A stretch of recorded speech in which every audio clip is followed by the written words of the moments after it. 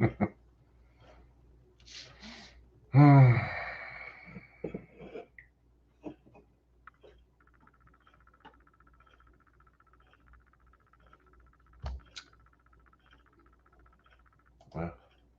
we go to the YouTube side real quick. Live. Had to delete it, or mute it, not delete it. Hey, Pain Like Bane, thank you for being here. Yeah, Baldy. Yeah, that's me. Yeah, thanks for joining. I know it's been a while. It's been at least a month. Yeah, it's been at least. Bella Rose, hey pal. Yeah, yeah, it's been. Hey, you requested it. So is Carol. Carol. That rhymes.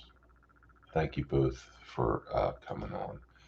This is a no topic, completely live, off the hook, off the wall type of live. So it is what it is. So you guys picked the topic. How's that? Uh, Pain Like Bane, my background is blurry because that's how I have it picked out on StreamYard. You can change your background on StreamYard. You can make a picture or blurred or whatever you want to do. So that's what I do. Yeah, it's pretty. It's actually pretty cool, honestly. I'm trying to go to. So let's go to the. Okay, so the YouTube thing is more up to date with comments. What topics would you all wish to discuss? Because, like I said, I haven't done this in a month, at least a month, probably longer than that. I've kind of been taking a little bit of a break from YouTube, other than producing my own videos, which a lot of them have been made like a bit back in time, and then they're just posted and they come out um, when I schedule them to. Pain Like Bane, I know you know, but some people don't. Some people that don't use, that aren't content creators on YouTube, don't understand that you can actually make videos, uh, produce them, upload them to YouTube, and schedule a date and time when they're released so anybody can see them. So that's basically what I do for the most part. So, and I think I still have at least two more coming out throughout June, but I'm working on a couple others. So that's pretty cool. I do have one company that sent me some stuff. I'm not sponsored. I'm not being paid, but I'll be doing one for a company soon. A private company, an awesome company. I'll be doing that soon. Oh, Pain Like Bane hitting on Bella. Oh, her husband's gonna kill you. Kill you. Good luck. Good luck.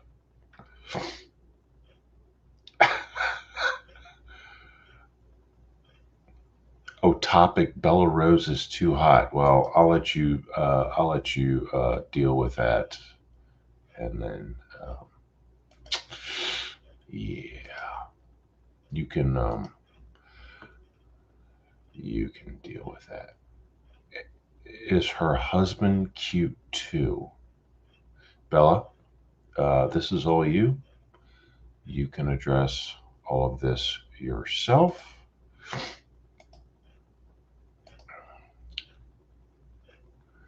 You can address all of this yourself. I am not going to get involved.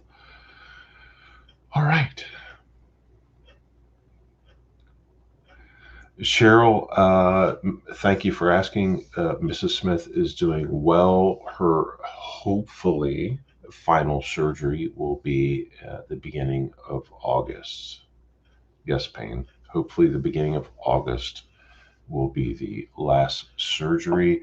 We will find out thereafter, but right now scheduled for the beginning of August. She's been through enough already, and so far tests have come out very positive. And, hey, Seaborn, thanks for joining. Thank you, Cheryl. So if you can't tell, I'm not using this thing. I'm just using my cam and microphone that's built in. I quite frankly, I'm sure a lot of you know. I know Angel, like a lot of you all know. YouTube's kind of gotten to be a pain in the ass. So I do my own videos, post them on my own channel. I don't really join a lot of lives much anymore.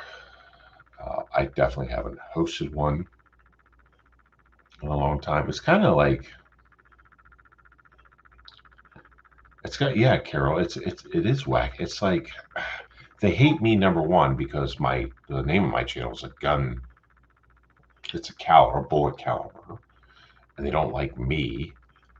Uh, I've applied for monetization twice, and they've denied it. Um,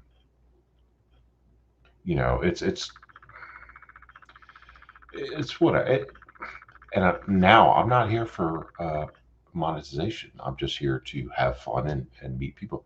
Manny the Moocher, how are you? Thank you for joining. Maureen Frick, thank you for joining. Yeah, YouTube's gone the way of Faceplant or Facebook. It's really, I mean, Silicon Valley. So they're all it's corrupt. It's corrupt. They denied me, Carol, because I do a lot of gun content. My channel name is gun related. Um, yeah, Adam, that's why I call them faceplant, because Facebook, they're not. In my opinion, they don't deserve to be called Facebook. They're faceplant or whatever they call themselves now. But yeah, guns. They don't like firearms. They have political views and things like that. They suppress speech and whatever. But I don't care. Like, I'm not even trying to get monetized by YouTube anymore. That was back when I got 1,000 subscribers, and I'm over 1,400 now. So I don't care. I don't care. So I'm not here for the money. I'm here for the entertainment and to meet good people, which I have met. And I will say, I have to. One of my lifelong friends, who is part of this channel, who I got together with when I created this channel. His name is John Gaskins, and he'll show up on here from time to time.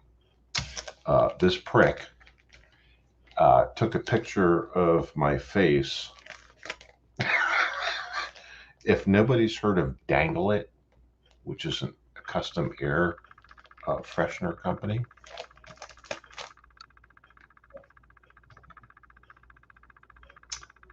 yeah, he did that to me. So that's my face with like the full hair thing going on, the full, well, the bee bonnet, full bee bonnet hairstyle. Yeah, he actually did that to me. And if anybody sees him on here, please kick him in the dick. I'd appreciate it very much. That would be great. I'd appreciate that. And the sick part about it was he didn't send it to me. He sent it to my wife. And Mrs. Smith was like, "You got mail, MFer." I'm like, oh, okay. So, yeah, air freshener media. That's right. But yeah, that's actually my face in a bee bonnet um,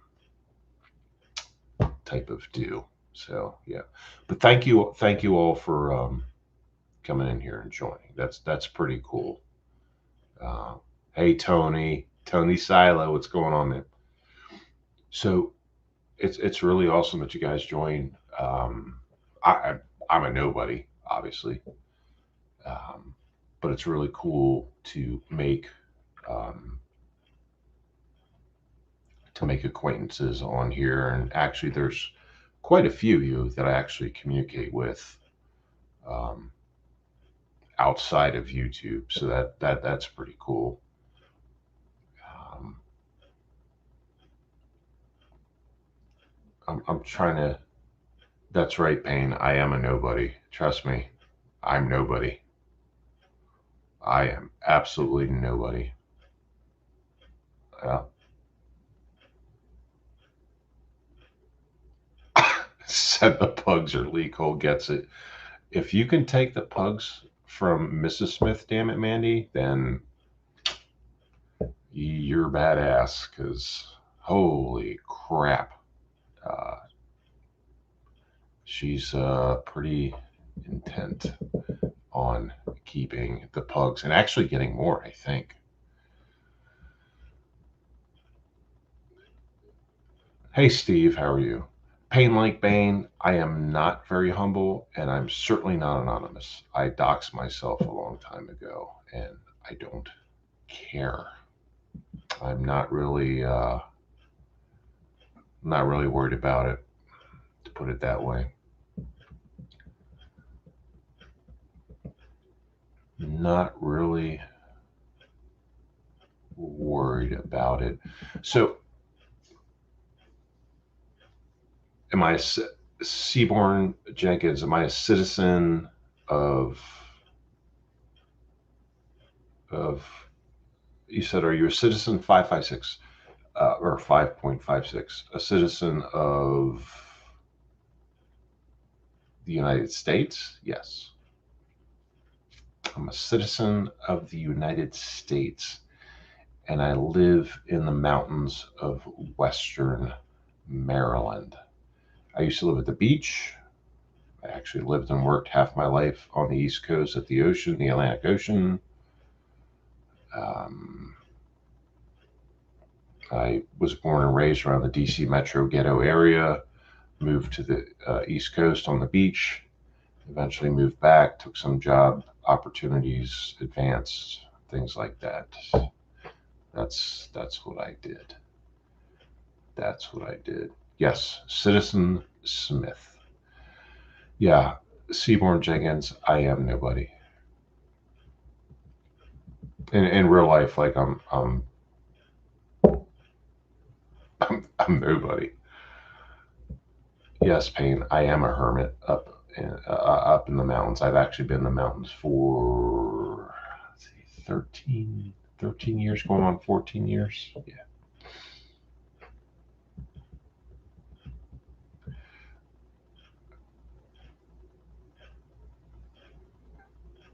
Bella, you needed a plunger for. Never mind. I'm afraid to ask. I don't want to know. I do not want to know what you needed a plunger for.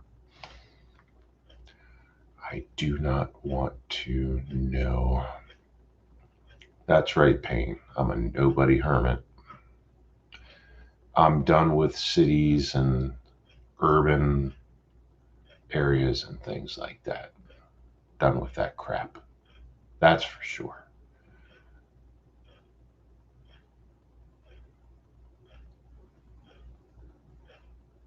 Can, hold on. Hold on. Hold on. 1 second. Okay, nothing in private chat. Uh, Bella or Carol, can you either explain the plunger thing? That would be great. You can do it in private chat. You don't have to do it on here because it's kind of making me nervous.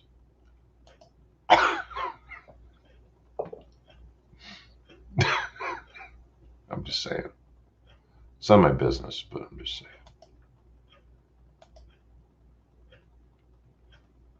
Oh my God. Hey, Steve, how are you?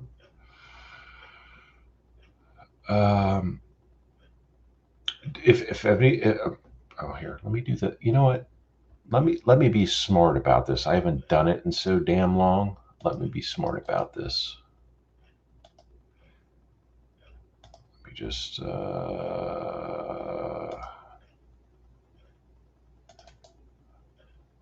the link.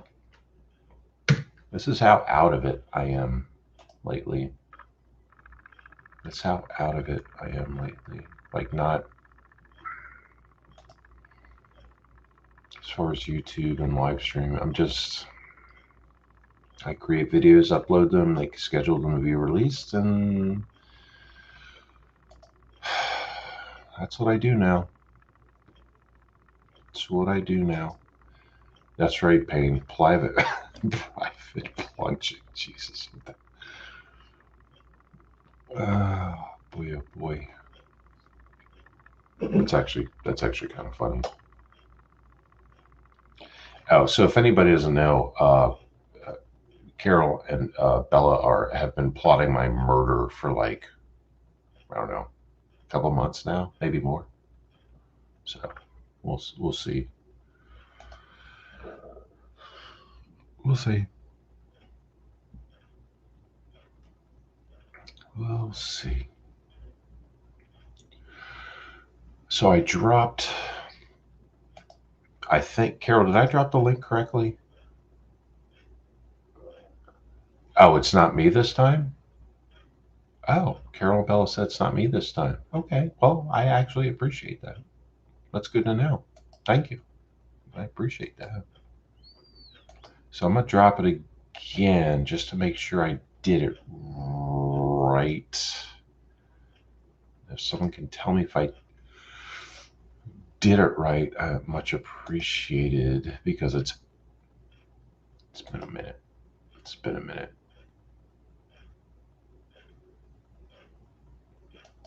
Steve, what was your old name on here? If I may ask. If you don't want to tell me, you don't have to. I'm just asking out of curiosity.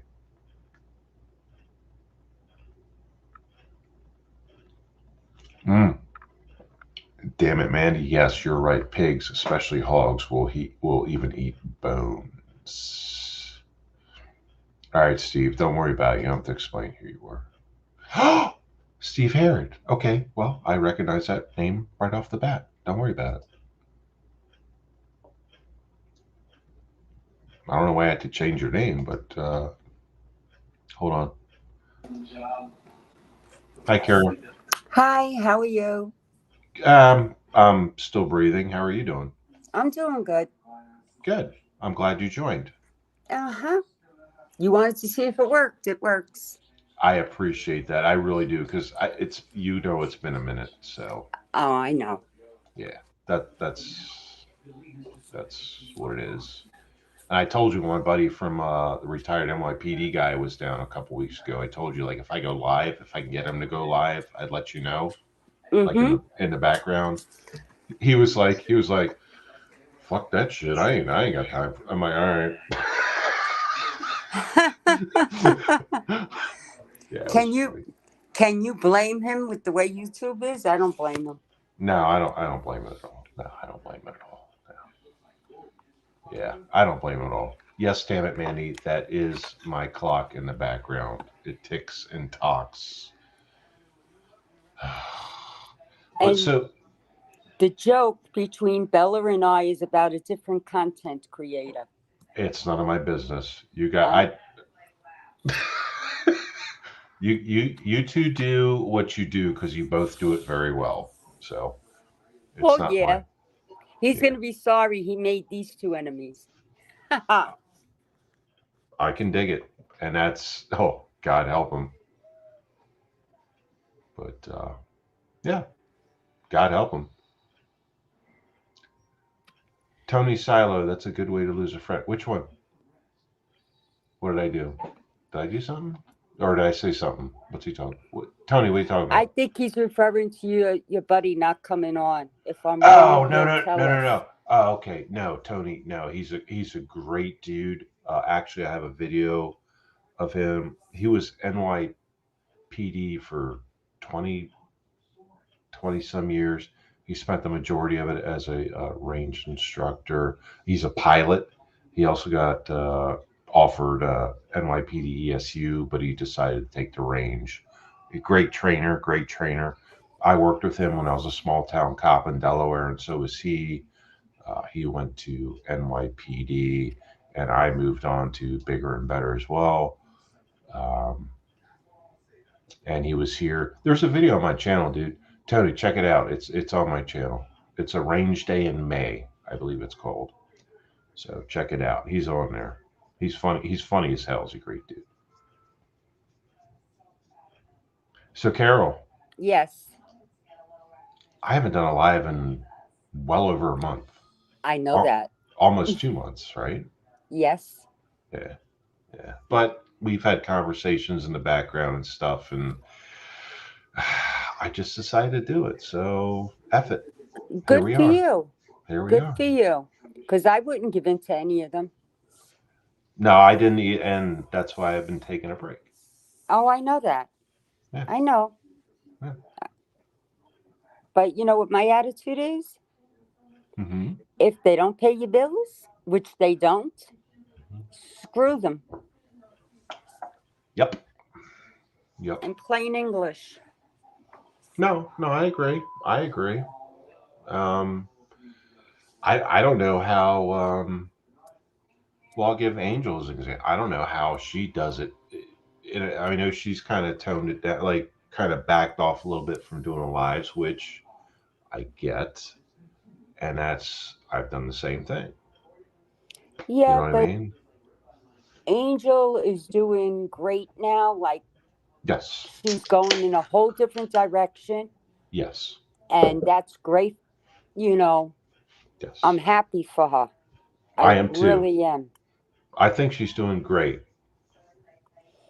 You know, she's taking it in a whole different direction, and that's a great thing. And she's gonna be all right. Oh, she's going to be fine. Yes, she's She'll going to be be fine. fine. Yeah. As for She- the losers, eventually, one content creator, from what I understand, already shut their show down twice this week because they weren't getting enough money. I'm not going to. Ha ha ha. Yeah, I'm not going to. So they're not going to be around forever. Mhm. All these ones that go on there, doing the doxing and the and all with their mouth, the keyboard warriors, they're all going to flop. They're going to eat each other alive. You sit and watch. You just sit back and you just wait for it to happen.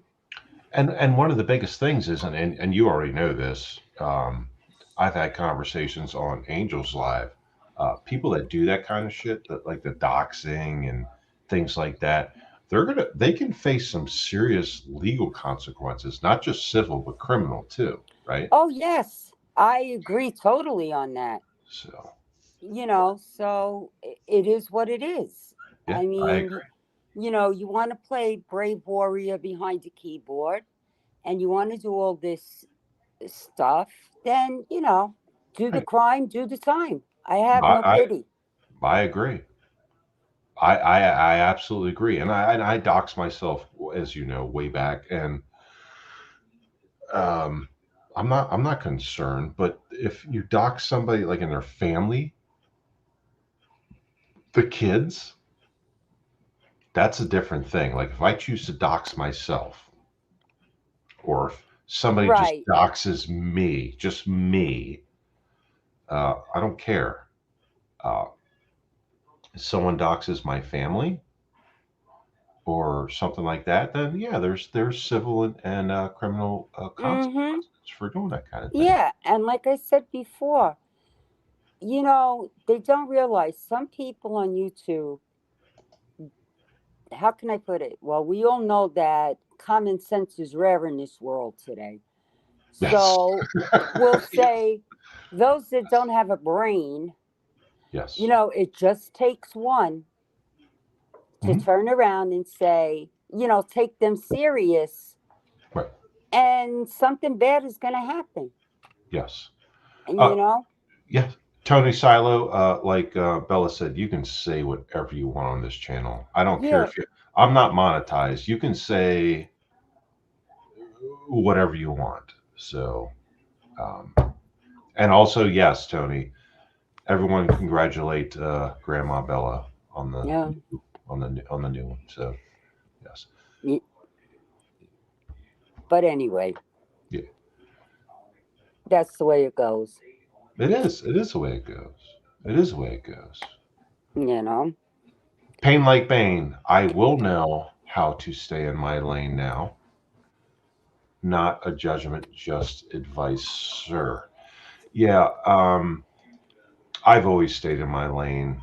I just sometimes my mouth runs a little bit, but I always stay in my lane, and I also know how to defend my lane, if that makes sense to you. Mike Wall, thank you for joining. Hi, Mike.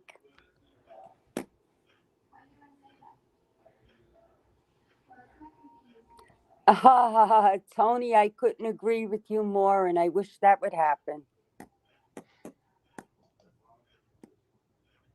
There's some I've missed a lot in the last It, 2 3 weeks at least. you know what? One thing I can't stand Hmm. is a false friend or somebody that claims to be your friend Hmm. and they're not. And you know, Oh, I know. I okay. yeah, you've I think got I'm it. getting the idea. Yeah, exactly. And all I can say is that people have more patience than I do. I think I I'm just I think I'm on the same page. I might be wrong, but I'm pretty fairly confident that I know. If Bella and I said we flushed it down the toilet, she said she threw him in the toilet, and I said, "Did you flush it?" And she said, "Yeah, I flushed it. It took me 5 times." And I said, "Did you use a plunger?" That's what we were Got referring to. got it. I think I'm on the same page as what Right.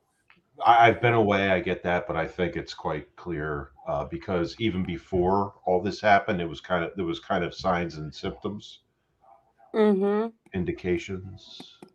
Well, I knew that. And like I said to, the other person the other night, I says, the only reason I even joined that channel was because of you. Yeah, Okay. yeah. Otherwise, I wouldn't have been there because the first time he did it to somebody else. Hmm. When he first started, he did it to somebody else I liked that he called his so called partner. Hmm. And I unsubbed right away when he pulled the bull. And I knew he was going to do it again because all he was doing was going from channel to channel just to get subs and views and, you know, money. I think I actually called him out on that a couple times, like in the comments and chat, and I got chastised by him, and I'm like, no, just Mm-hmm. Well, I did it one night because I sent a super chat and he said something about his show. And I turned around and told him, "You're not her. That's why correct, she gets it and you don't." correct, That's it. Period. correct. And the thing is, I get the whole like I'm not monetized. I don't get money off of YouTube, Mm-hmm. and some people try to make it their income, like their Right. business and things like that. And I'm like, that's not a Yeah, but you don't. How can I put it? How low can you go? And how many chances can you give someone and they keep doing it repeatedly? You know what I'm saying? I do know what you're saying. And that breaks my heart because she's a really big hearted, lovely, generous person. She's treated me nothing but like gold from the get go, from the Right. very first time I talked to her. And she's a The total very lady. first time. Yep. And it bothers me that that was done. It I bothers me. I agree, and I know it because I missed all like I missed the transition, put it that way, I guess. Because when I came back, or like after my little personal break, I came back. I'm like, holy crap! But you and I both know that was coming, one way or Oh the other. yeah. Oh yeah. I saw it coming. I Yeah, knew it was going to happen. yeah. I knew it. And that's why I'm saying, let that person do their thing. Let them keep being shady and Mhm. the snake that they are, because they're in with the right group now. And sooner or later, an anaconda's going to come along and they're all going to be gone. You know what? What? Then good. Mm Let them be gone. hmm. That's what I'm Uh, saying. yeah. Oh, I oh, I know. But I took a break. Well, you already know. Mm hmm. If Um, you want to hear something good when you have a chance, listen to Dom's new podcast that he put up today on We Push Back or okay. Justice Tech Pros, Yeah. because he hit the nail on the head. And Mike in a Walton. Yeah, I'm sorry. Go ahead, Carol. very gentle, how can I put it? The Gentlemanly gentleman, way. right? That's it. Yeah. Mike Walton. No, I did not hear about the Sonic franchise news. Oh yeah, you didn't hear about that? No, I've been kind of isolating myself from a lot of things lately, other than making videos and posting them to be uploaded later. No, kind of. Okay, let me ask you a question. Sure. When an F-15 takes off, do they make that real loud sonic boom that it actually makes houses shake miles away? Yeah, those were actually F-16s over the DC Okay. Metro ghetto area, but Mm-hmm. yes, they do. They actually do. They Trust do. me. Yeah, oh yeah. Oh, big time. I was wondering if it was another cover up and they shot the plane N- down. No, they a sonic boom. You will frickin' know it. Because when I lived around all the military bases, well, I still do, but like at the beach and stuff, and they would come by flying like maniacs. Uh, Mm-hmm. but this was a situation with the situation that you're discussing, and like another couple of people are talking about. Yeah, that happens. Sonic boom. They break the speed of sound. Yes, Steve. They break the speed of sound, and that's what happens. So Wow. it's not uncommon. And those were Seaborn Jenkins. Those were actually F-16s out of the National Guard from Andrews, and believe it or not, New Jersey. So, but yeah, so they came from two states. I don't know why they sent them from Jersey. That's kind of far away, but Andrews is just outside of DC, and that's where the plane was flying over. Um, but they sent some out of Jersey too. So whatever, but whatever. But yeah, it's a real thing. It does happen. I've personally experienced it several times, and that's what happened. These were F-16s going to intercept an intrusive flight through NORAD, the federal, you know, um, won't go into it, but they got dispatched, they got sent out. Basically, there's several jet fighters that are equipped every day Mm-hmm. in case something happens, and that's what happened. And unfortunately, this poor woman, her daughter, her nanny, and the pilot. The pilot passed out. The other three had no idea how to fly the plane. There was automatic, from my understanding, there was automatic pilot things going on. So once they reached near their destination, pilot passed out. The plane took its own route and probably ran out of fuel, is my guess, and crashed in middle of Virginia in the mountains. And everyone on board did not survive. Um, the interceptor planes, the Department of Defense interceptor plane F-16s, they took off really fast and flew really fast, which caused the big booms. They launched some flares to try and signal the pilot, who they visually saw was slumped over in the cockpit, and then it Oh went my God, those poor people. it went down. And I feel horrible for the parents. The father is a big exec guy or a company owner in Florida. The mother is an actual National Rifle Association committee person. Mm-hmm. Um, but it was their daughter, their granddaughter, and the nanny of the granddaughter that went down with the pilot, and none of them Survived. survived. Yeah. And didn't they also lose a child at that was 19 years old, another And daughter? yes, back in like 1994. Yeah. Wow. Yeah. My heart breaks for that family. Yeah.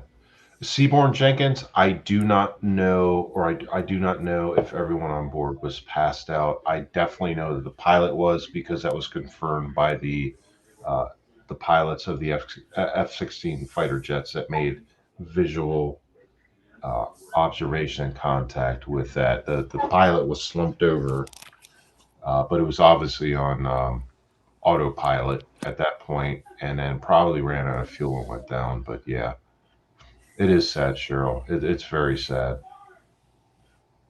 Yeah, something just came across my screen that they just identified the other two people that were in the plane.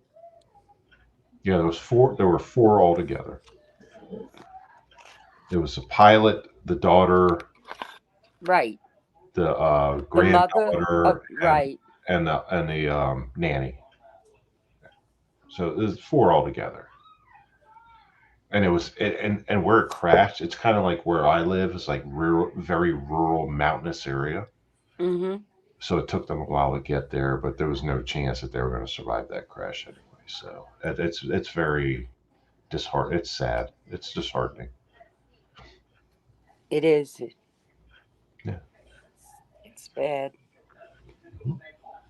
Uh, I But don't know. I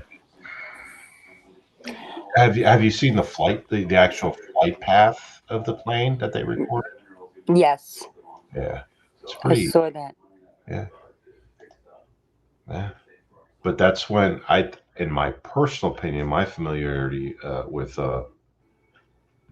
flight with flying is it got that far, but autopilot was on, and it just really started heading back to its original,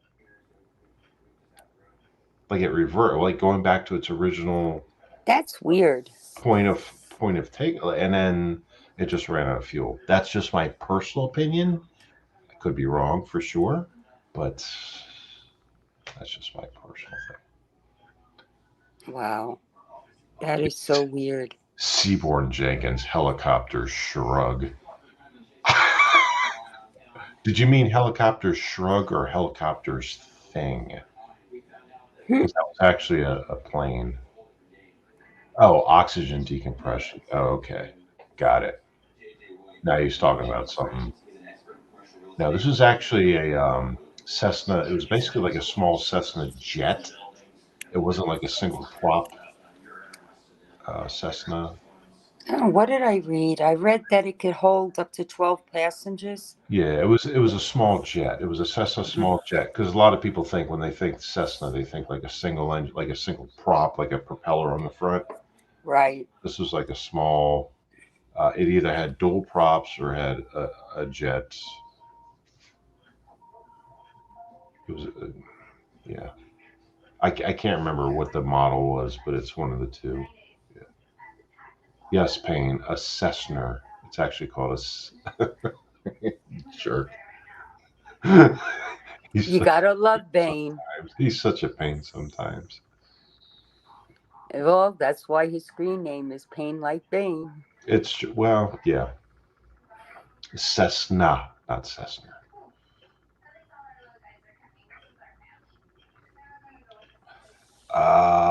Seaborn Jenkins talking about helicopter stuff and said it could be that with the pilot. The only difference between helicopters and planes is like fixed wing aircraft can go way higher in altitude than helicopters can. That's if you know anything about flight and flying. I used to take flying lessons and stuff. Helicopters cannot go anywhere near the altitude of fixed wing aircraft, and helicopters are technically known as rotary aircraft by FAA and military standards. Pain like Bane. Oh, you're CIA. That's awesome. Me, and MRA should have a sit down.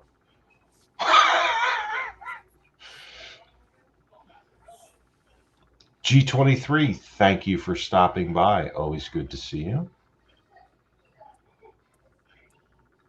Oh, look at that. You're actually getting a lot of people. Yeah. Pain like Bane, you got 65 hours prop. Does that mean fixed wing on a single engine? What are you talking about? Bella Rose, I'm just you and Carol know how I roll. Everything's fine. I'm the class clown. TonySilo, do 5 and 4 times a month, and you can see she's nervous. Oh, Tony, you and Jen fly. Who's okay? That's cool. That's cool. That's awesome, actually. Um, I took I took flight lessons in fixed wing and rotorcraft, so planes and helicopters. I was so confused by helicopters after like the second. I was like, I don't want nothing to do with this. Now I get it as an adult. I was a kid, like a teenager, because if people don't know, you can be a pilot as a teenager, licensed pilot. Hey, Todd Father, thanks for joining.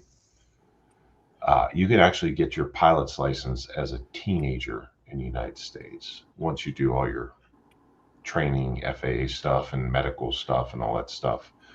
You can actually do like a solo. I think it's like it was it. Somebody correct me if I'm wrong, but like at age 16 or something like that.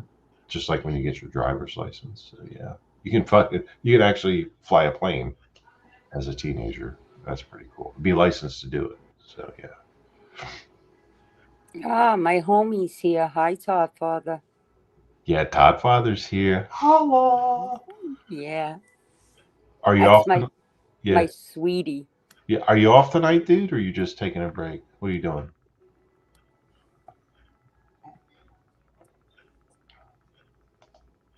He's probably on Okay. break. All right. I'll drop the link again in the YouTube's side of it. There we go. Carol is your home. I Oh, you're on told you. lunch. You're on lunch. Oh, you called it. Yeah, you called that. Unless you're up at 5 o'clock in the morning to hear him on his way home.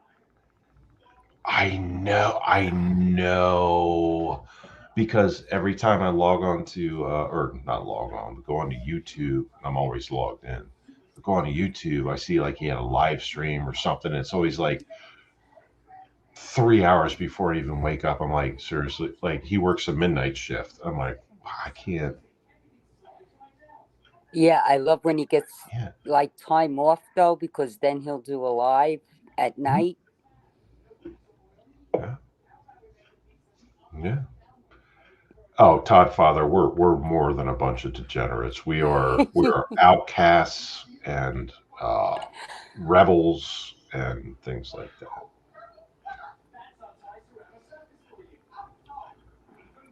Seaborn Jenkins, yes, pilots in the 80s, a lot of drug smuggling, especially in South Florida, and they came from what countries? You tell me, because I already know.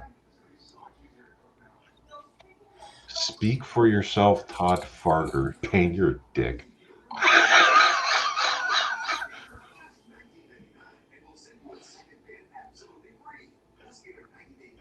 Wait, speak for Oh, yourself. hold on. I gotta add. I gotta add. There we go. Thank you. Hi, OA. Hello, Ayo, hello. ayo, ayo, ayo, ayo, yeah. Oh my goodness. How many drinks did you have tonight? Well, you spelled your name wrong, so I'm just pointing that out. I spelt my name wrong. Well, for this particular purpose, and Okay, I have a question. How do I get it off? Like, I don't even know.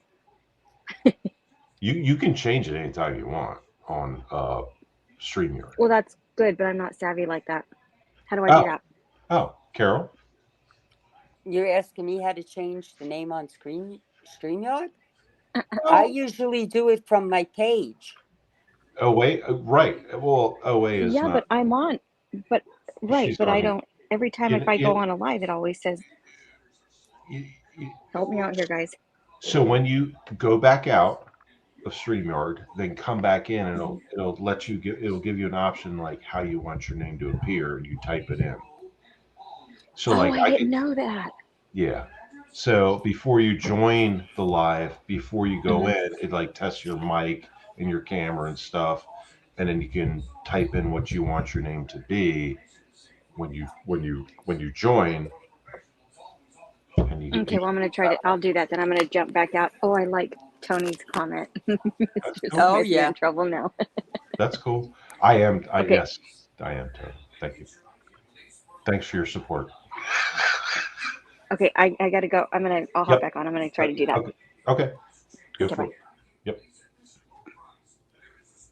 Yes, Tony, I am in trouble, but however, I did point that out. She was using the wrong name.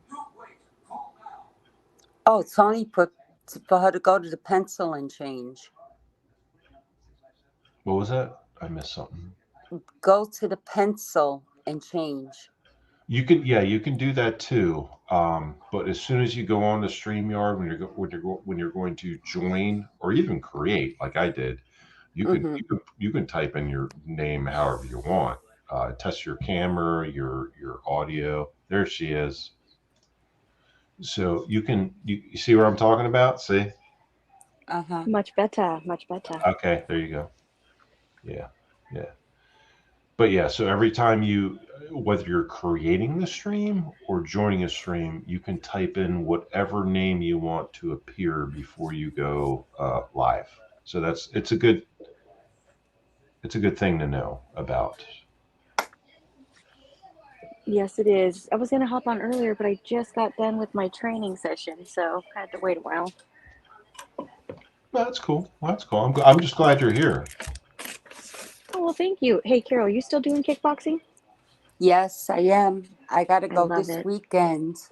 Oh, I love it, but I come home exhausted. I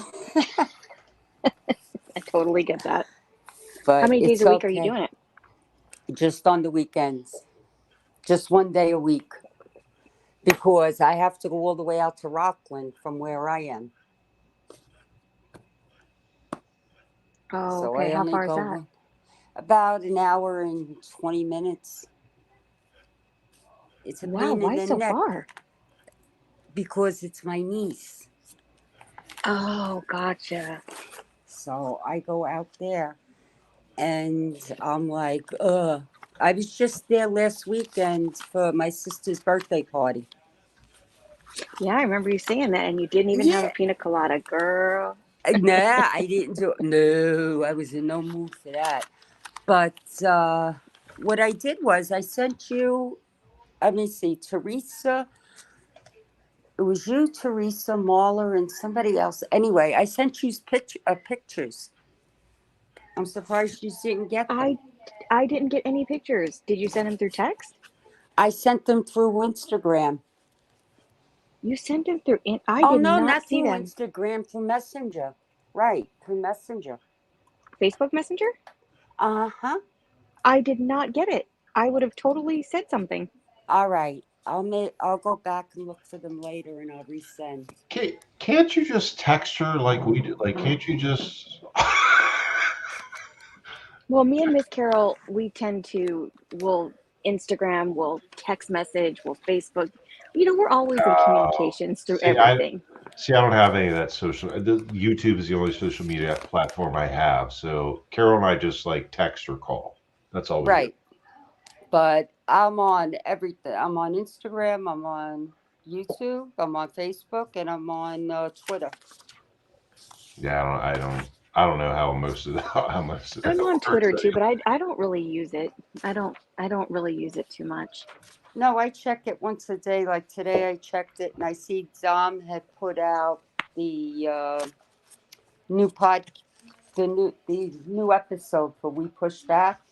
So I Hmm. retweeted it out, Oh, and okay. then everybody that's friends with me will retweet it.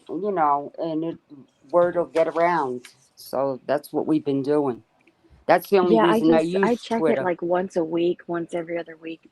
I think if Mm-hmm. anything, I just go ahead and I'm on Facebook or whatever, and that's just to stalk my kids.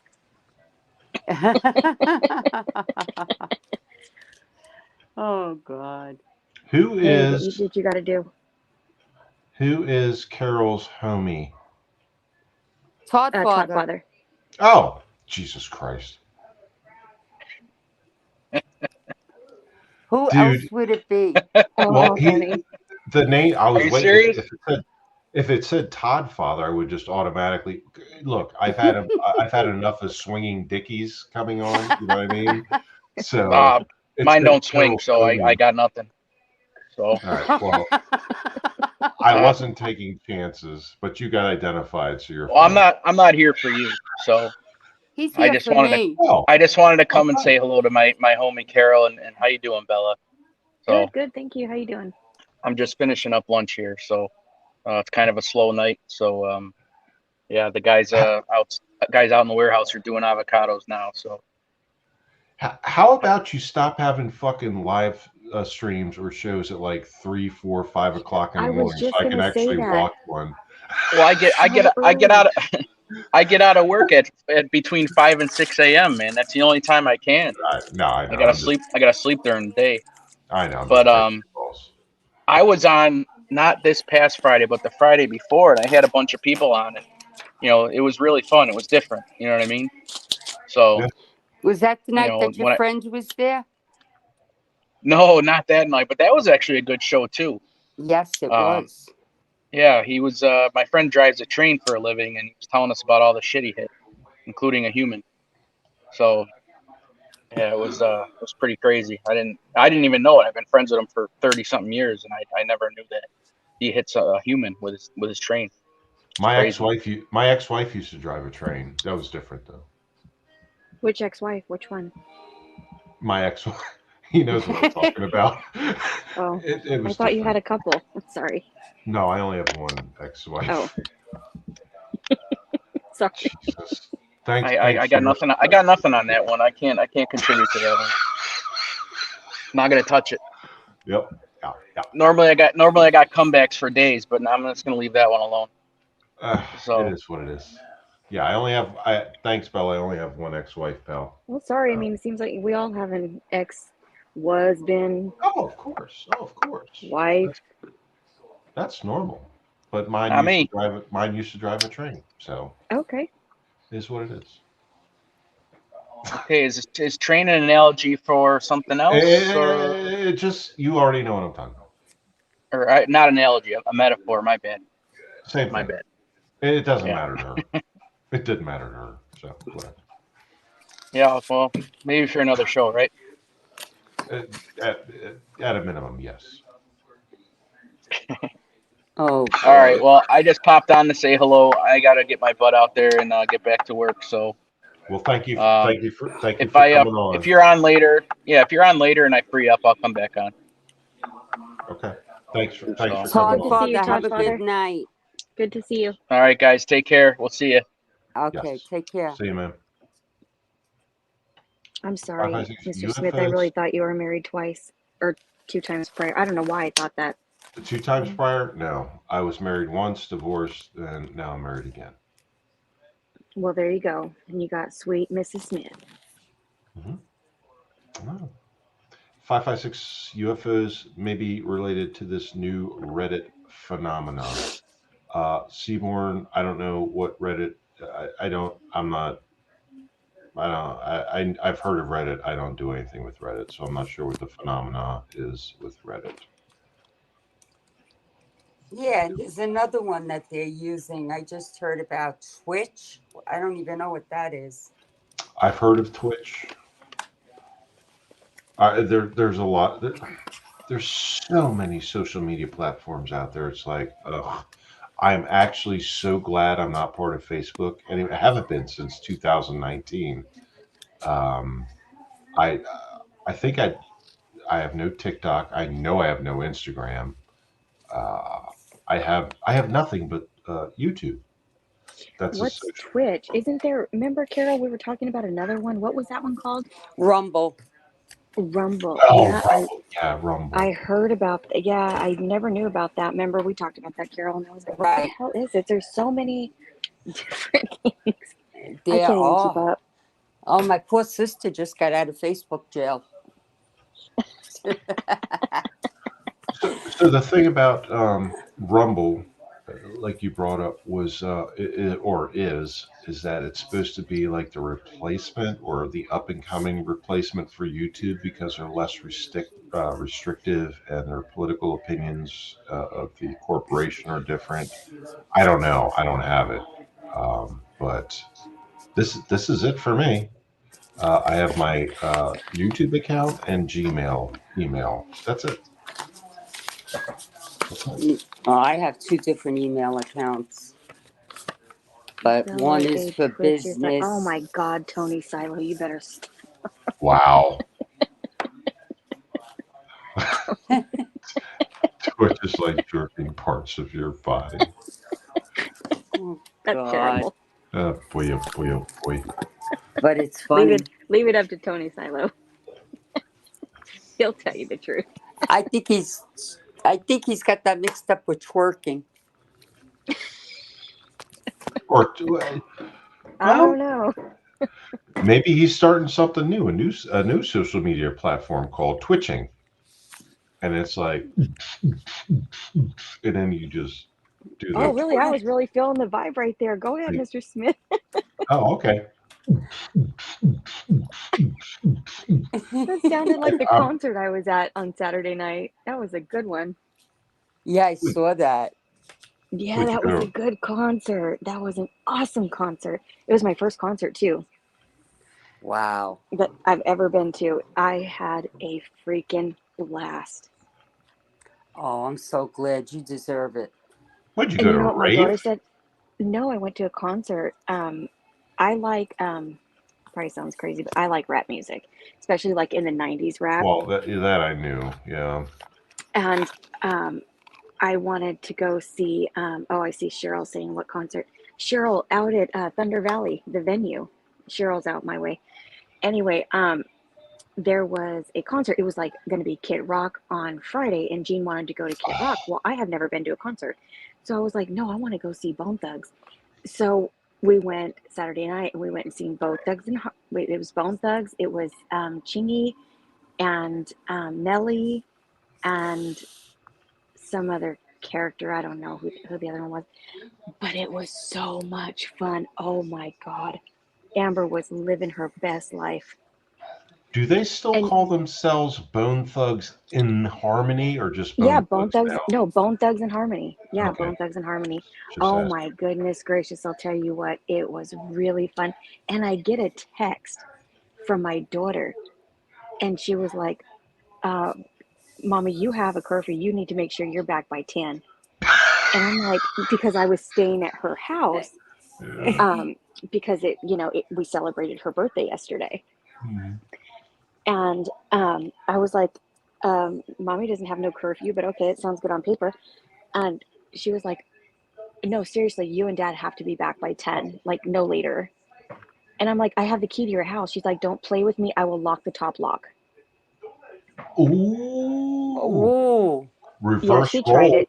She tried Reverse it. roles And going what was on. funny, what was so funny, I was like, what am I, some old bag over here? So what was funny was when we got back at 1:30 a.m., um, my son-in-law was up with my grandson. And he was like, I just wanted to wait up for you guys. I'm like, what? Why? Like, making sure we're okay and our walkers work okay? Like, I don't understand. Your walkers. Give me a I break. mean, what do you think? We're freaking old bags over here.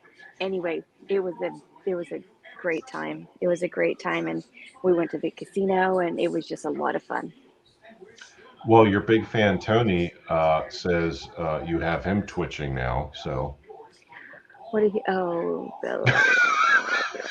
This was your first beautiful concert. I grandma. am like twitching. Oh, not twitching. You should have seen all the women there twerking. It scared the shit out of me. That would scare the. I'm sorry. Well, it's my channel. I can say what I want. That would scare the You could fuck say out of what you me want. because I put a beer down. It might be accidentally on somebody that's twitching's ass, and the next thing you know, it's fucking flying. No, it's somebody that's twerking, my friend. Twerking. It's twerking. Whatever, twitching, twerking, it's all the same thing. And No, it's not. Oh boy. And I thought I was the old one on here. Oh my God.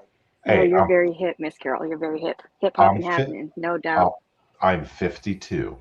I'm pretty cool for my age. Not if you don't know the difference between twitching and twerking. Well, I've never done either because I'd probably throw my back out or I'd be in the hospital for the two. So You one of throw the your two. back I out. don't know. That's funny. I But don't either way, tons of fun, tons of fun, tons of fun. First concert. Good. Now I'm looking forward to many, many, many more. That's your very first concert. It was my first concert. I mean, you figure, well, I've raised kids since I'm not going to say. So that's what I did. No, that's cool. So yeah, now I'm just a little bit of Amber time. So yeah, it's been a lot of fun.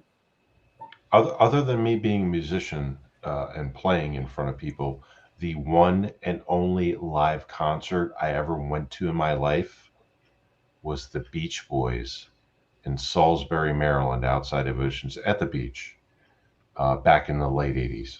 That's it. I You gotta don't be like kidding me. concerts. Nope, I don't like concerts because the music does not sound the same. Oh. Plus, there's a ton of people around, and I'm not like I don't like crowds. But yeah, that's the only. So I get it, Bella. Like that's the first and only concert. Obviously, a lot longer before you went to your first concert, but only one I've ever been to, and the only one I ever will go to.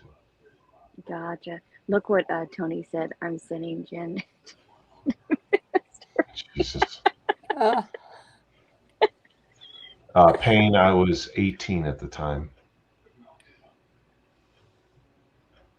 The Beach Boys play in Santa Cruz a lot in my area. Yes, there. Mr. Edwin Jimenez. Good evening, fine sir.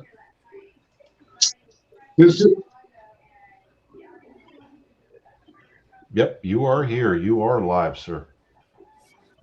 Mr. Smith, I just wanted to come on just to say hello to you and to Miss Carol and Miss Bella. Mm-hmm. Thank you for joining us for sure. Hi, Mr. Edwin. hello, Miss Edwin.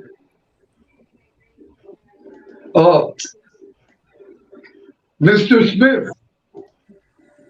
Mr. Smith, just one thing.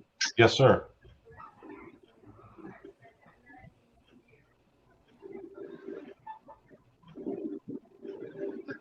You should think about doing a show on guns. It would be a hit. So, Mr. Jimenez, I have started switching to doing quite a few videos on guns, and some have been published, some are coming up. But I agree with you because that's what the channel name is actually about a bullet caliber. But I've done quite a few more recently. I've kind of tried to change the route or the route, however you want to pronounce it, that this channel has been. So yes, you're right. I am going to do more on that. That's kind of the direction it's going. check this out. Mhm. You know what you can do, Mr. Smith?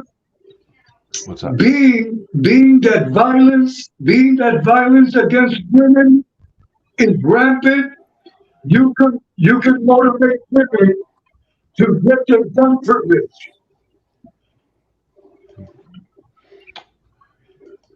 So mainly my videos are about firearms education, I guess you could say. You know what I mean? Like Todd Father just said, his son knew the exact gun I showed in my last video. So it's more about, it's not portraying guns as being great, because I am deathly afraid of guns. I am deathly afraid of guns. The only reason why I have firearms, guns, is because over a large number of years, let's be honest, decades, I was hired to carry one. I was hired to be a gunman. I was highly trained with different types of firearms, and I acquired a lot over the years. But I am deathly afraid of them because I know what they can do from both a personal experience and seeing what they do to other people. But I try to portray them in firearms, I mean guns, in a sterile environment where I'm just showing like what I have and what I'm exposed to, and like saying, "Hey, I own this," or I was loaned this, and I shoot this, and this type of thing. But firearms are extremely dangerous, and people need to understand that. And that's one thing that's not very well portrayed on YouTube or within the Second Amendment community. You need training. You need a lot of training. I'm gonna ask. I'm gonna. Go ahead. I'm gonna ask a question to Miss Bella and Miss Carol. Would you ladies be motivated to apply for a gun permit? I already have one.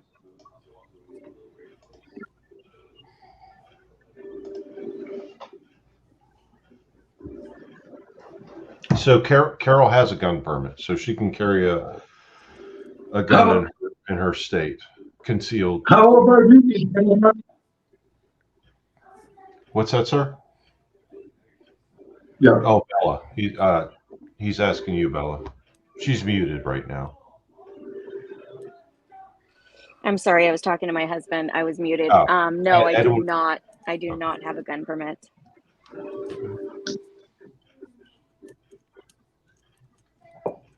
Let me see if I can find my. This is Oh, there it is. This is just my opinion. I think the best way a woman, I think the best way for a woman to protect themselves is to have a gun permit and to take self-defense weapons. That's a good way. That's a good way to stop violence against women. Do you ladies agree with me? Yes and no. Because I would suggest that anybody that has any woman that has a permit goes through serious gun training on how to handle it, how to clean it, how to shoot it, and only use it if necessary. Because you have a lot of people that shouldn't be having permits in their hands that are a little crazy. And untrained. Right. And it can go off accidentally. I've seen it happen. No. I honestly believe they have to be trained. They have to know how to clean it and do the upkeep. And if there are children around, they have to make sure it's locked away where a child cannot get their hands on it. Yep.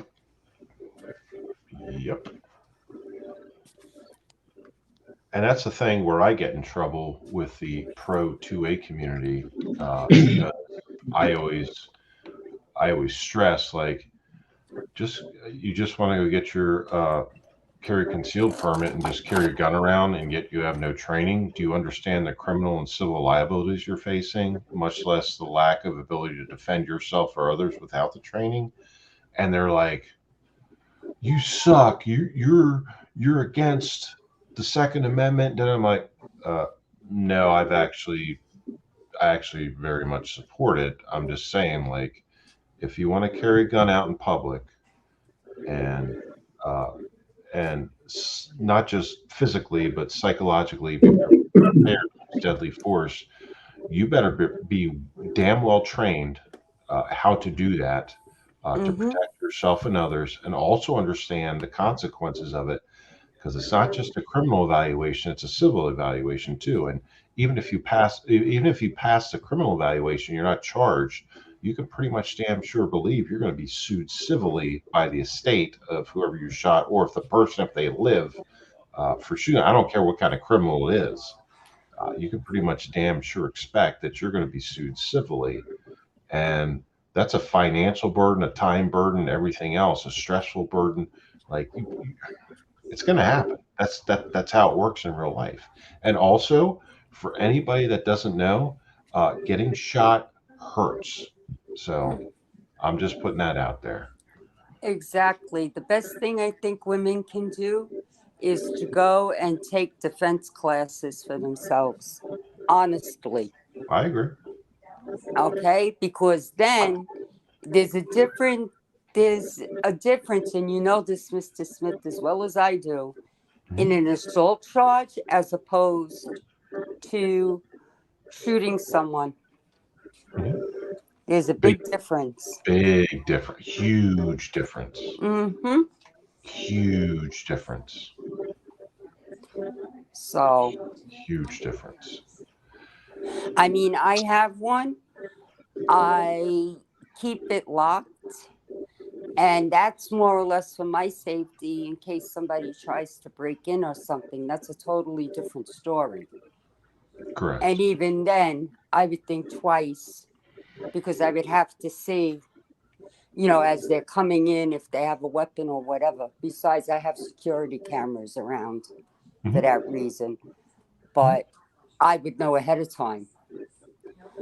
But I've seen cases, and you know what I'm referring to, Mr. Smith, I know. I know. where people could be sleeping, somebody will break in their house and they're not really armed, but they're just in there for a robbery or something. Somebody will Mhm. shoot them, and Yeah. then they're the ones that wind up in trouble Mhm. because Mhm. you can't prove that the perpetrator had a weapon on them. Right, and then we have the stand your ground states, and states like the one that Mm-hmm. I live in Right. does not have stand your ground. So you cannot, even if the person that the burglar or the home invasion suspect that breaks in, if you have a means of escape, you are not legally allowed to shoot and kill that person in Mm-hmm. self defense because you have a means of escape, which is crazy to me. But that's what it is in the state I live in. It's crazy. It's this whole country's crazy anyway. But that's how it is now. You know what? George, I'm You know sorry. what? You know what gets me? A good percentage of these shootings. Okay, I'm not Mhm. talking about the ones that are legally owned that have, like, the nut jobs out there. I'm talking about most of the shootings. You're finding out they're guns that were bought on the street. Yep, They weren't even bought legally, exactly. Or and eight, that's a big problem. especially these days, they're 80%. And I hate using that term 80% because that's a loose definition of what they are manufactured before people get their hands on them and manufacture them into working firearms. But those are the big thing nowadays. They weren't so much when I was on the job, and that's only going back to 2019. Those Hmm. really weren't a big thing back then. It was people, criminals, like groups, gangs, whatever, breaking into gun stores and stealing actual Weapons. Yep. firearms, right? Mm-hmm. And that was actually the last law enforcement officer, OIS we call it, officer involved shooting that I was involved in. Was they had it was a gang. They had two stolen vehicles. They rammed one through the wall of a gun shop. Had duffel bags, load up as much guns. I've never seen so many guns on the street, like a public street, at like 1, 2 o'clock in the morning during a rainstorm. At that in June of 2019, and just guns, stolen guns, like everywhere along the street, in the vehicle. Mr. Smith, Yes, sir. I just wanted to come on. I just wanted to come on to bring that important topic up. I have to go now. Well, So, thank you for coming on. We always enjoy your presence and your voice and your. okay. God bless you. Thank you. Give my give my respect to your wife and my respect to Miss Bella and Miss Carol and to all the people in the chat. My respect always and thank you. Yes, sir. Thank you. Thank you for joining us. Thank Have a you, good night. Edwin. Bless you. you and your family. No, but that is a very serious topic that needs to be discussed, because somebody pointed out in the chat, and I agree with them, not only do you have to worry about the state charges, you also have to worry about the federal charge on top of that. I agree, and the problem is we now have the people call them the ATF, but they're actually termed the BATFE, Bureau of Alcohol, Tobacco, Firearms, and Explosives, not just the alcohol, tobacco, and firearms. So BATFE has actually been. They have no stance to create laws. They have no constitutional nor lawful ability to create laws. All they have is the ability to create policies to enforce existing laws. And remember, this is a federal law enforcement agency. And yes, so there's been some certain things over the last, the last 5 years to a decade where the ATF has said, okay, we're just going to make this illegal now. Yeah, they can't do that. They can't do that. They can't say like something in particular is now illegal. They do not have the standing to do that. Even as a federal agency, it's a federal law enforcement agency. They're not they're not Congress. They're not legislative. They can't just arbitrarily create law. But that's what they've been doing. That's what they've been doing. They've actually been arresting people based upon policy, not law. Policies that they create. They can't do that. Oh, And I know they can't.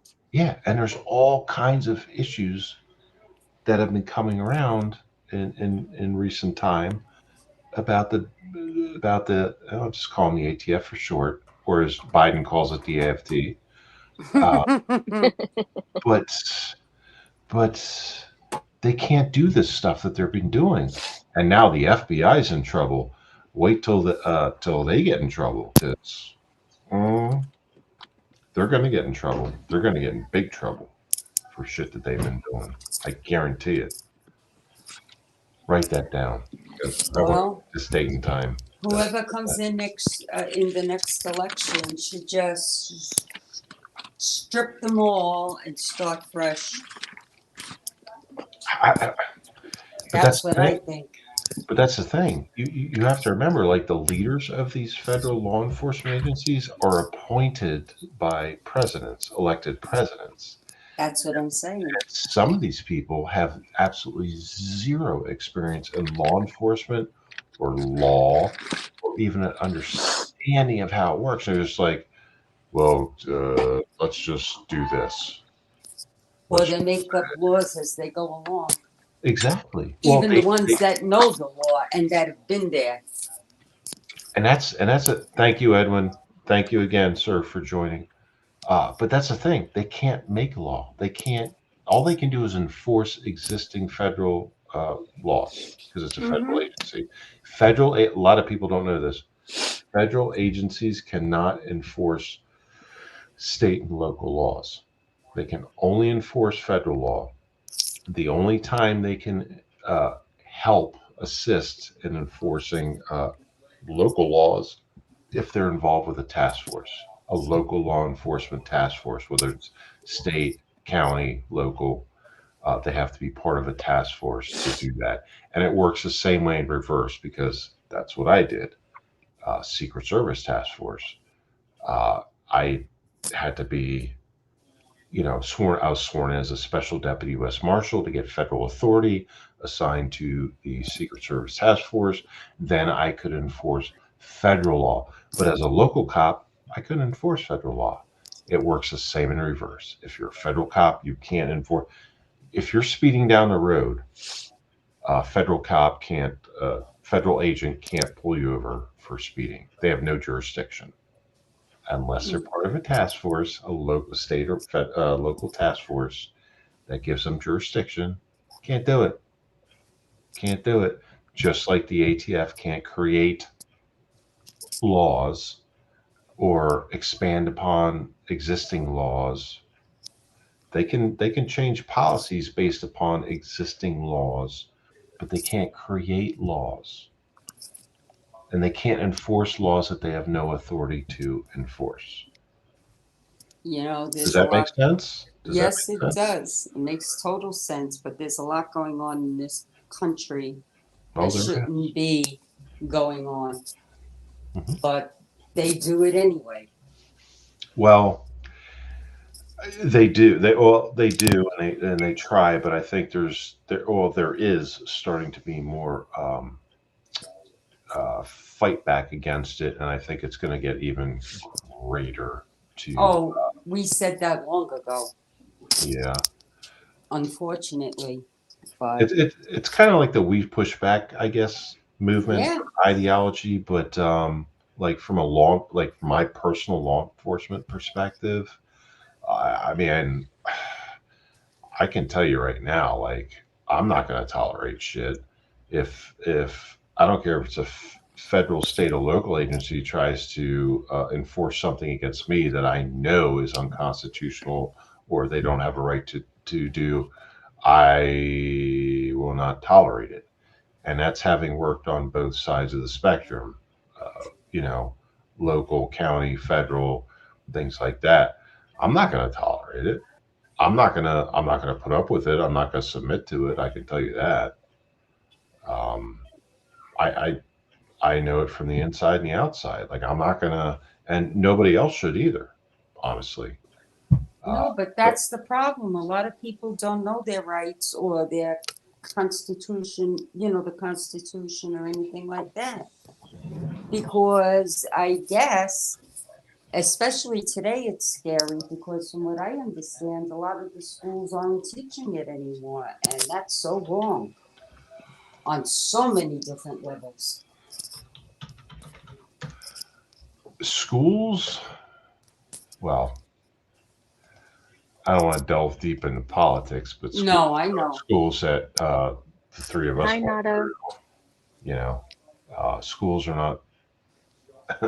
The education curriculum is not what has been the standard of the United States for the history of the United States, and now it's changed. But Even regular class, my granddaughter, she's in first grade, right? She's going into second. She comes home the other day with homework for math. Now, addition, the way I knew it, mhm, was 6 plus 4 equals 10, right? yeah, No. She has to put 6 sticks, then another group of 4 sticks, and then put 10 sticks. What the heck is that? Come yeah, on. Are you kidding me? What is the poor kid gonna do when they actually get to the multiplication and division? Oh, come on. I'm looking at this and I'm like, are they serious? This is their method to teach math? it's Basic arithmetic?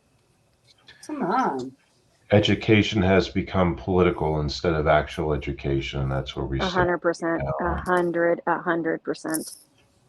It's a horrible thing. I'm glad my daughter's 23, and I'm glad she graduated high school when she did. But it's we have to It's watch out. We have to watch out ridiculous. for we have to watch out for our kids and grandkids and things like That's that. right. Why is my That's right. Oh, camera? yeah. I My My, do. grandkids are going to private school why through is and through. why is my camera blurry? I don't know. Mm, It is a little bit blurry. it's a lot blurry. I don't understand. And you know, it was so funny, kind of off topic, but not. But my niece came to me and she said, Boo, somebody hit me. My classmate hit me at school today. And I said, what did you do? She goes, I didn't tell the teacher. And I said, okay. And she goes, but the teacher seen him do it.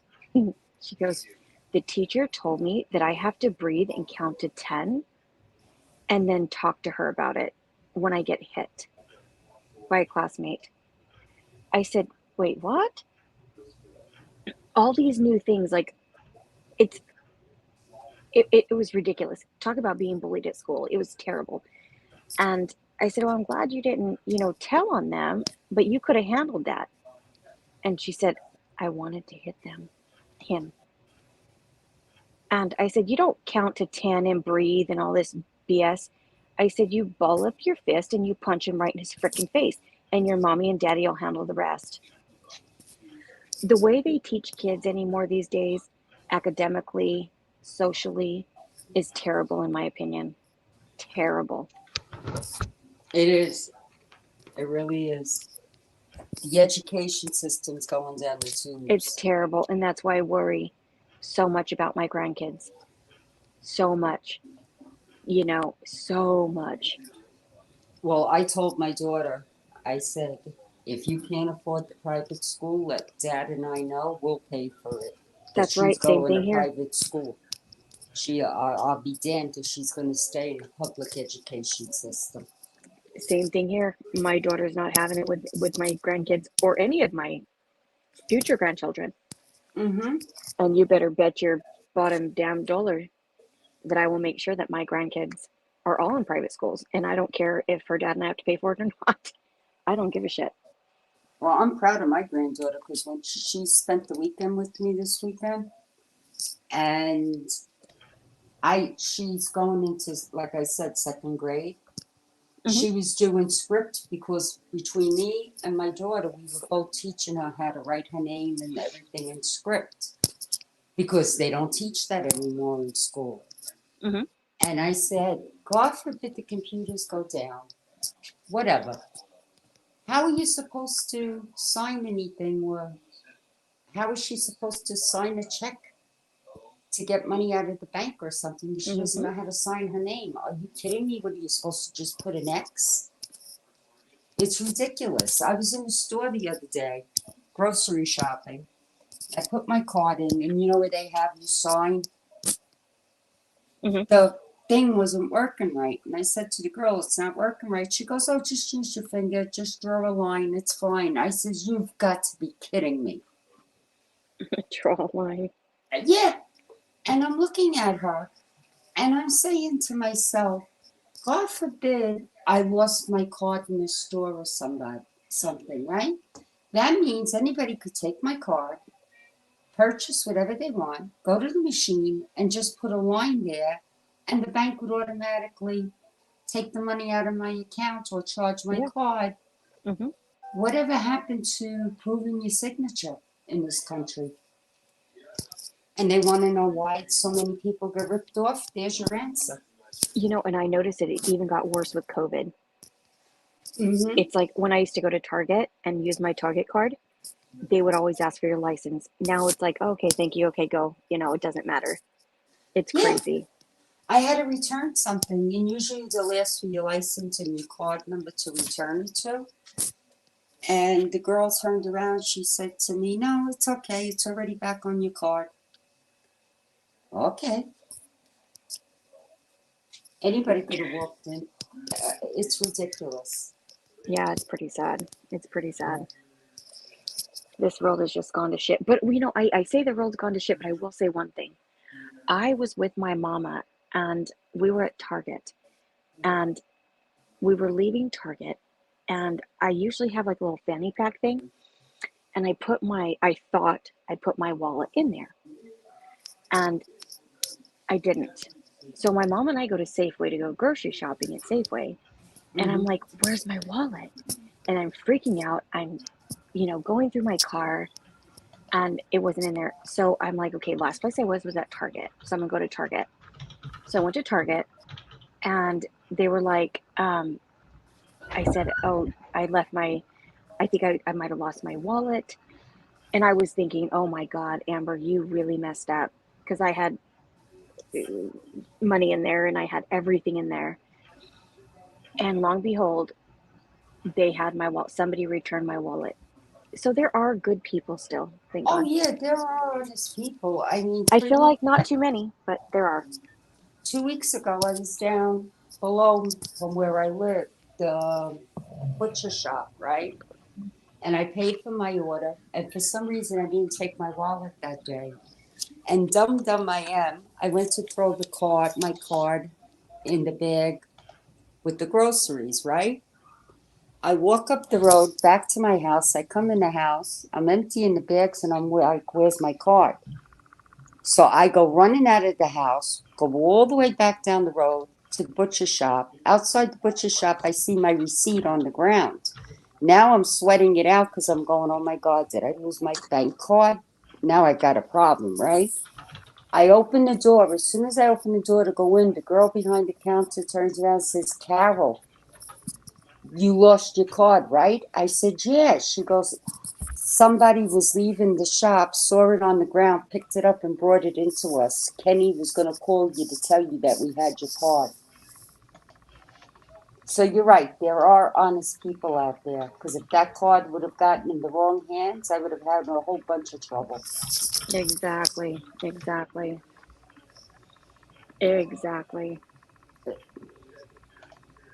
Is TonySilo still in here? I don't see him. Let me find out. Yes, he is, Bella. Yeah, he's here. Oh, okay. Oh, he should hop on. He always has something good to say.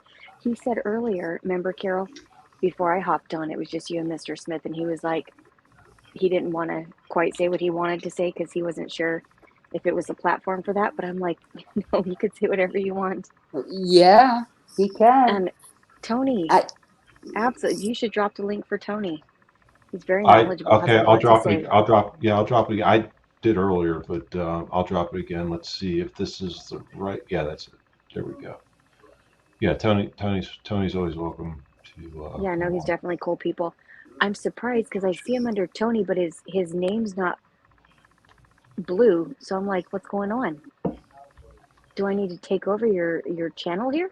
You and Carol and Angel and the two other guys that helped me make this channel are managing monitors, so you can make him an admin if you want in a heartbeat. But I wouldn't even know how to do it, but we need to. So you click, like one of his comments, you click and there's a little drop down. Well, I can't see the comments on my phone. I can only see them on my TV. All right, I'll do it. You're gonna have to Carol do it. Okay. All right, I clicked on his comment. Why isn't it going anywhere? Hey Tony, how are you? What's going that's on? How He's you up doing, here. ladies? That's we're why. trying to get you your wrench here. Oh yeah, Mr. Smith left me wrenchless. He did. He left you hanging. You know, it was because of that. It was a 36 Coors Light, but he's forgiven.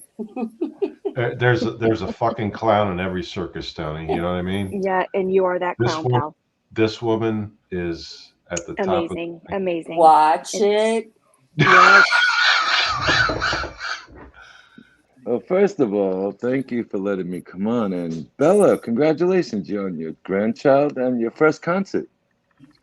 Yes. I mean, I came up in the world. I mean, of course, first and foremost, my grandson and my granddaughter. And my concert, forget about it. The concert was but my grandkids beat it completely. Oh my God, my grandkids.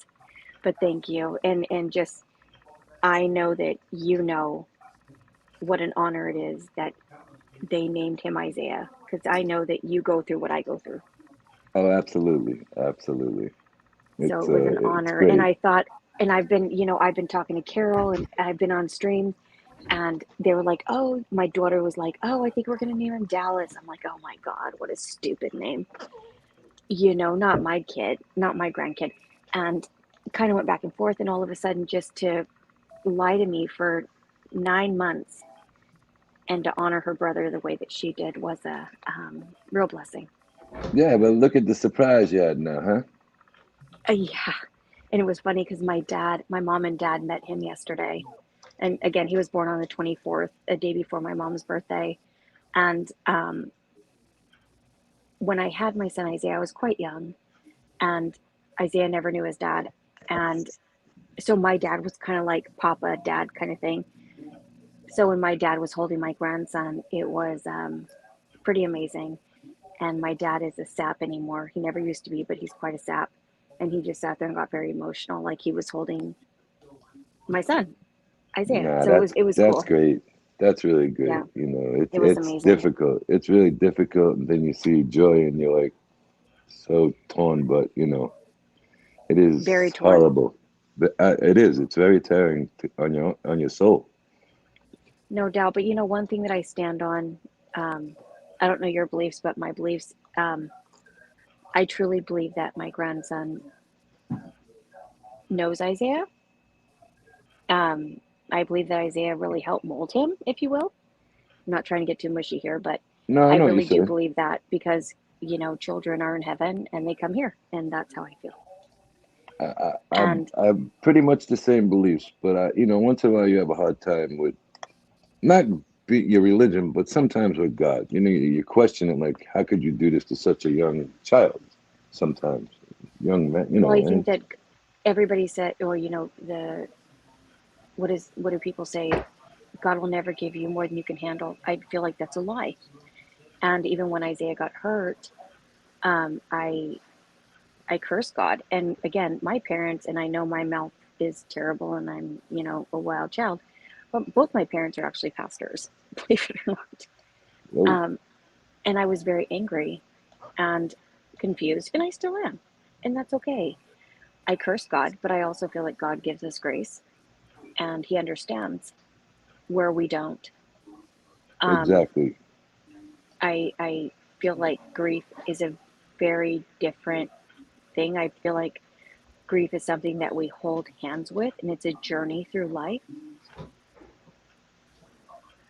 It's It's just, very hard to come to terms sometimes. You don't always have the same but do we terminology ever, every but day. do we No, ever, never. but we never come to terms.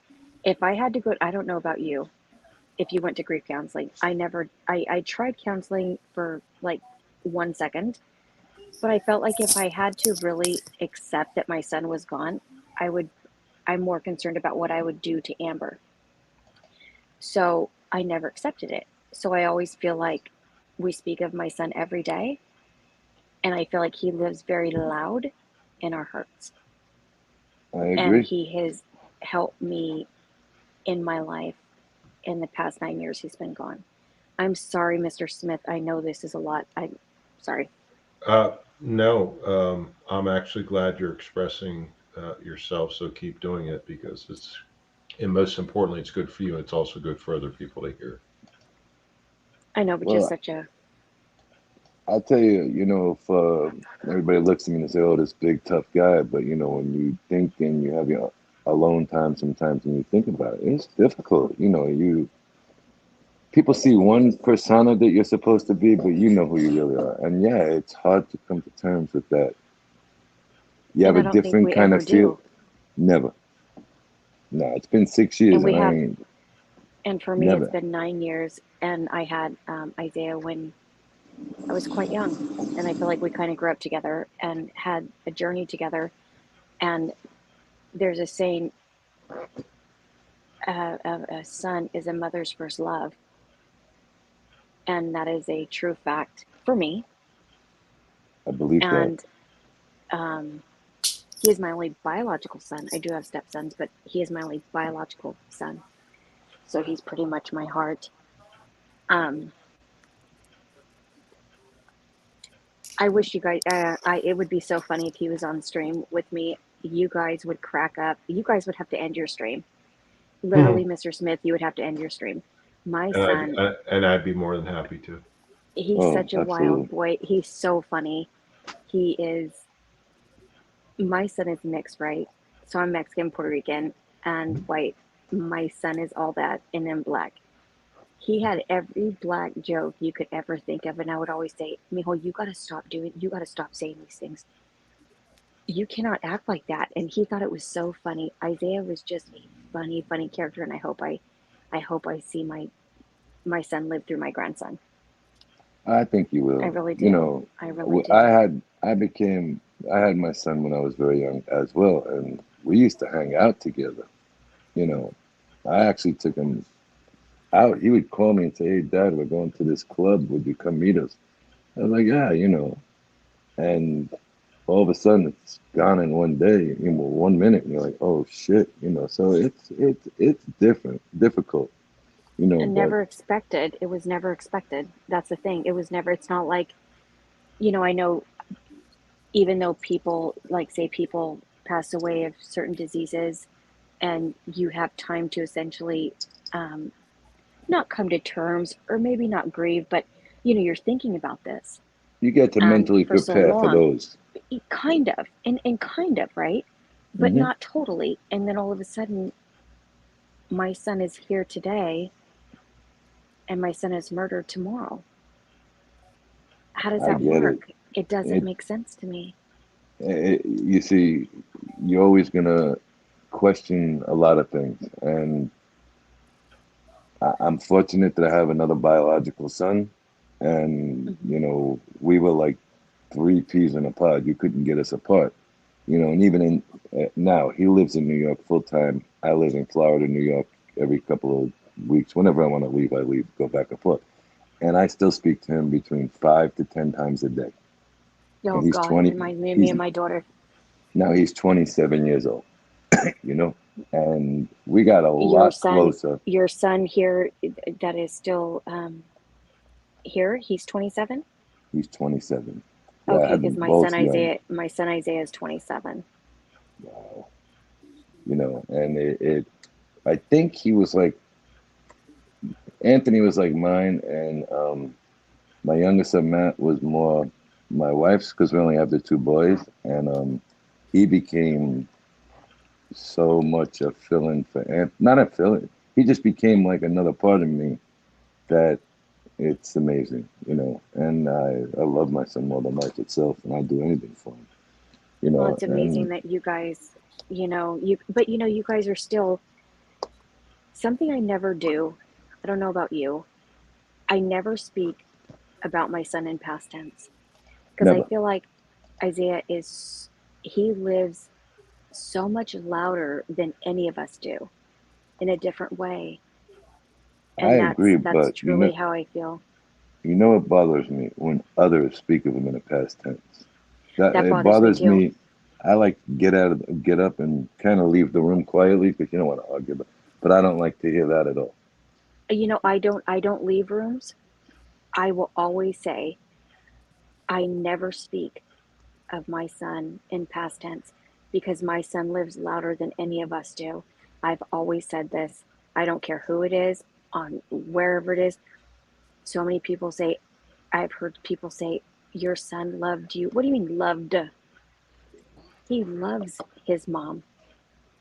Yeah, yeah. No, It's you see it's that crazy helps, to me. but that helps what you did there. Maybe I should start speaking more on those terms instead of just believing it to myself, my ex-wife, and my son. Others have to understand. I believe he's always going to be with me till the day I die. And he will, but we And have to then teach again, others how to respond to these things. We have yeah, to teach them, because you say was, I say is. no, I get it. I He believe he's with was, me. no, he is. Exactly. No, I agree. Others Exactly. don't. Other people don't see it the way a parent is going to see it. Never. They don't, You know, because they haven't gone through it. They haven't gone exactly. through it. So it's up to us to, educate people, on that kind of stuff, but I will tell you one thing. My boy he's a cool dude. And when I see my grandson was born on May 24th, and he smiled, and, like, I don't know, he's probably farting, who knows? And, but he did this smile, and I go, oh my God. I told my daughter, I said, Joel, he's smiling. And I go, he smiles like your brother. And he looks so much like his father. Beautiful little boy, looks just like my son-in-law, but he has this beautiful smile like my son. I'm like, wow. I mean, talk about a legacy. I'm Sometimes you sorry. ever see, no, no, no, that's beautiful what you're saying. But sometimes you can hear through a phone or see through somebody's words in a letter. I actually Mhm, seen the night that you wrote me in the chat, and I was like mhm. so happy for you. You can see the joy. You could feel the joy through just the words you put in there that night. You know, when you told me the name, and I was like, wow, that's great. That's some tribute. But it's I don't like to think of it as a tribute, because then you're thinking in the past. Think of it as Exactly. a namesake that It was a continues with namesake. you. It Right? was an honor. It was an honor. It was a true honor. Exactly. You know, It was a true and honor. And, my daughter had been driving me nuts. I told Carol, everybody knew my daughter was driving me nuts. I want to name my son Dallas. I'm like, Jesus Christ, get out of here. Don't disrespect my grandson here. No disrespect if anybody's name's Dallas, but I don't like it for my family, and for my grandkids anyway.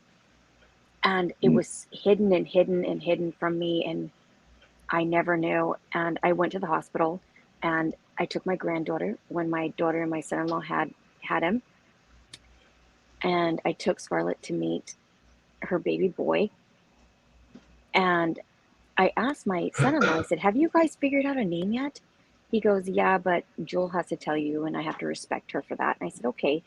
So I take Scarlett, and we're there, and all of a sudden on the whiteboard, it says, Mommy, Jewel, Daddy, Josh, Baby, Isaiah. And I broke.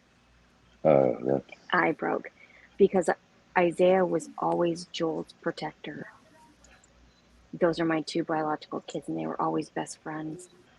And now that gives you chills, man. I'm telling you, when you wrote that night, Jen was, I think, in the hospital that night, and I was there, and I said, "Wow, look at this." And she smiled. She was out of it. That was the night of her surgery, and you could feel the joy through the telephone. I was looking at the chat, and I said, "Oh, I'm so happy for her."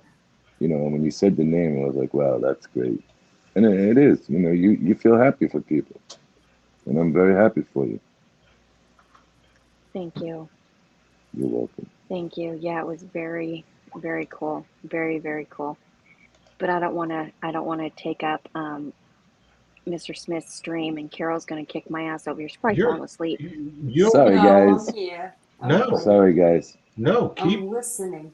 keep talking, keep going, because this is pretty important stuff. A lot of people don't understand this stuff or have experienced this stuff. So no, keep talking about it, because you're putting a lot of uh, insight and information out there. So don't worry about that. Just keep. Let, let me tell you something real quick. I had a fight, a boxing match, not a fight, a boxing match lined up exactly 5 weeks after my son went to another space. You know what I mean? And how can you do that, right? So I was sitting in the house in New York, and my younger son said to me, he goes, "You're not gonna not fight, right?" I said, "What do you mean, buddy?" I said, "This isn't, really a good time." And I said, "All right, we'll do it." I said, "But only run one way. You come with me, you know, to train." And he was like, "Okay," And we went, and I don't pick the songs. They're usually rap songs that you come out and there's a girl that my son knew from the clubs that she's on all over YouTube. and she sings a John Lennon song. And I'm not a fan of the Beatles at all. Thank you. Imagination, something like that. Imagine, Jen's tone. So I actually heard it, and they played it for me in the hotel, the week of the fight. I said, oh, that's great, that's beautiful. But to listen to that walking to the ring, and it's a true story, you can't, it's just too much emotions coming into it. And there was a ton of emotions as it is. Everybody Wait, in the place. can you go back and say that? I'm sorry, Jean was talking to me. Can you go back and say that again? I'm so Okay. sorry. No problem. I had a boxing match 5 weeks after my son had gone to another destination, I'll say. And we usually have a rap song, that you walk to the ring in, or some kind of upbeat song. And my son at the time was a very, very big DJ in the whole country. All right. And he goes, I know this girl, and she sings this song by the John Lennon. And I don't know anything the Beatles. I'm like, what kind of song? And he's like, it's called Imagine. I said, all right, let me hear it. And then when I heard the song, I said, there's absolutely no way you can play this song when I'm walking to the ring and I'm going to be ready to fight. I mean, it sounds like a something that you would play at a modern wake or a funeral. All right. So I listened to it, and I'm not going to lie. I cried in the first time I heard it. And then I tried it again when I got to Las Vegas, and I said, there's absolutely no way I could listen to the song. And I had to wear earbuds on my way to the ring because I wouldn't listen to the song. I listened to something completely different. And, I could see people have tears in their eyes because it was a small place. We fought I think it was 2,000 people, 2,500 people in that place we fought. And you could see the whole place crying because there had to be 1,000 of my family and friends there. And Did you say Imagine? Is it called I Can Only Imagine? no, no. Hey, Jen, what's that song? It's No, it's Imagine by. Imagine by It John is Lennon. Imagine, right? Yes. And Oh, the okay, girl I'm not sure sings it, about that. but this young lady sings it, and I mean, it brought tears to everybody's eyes that night. I mean, everybody was there, that was crying, and they were about to walk in the ring and fight it. And what I did was I had earbuds in, so nobody could see that I wasn't listening, because I couldn't listen to that and go in the ring at the same time. Hmm. And they had the robe made with my son's picture airbrushed on the back.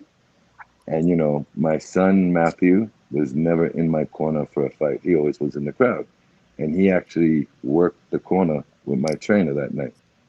And you're only allowed two people, all right? And it's supposed to be a cut man and your trainer. So I says, you know what? There's no way I'm gonna ever lose this fight. I didn't care, and I was an underdog that night. Okay, and I said my son can be the second. I don't need a cut man. And I knocked the guy out. I think it was like a minute and 37 seconds into the fight. It, there was just no way. I knew my son was in there with me, and I was gonna knock the guy out. You know, Absolutely. and that carried me to a whole different level that night. And I think I took out all my inner anger in that 1 minute.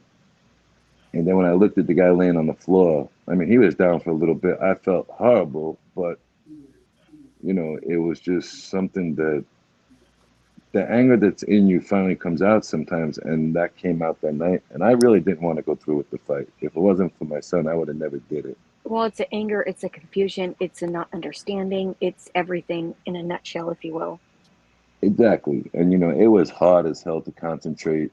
And I was only like halfway through the training for that fight at the point. You got to train another 4 weeks before you leave and go out to Vegas. And I'm like, I got like 2 weeks to get ready. I mean, between my ex-wife, who I'm very friendly with, my son, and I'm trying to make sure everybody's okay and good. It was, and that's when you see who your real friends and family are. They come up, 100%. absolutely. And sometimes, I hate to say this, friends are more than family. It depends. And You're absolutely right. You're and absolutely right with that. Everybody says, oh, blood's thicker than water. Yeah, I don't see that on paper. nah, I don't think so all the time. I And go ahead, sir. no, I hate to interrupt this, but you said you and your ex-wife are friends, right? Yes, You know who my ex-wife is friends with? your new wife, right? Yeah. They work together. They're pretty tight. They like hang out sometimes. I'm like, sir, like Like, okay, but no, the points that you're both making are very true. Like, we only get one chance at this, right? Absolutely. So it's pretty important that we all kind of, get along and do the right thing, and what you guys are talking about. And with kids, I've been fortunate enough. My one and only child, uh, uh, she's an asshole, but she's still around. Um, but you guys have experienced some losses that I have not. But it all comes down to And I hope you never have to, and I never, hope ever, ever will nobody. experience that. I hope yeah, nobody Anyone. has to bury a child. No yeah. parent. No parent should ever bury a I child. No. yeah. But we're talking about like real life, real world experiences and how things actually are in the real world. And you guys are teaching a lot of people some hard life lessons that nobody knows about, and so that's appreciated. So keep going, Hey, What and Tony. don't. I want to say one thing. Hold on a second. Mhm. I've never met Bella, Amber. Mhm. All right, but Mhm. like you sometimes you don't have to meet somebody to feel an actual connection with them. You know what I'm saying? Mhm. And when you see her name, it's like, oh, there's my buddy Bella. You know what I mean? Certain people, it's like hi, hi, hi. But Mhm. there's actually sometimes because you guys have been through the same thing. Oh, and people don't understand that. You know, and I Right. know she does. I know she does. So it's something different. Tony, I couldn't hear you. I'm so sorry. It looked like Mr. Smith got kind of cut off, and so the whole chat kind of went off, or the whole stream. I couldn't hear anything you said. Let me say that again. Can you hear me now? Hello? It, sometimes Bella has connection issues. It's definitely it's not here. I think Yeah, we lost her. yeah. No, she'll come back. She'll pop back in. But Yeah, what I she. was saying, what I was saying, if she can hear, is that sometimes you see people like I always know Carol is there, and I always put a special thing for Carol. I hope you noticed. Yes, I Excuse me. did, Tony. Thank you. You're welcome, sweetie. And then when you see Bella, we've always had like even if it's 4 or 5 words, it's like a connection because we've both been through something that hopefully nobody else on those chats have gone through. You know what I'm saying? Okay, I'm sorry. Okay, I think I'm here now. Can you guys hear me okay? Yep, I Yep. you're can here. hear you now. But I'm dropping down because it's getting near that time. Okay, sweetie. Oh, I good have to night, go get Carol. some sleep. Good All night. right. Get some Thank you, rest, Love you Carol. sweetie. much. All right. Love you much. Love you too, Bella. Thank you, Carol. You're welcome anytime. Good So I'm night. gonna say it real quick again. I said, when I see you, I see like a special kind of connection because we both know we're both part of something that many people aren't. And you get a kind of a bond with a person because of that. And Sure. it's the way I feel about you, and I love seeing you in the chats. Oh, thank you, We my could joke, friend. around sometime, but that person is part of a sad group, but it could be joyous too sometimes when you remember a lot. And I think we're part of that group, and I agree. a lot of people will never understand it. I agree. I totally agree, my friend. 100%. And, when I meet somebody in this situation that I'm in, it's sad, but it's a blessing. And I'm very glad to know you and, your honesty. A lot of people aren't, upfront and honest. Everybody hides or whatever, but you're so honest and you're so upfront. And I love that about you. And I'm so glad that you have Miss Jen there and to support you and love you and even kind of guide you through all of this, Well, I tell you what, and your I tell circle you, of but family. I tell you something. Like yeah, me and Angel speak once in a while, right? Even she's part of that because they lost Frankie when he was little. You know, Sure. I'm from that area, but I've never taken any other woman to the cemetery. Okay, Jen's the first one I'm with that has actually ever gone to the cemetery with, besides my ex-wife and my son. And she'll I've probably be the never. last one. She'll be the last Oh, one because you trusted absolutely, her with that. Absolutely. But it was like, this is real compared to, you knew them other ones were going to come and go eventually. So, and the way she ce- celebrates it when we're there together, that's second to none. And I'm glad I waited for this young lady compared to anybody else. So And good for you. there's a lot of things that go on after they move on to another destination. You know what I'm saying? And people don't understand it. Like, what do you? Don't tell me ever how to behave or act. I know what I'm doing. And I'm not That's saying in a right. nasty way. I say in a way that that's my child. You have no idea. You know, You can say it however way you want to say it. exactly. And you That's get the thing some, about grief. You could say whatever the shit hell you want to say. I'm exactly. sorry, but that's what it is. I'll never forget. Again, my parents are both ministers, and I'll tell you what, you have no idea how I cussed God in front of my parents. It was a disgrace in other people would think, but no, it really wasn't. That was my heart. I was speaking. Listen, passion, and I don't care what comes out of your mouth. It's the passion that you have for your child. And like you said, Isaiah was your whole world, and vice versa. He is. An- He is. He Anthony, is totally my whole Anthony, world. absolutely. Anthony traveled with me, for fights from the time he was a little kid. I don't think, it's just, he was always with me, no matter where it was. And, And he's going to keep being with you. Everything you do, everything I do is in Isaiah's name. And that's something that I hold strong and dear to my heart, and something that my daughter and I are very passionate about. Everything we do is in Isaiah's name. We help the homeless. We do a lot of things, and I don't post so much on social media about it. I don't think it needs to be televised. Isaiah had a real heart for the homeless. So did I as a child, and I do now. Something that we just do so many things, and everything I do is in honor to that young man that made me a mom at 15 and a half years old. God bless you. And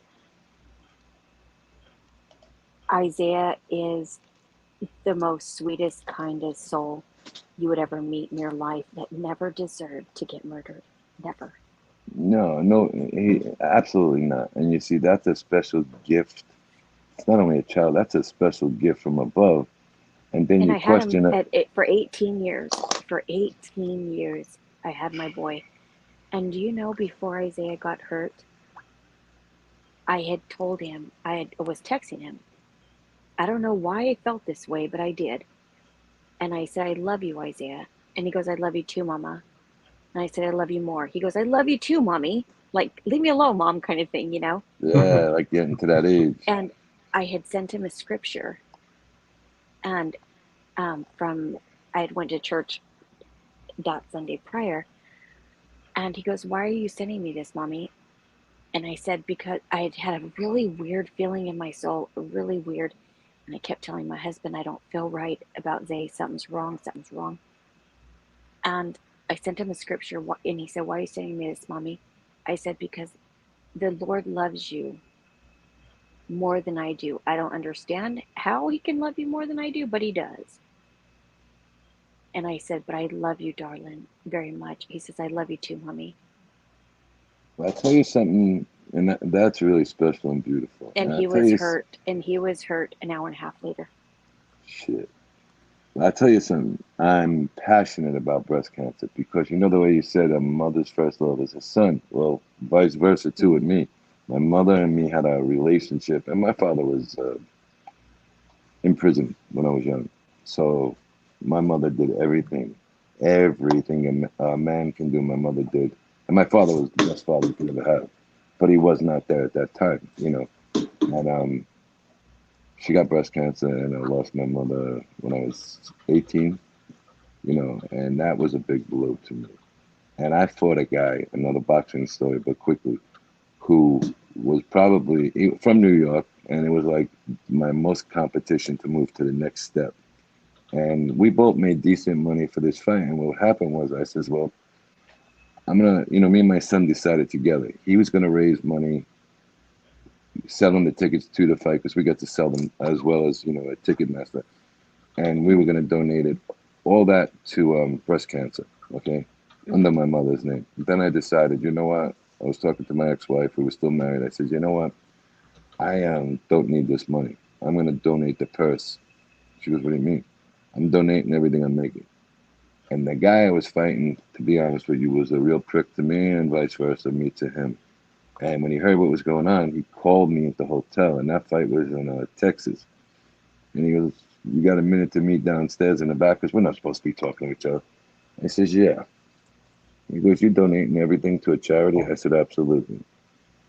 He goes, I tell you what, man. He goes, I'll run it with you. And sure enough, he signed his check over as well. So sometimes, you never know what's going to happen. And it was just such a great thing.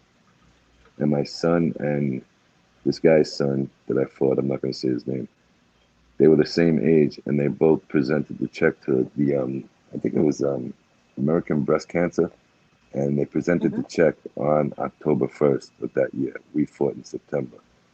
And Oh, wow. it was so beautiful to see them give a gift back to try and save somebody, because my mother got it so bad, you know. Oh, I'm so And sorry.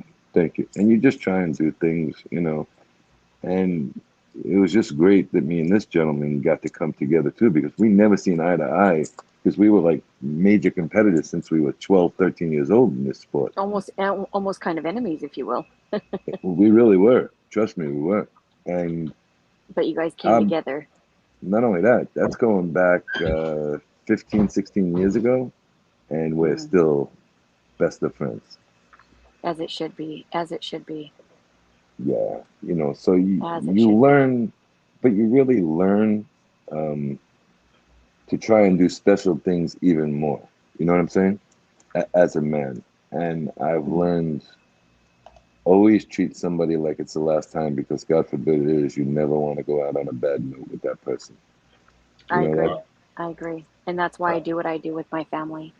So do I. That's the reason why I am the way that I am, and that's the reason why I work so hard, is to take care of my family and to be there for them and love them every day. No, My daughter is my reason. My parents, my husband, they're my reason. Let me tell you one thing quick. It is the scariest thing in the world, what happened to my son, what happened to your son, right? And now I have a son 3.5 years younger, and I'm like, oh, fuck, It still happens when the phone rings late at night. I jump out of bed in a sweat. Like, what Oh, the who you telling? Who you telling? Who you you, telling? Do you understand what I'm I saying? know And that people, feeling. I know that feeling. and I'll jump out of the bed like a rabbit. I'm like, oh, fuck, what's on the other end of the phone? And it's like normal conversation at 1:32, 2:30 in the morning. Hey, Dad, you know who I met tonight? And I'm like, oh, God, thank you. You know what I mean? Without saying that out loud. And you want to get mad, like, why are you calling me this late? Why the hell you call me this? But you're like, oh, thank you. My daughter does the same thing. It could be 1, 2, 3 in the morning, and she's feeding my grandson or my granddaughter. And when my granddaughter was born, and she calls so early, and I was like, oh my God, oh my God. And you answer the phone, you're like, hey, I'm like, hey, Jewel. And she's like, hey, mommy. And I'm like, oh God, just that sound of, hey, mommy. I know she's okay. It's so messed because up. you go into a panic. And like every time I say goodbye to somebody, it's like, hello and goodbye, hello and see you later. I don't say goodbye. Are like the two most important things. You want to greet them to make them feel special, and you want to exit making the person feel respected, special, and loved or cared about. And that's very important to me, because Yeah. you never know. I always say, I'll see you soon. That's it. I said, see you soon. later, or I'll see you soon. Yep. Me too.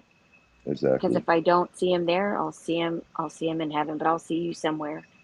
I've gotten a few arguments because people look at me, and if we have a regular conversation and it's not something that's going to come up, and most of the time it's not now, but when I talk about it and I get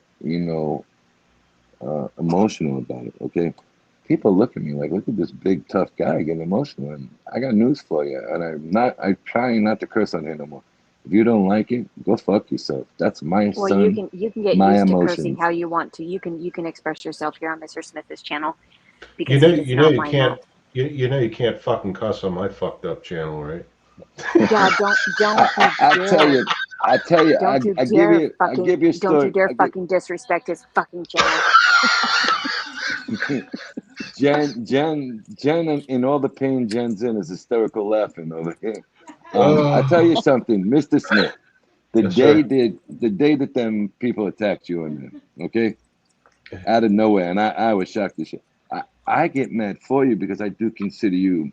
How would you say? You can't say friend because we don't know an associate here now. You know what I mean? Or one of us, like, and who the fuck are these people to be cursing my boy? That is the way I looked at it. And Jim's like, calm down.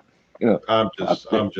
I'm just a class clown, and you know, I live my life, and I'm retired now, like, and I can do what I want. That's what it comes down Well, to. you Right, know, I but felt the you, same way. I literally felt the same way. I was very protective. Like, who are 100%. these people? Like, what the hell? And then we find out the community and all the other bullshit. But it's like, don't come at Mr. Smith. Like, really, Mr. Smith, out of all people? Like, the So only you one know that's what I'm going to be saying giving him then, shit is going to be me and Carol. right? But you Exactly. understand Yeah, what I I'm did. saying then. That's our boy. Like, All of a sudden, who are you how are you fucking gonna people? come at him? And Well, and that's and like, those people have apologized, but it was like, damn, you're really talking to Mr. Smith out of all people? well, I gotta be honest. There was one guy on there. I don't care if he apologized or not. I thought he was the nastiest son of a bitch in the world. And I move couldn't on, even see the son. chat that much that night. I couldn't even see the chat. I don't even know who it was. You know, but my point is, one night somebody said something that wasn't horrible, but to me, don't talk to Amber that way. You know, you remember? And there's certain things just don't cross lines sometimes. You know, and I try always not to cross the line with people. Well, I You think know, there was and another content creator that came in, and Mr. Smith knows, and you know, that person was here and gone, but was cool, and I still respect the person, but just move it along, and that's just who I am, Hmm. and but brought I know in, not so much that the person brought in so much drama, but the drama followed. And I don't know how to explain it, but it is was this the rough. gentleman? Is this the gentleman who just departed us? No, oh no, No, Oh, no. because that guy, no, when he said some derogatory stuff one night, and Angel actually told me privately, "Calm down, don't get excited." You know, no. This was a female content creator, but and it's uh, okay. I mean, it is what it is, and hmm respectfully, you go your own ways, and that's okay. Hmm. And but be respectful and kind, and exactly. but that's kind of what it was, and I got some heat as well, some real heat actually, and some ugly words. I never did tell Mr. Smith, but yeah, I got some ugly words, but it is what it is. But if you're talking But about the community that we come from, what were you going to say, Mr. Smith? I was gonna say, look, I'm not gonna lie. Like, there's been at least once or twice where I've come off like a complete asshole, right? And like challenged, uh, and just a complete fucking asshole to some of these people. And then sometimes I jump the gun, or I've done it a couple times at least. But then I've apologized. Like if I realize I'm wrong, I will apologize for it publicly, like on But here. then I disagree. I disagree with that. I totally disagree with that. So do 100% I. I disagree. So Okay. do I. 100%. Because Mr. Smith, you don't come off as an asshole. In that chat, if you remember what I'm speaking about, I think I do. or any chat at that, you don't come off as an asshole. You are very kind. You are merely protecting people on panel and being respectful, trying to be as respectful as you could within that chat. I don't think you come off as an asshole. I think you're merely protecting us and yourself first and foremost. So never Agreed. apologize. You are never, ever being rude or ugly or obnoxious or ever, Well, I'd be never. very honest. I'd be very honest with you. I know a little bit about what happened, but I really don't care. You're not going to disrespect my friends, you know, or whatever. Exactly. And the way that one gentleman spoke, I'll be honest with you. If he was in front of me, I would have knocked him the fuck out. He talked I had like a one guy real come on and wise ass. apologize. I Yeah, I had one again, guy come on and literally apologized. He was like, "Hey, Bella, I'm sorry what I had said to you in chat. I'm like, I don't even know who you are. And that's what I said. I said, okay, I don't know quite who you are, but thank you. And he goes, oh, I'm glad you didn't see what I said about you. I'm like, do I really even give a shit? No, but you know what it is? You're a classy woman. Let me finish this. You're a very classy woman. It's like you, Jen, you are both very, very attractive women, and you have to be. People don't accept the classness with a beautiful woman. They think they're going to be at a different kind of class level, and that's where I get into a lot of arguments with people. You know, Jen and you look very, very young for your ages. And the night that I was on Angel's show with the guy who just left, he was talking like I was with some girl that was 20 years younger than me and being as disrespectful as fuck. And I was like, Wait, yo, time out. what guy who just left? Oh, are you That talking le- about? yeah, that fat Okay, okay, bastard. okay, okay, gotcha. I never liked him from day one. And if anybody watched the Yeah, bodega a month ago, everybody knows this. if anybody watched when I was on the bodega that night, I let it rip. And you know what? It started changing people's minds. And he knew he got exploited that night. And it was getting worse and worse. And just Yep. don't disrespect my lady, okay, or any ladies in my circle. And he I tried. Well, absolutely. he tried it that one night, and it's still in that library. And I told him, I said, "You're a fucking clown." Okay, on air. I said, "And you're lucky tonight. You're in Texas." And he came back, apologizing and trying to, joke about it. When he crossed the line, that was back in early February. I never trusted that fucking guy from that night. Yep. And I Nobody and has I ever trusted him. Nobody's ever trusted him. I've seen him on Angel's chats. And I'm not going to hate on him. I thought he was cool in the beginning. When I first joined YouTube and following Angel in the not the beginning, but about a year ago, and I thought he was cool, and he would always make funny jokes, and and it was kind of funny, and I would do little funny cash app things to him and Angel. And I remember well, one night he was acting a real asshole. And I really knew that he was using Angel at this point. oh, It I was a knew few all months along. ago. I And knew all along. he said, what could you ever wish for back if you had a choice? Or if it was up to you, or whatever he said. And this was on Angel's stream.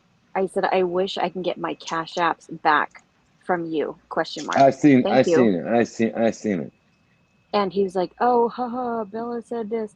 No, fucker. Can I please get that back? Because you don't know what I had to do. Like, I really had to work hard for my money. Absolutely. But you know what happened one night? I tell you real quick. I was on the show almost every day or 3 out of every 5 shows. And I never left, but I never went back up on the chat till the other night. And I was up there for 3.5 hours Friday night because I wouldn't share the same screen with him ever again. So, And there was so many people that would not share the same stream. I mean, nope. respectfully, and it I was never, respect. I never left Angel. I was always in the chat, but I would never go back up on that screen again. Exactly. And there was a lot of people, that just didn't want to share that platform with him. And, Angel was so sweet, and she is so sweet to platform him and thinking he was a friend, but he was a snake. And I felt bad for her the other day when she was like, I'm sorry for everybody who warned me. I'm I sorry. I feel don't mean. like I I'm sorry. Hold on one second. Rudy, Ira Hedda, who always brings up time in all the different chats. This one's named Ira Hedda with autism. Oh, 12:51 a.m. Central. Is this the real Rudy? Because I've never seen with the autism added at the end. Because my stepson has severe autism with Asperger's, and if this is not the real Rudy, I don't fucking appreciate that.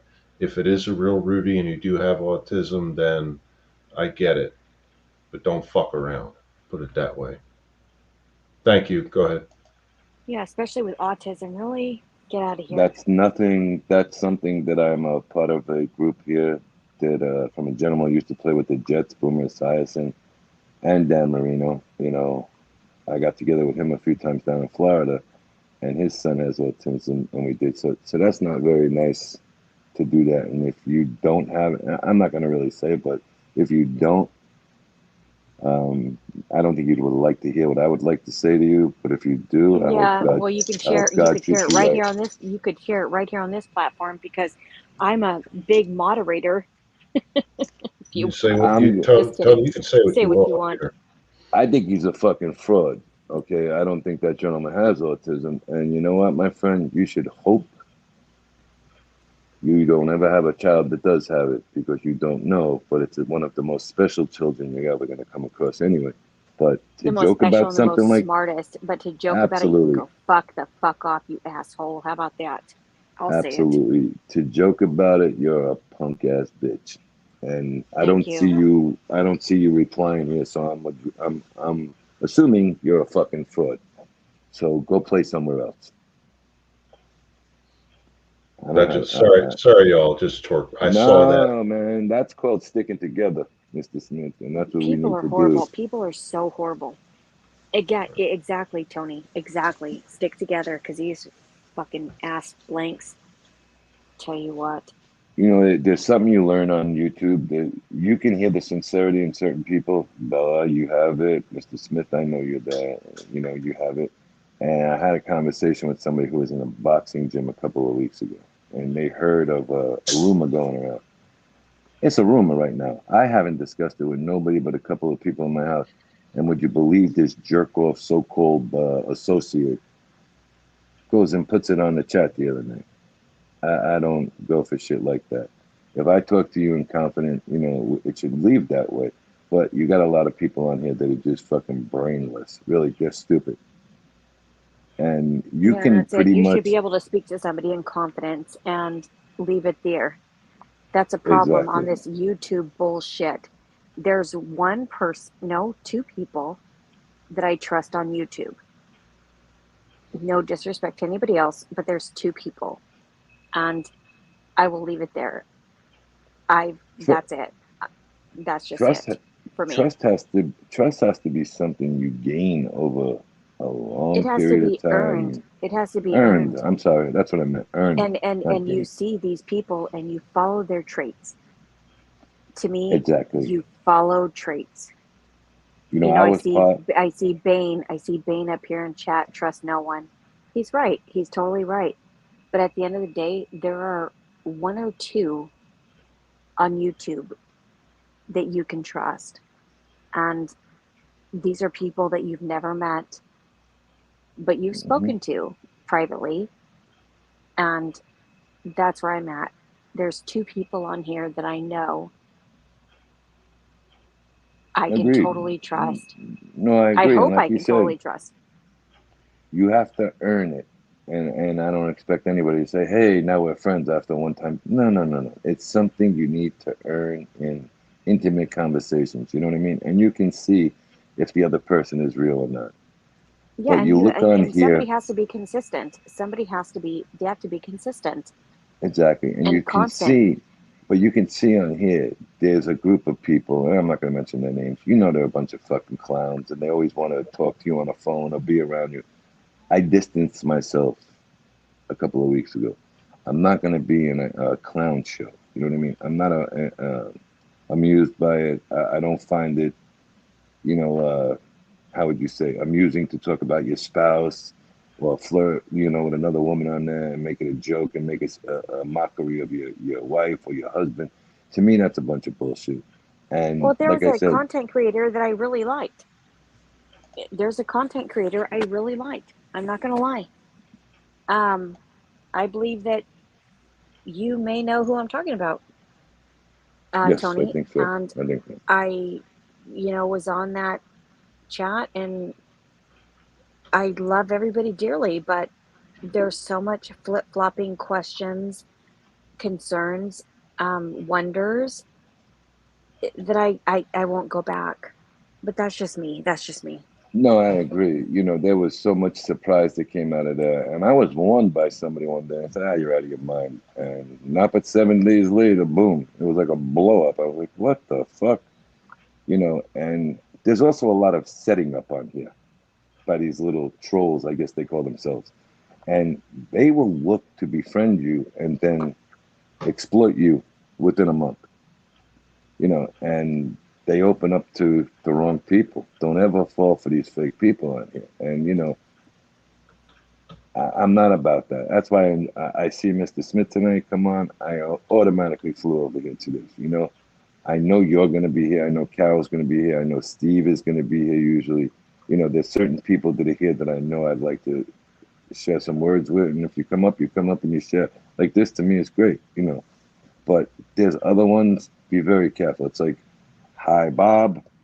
Hi, Tony. And that's the extent of it. And that's where I stand with things like that. And that's why I always like the chats where you're like, hey, Bella, how is, the baby? How is this? How's that? You get a little bit more personal, if you will, and Right. just more honest. And I love that. I love that. What I hate is flip-flopper bullshit. But it's so funny because I can tell you this right now, and tomorrow you may think I'm a flip-flopping bitch.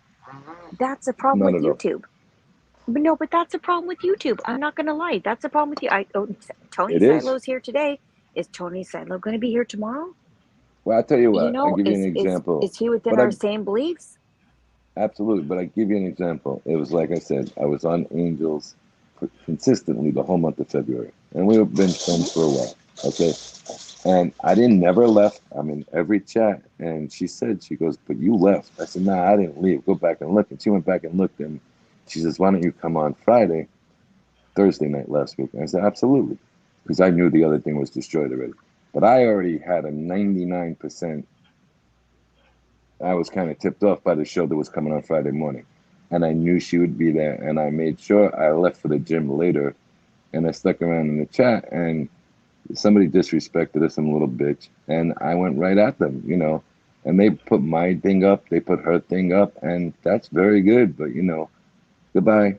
You made your bed, now sleep in it. And then she had texted me during the day and said, why don't you come on tonight? And I went back on. That was the first time in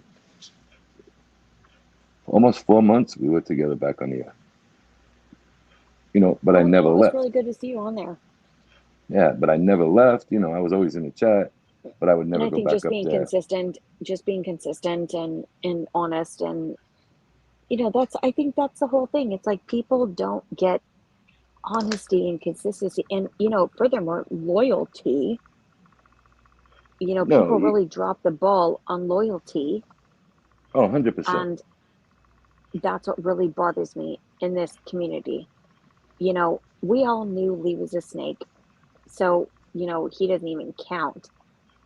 But just people that you really think had your back, they don't. No. And it bothers me. It does bother me because I'm not used to that. I don't come from that life. See, I come from dishonest fucks. I come from a tight-knit group of people. We are Italian, so you're stereotyped automatically, but my father was involved in that world. And forget about that world. You learn to kind of shield and protect yourselves, and you do, and you get these other people, they want to get close to you to bullshit with you, and then they're going to exploit you because they think it's that time in the world where they can exploit nobody, and I don't go for that. But I'm going to give a quick point, and Mr. Smith, I want to see if you picked up on it, especially with your background. You should have. You notice every once in a while that Lee, okay, I'm going to say his name, I really don't give a fuck. He always would say... Lee Mole. Flea Mole. He always would come and say, like, I wouldn't say a pleasantry. He would always say your name or something to you real quickly. All right? Mm-hmm. To you. And that means he knew you didn't trust him in the back of his mind. Yes, he did. And that stuck out to me so emphatically. I said, he knows that guy don't trust him. I told Jen one night, and she goes, what do you mean? I'm saying, watch the way as soon as I seen you come to chat, so I guarantee you Lee acknowledges him. It's the truth. Go back and watch it. It's the guy. No, it's right. And I would poke, like they call it poking the bear. I'd make jokes about him or something like that. He'd take offense and like call me out. You would make so many jokes. He'd call you out, and you'd kind of not retract it, but laugh about it. But then you kept going. But I have to be honest. There was a few times, and I did say it. I did say it publicly that I liked him for his sense of humor. So he did have, in response to some things, he did have a good sense of humor, to me at least. Well, I However, think any jerk I off. I think any jerk off can have a sense of humor. right, Yeah. no, I yeah, agree with you. yeah, I no, I get that, but I like sometimes he made me giggle a little bit, but I knew the bottom line, and that's why I always broke his balls. Put it that way. You know what I I get mean? it, but you know how I figured him out? Here's a guy who is waiting and thinking about. He would let somebody talk. Go back and look at any show in the from March and April. Okay, he would wait from somebody to open a door, and then he would take it to a third and fourth level that was uncalled for. Yep. I I agree, agree. and Very disrespectful towards women. And the way I it, was brought up, never disrespect a woman, no matter what. Just walk absolutely, away Tony. if she's a nasty bitch. And I don't even mean to Yep. say Absolutely, that. yeah. No, Walk And away. absolutely. even look how you are with your ex-wife, Tony. I mean, nothing Oh, but best of respect friends. nothing but respect that I hear from you, as it frickin' should be. Always. And Respect. but I'll give you one better. When me and Jen met, it wasn't but 3 or 4 days, right? And I told her, she's sitting next to me now. I told her that is one of my dearest and closest people in my life, not friend, closest individuals in my life. And she And she said, and that's respected the that. way, 100%, especially for what we went through. You know what I'm saying? So I'm fortunate enough to have everybody around my circle, which is very tight. Everybody respects it. So end the story. And if you don't And respect it, everybody may not get along in your circle. Everybody may not see eye to eye, but everybody loves and respects each other, and that's how it should be, in my eyes. exactly how we are too. And we keep it we keep it tight. There's about 20 of us in the same circle, but we don't extend outside of that circle in real life. And yes, we'll Same accept here. new people. Yes, we'd accept new people, but you have to earn your way into our circle because we all respect women. We all respected our mothers, our father, our grandpa. We don't disrespect them at all. I didn't ever have to worry about slipping because I was brought up better than that. I was never going to disrespect my parents or elders. You know, Well, I know Miss Jen Silo invited me for dinner tomorrow, and I said I was going to be there, so we're on for tomorrow, right? if you can meet us in the air because we're flying tomorrow, but absolutely. It's a joke. Get one of them planes with the wire where you go across from plane to plane. It's a joke. Nah, she's a great woman, and it takes a lot to find somebody, and then to deal with that bullshit. Meantime, here's a girl. That was my first night out of the hospital. The night she was on Angel's Show. I was in the hospital for 5 nights. How about this? Jen moved into the hospital, never left. And Wow. that show never left one night. No, no, no, no, no. She was there every single night. How about this? Now we're just coming out of that pandemic, whatever, okay, and other things, and they're very cautious. And I had the surgery in New York with visiting. Period. I mean, still in New York hospitals, they knew me so well. They went out and got her the best recliner in the world. And when I got moved from ICU to the regular room, they had the same chair follow us down there, and I think it was the only one in the hospital. So, people knew I was respectful, and people seen the way we were. Nobody asked her to leave. Nobody asked nothing. We had private rooms, everything. No, we're going to set up a private room. And they were overpacked. We already set up a private room downstairs for you. Here's her chair. Here's where she'll stay. Do you want pillows? I mean, it was like staying in a hotel, not a hospital. And I can never thank those people enough because they respected the person I love, and they made it that much easier. I mean, that was an 8-hour operation. It was no joke. And between friends and Angel Prana, now get off your ass and come on, that all helped get back to. I was supposed to start therapy. They had targeted for June 1st. How about I'm in the gym lifting full weights prior to surgery again? So I'm back over 100% again, maybe better than before the operation. And it's all because of the people around me. And what was your operation? I think I was muted. What was your operation? I had an 8-hour neck surgery. I had 4 fractured vertebrae, Oh not my God. displaced, fractured vertebrae. and a snapped plate in the front of my neck that all had to be repaired. And they couldn't do the surgery to the front because of the scar tissue. So they actually cut about 9.5 inches in the back of the middle of my head straight down to 9.5 inches, down from the middle of my back of my head. And I Oh, mean, wow. I had 100 and something stitches in my head. And to hear Angel breaking balls, come on, get off your ass, get on here. Okay. Jen doing everything I needed. I didn't have to want or need for anything. It was just so hard, but it got so easy when you see not men, Sure. 2, 3 women get me back to where I needed to be. How's that? Yeah, and come together, no doubt. No doubt. My And husband had he had kidney cancer, and they said, "Oh, you have a spot on your kidney," and he was like, "Oh, okay, see what it is." And they said, "Oh, you have a tumor on your kidney, but it's benign." Okay, okay, we have to get it cut out. It was supposed to be a 2.5, 3 hour surgery. Ended up becoming a 7 hour surgery, and it was cancerous that spread. uh, So they had taken a lot of his kidney out, and that was horrible, totally horrible. And then after that, um, they said you were, he was going to stay in the hospital for one night and come home. It ended up being 2 nights, and then on the second night, he collapsed his lung collapsed, and he ended up getting pneumonia. So he was in for 5 days, and we still check on his kidney cancer every few months. thank God. And, thank God, there are a lot of spouses in this world. I hate to say it, but I'm going to say it. They think of it as, okay, visiting time's over, time to go out to dinner with friends and shit. Are you fucking crazy? Wait, who says I've that? I've seen people recently. Oh, I couldn't fucking imagine. I'm not going to say who, but I've seen one man be in a hospital for a number of months, and the wife was there. I'm going to go say 7 months. The wife was there 9 times. I think that's absolutely a fucking disgrace. But there's a lot Wait, of people. what? 9 times in 7 months? Yes, ma'am. And I see a lot of people today. Jeez. They are not as respectful as the way I was brought up. I'll leave it at that.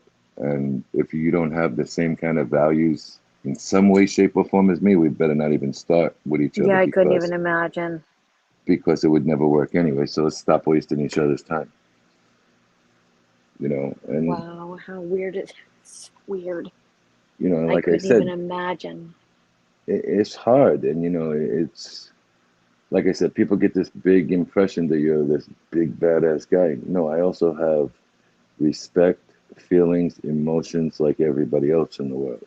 And I think people are a little surprised sometimes the way I do talk, but I am very respectful. I care about people. I have great emotion in my body. And, you know, that's me. If you don't like it, walk the fuck away. Then go on, then go on. Exactly. Be on your fucking way. And that's it. And that's one thing I like about you. You're very, you remind me a little bit of Anne-Marie. Very just direct. You don't like it? That's fine. Unsub, leave me alone. It's fine. Exactly. Respectfully so. I love that. I love that. Nah, it's great. But, it's just a trait that I value because I see it in my son now. And everybody I see, wow, I seen your son the other day. What a respectful kid. Now it's what a respectful young man. And I've never heard a bad thing about my son where he was disrespectful. Even when the kids fucking around. Nobody has ever said my children were disrespectful. We moved into a gated community because I was traveling, training a lot at one time. And with a lot of Jewish people. And a lot Jewish and Italian. That's it. It was a very, very affluent place in Queens, New York. And people would used to come and get me when I would get out of my car, when I pull in my driveway. It was a very small gated community, but large too, and people at the same time. When I'd go in the gym there, play racquetball, work out there, people I never even met.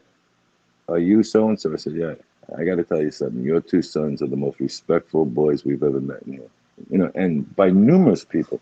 You know how proud that makes you to know that your children have the same traits and beliefs that you do? And It's a it was legacy like, that you left. It's a legacy that you left, and they continue on. absolutely. And like I'm saying, I'm a very quiet guy because What we an lived honor. there. What an honor. Where we lived, there were, you know, some celebrity rappers. You know, the guy Nas lived in there for a while. Me and him were very friendly. There were 4 or 5 rappers in there, but not what you see on TV, not what you see in their concerts. You see them like the regular person like I am. And people would be like intimidated to come up to you because they're like, oh, and we had all the Mets lived in there because they only come for during the season, the baseball team. And we would kind of hang out by the pool by ourselves because people were like intimidated. And then when they seen that we were very friendly people and we were just like you were, as long as you had respect and manners, they were like, it became a great place to live. And the only reason I don't have that, it was a townhouse in a gated community. The only reason I don't have it anymore is that's where my son passed in the house. So I'm so can never sorry. really, Wow. you know, thank you. And my ex-wife, we were still married. She left Florida one time and she went back there and she called me back the next night. She goes, I can't sleep. I can't be here. I says, no problem. And I had a friend of mine pick her up, take her to a Marriott because she was there for her mom's surgery and they have a very Do small you still house. have the same? Do you still have the same place that you How know? about I still have it. Oh, watch this. Nobody has stayed there and it's not rented and it's not lived in. It's been there since December 21st, 2016. Untouched. Couldn't blame you. Couldn't blame you. I stayed for about a year. You know, it was okay when we were all there together, but at that time my son was in college in Florida. I lived in Florida. She lived in Florida, and was never the same. You know, when I went back by myself, I would keep that room closed, so I didn't have to see inside of it. You know, but it wasn't a family atmosphere in that home no more. Yeah, no, I get it. I get it. So So, did you guys do a oh, probably too personal. what's that? Did you guys do, if you will, a burial or for your He's in a boy, for your he's precious in son? he's in a mausoleum. You know, Oh, like he's in a mausoleum. yeah, you go in the house and the crib, or whatever they call it. I call it his house, No, no, and no, I got you. they slide you into the wall to rest. I got you. No, I know the mausoleum, but I know for me, my son, it was kind of weird because we were going to work. I'll never forget. I was going to work at 3 a.m.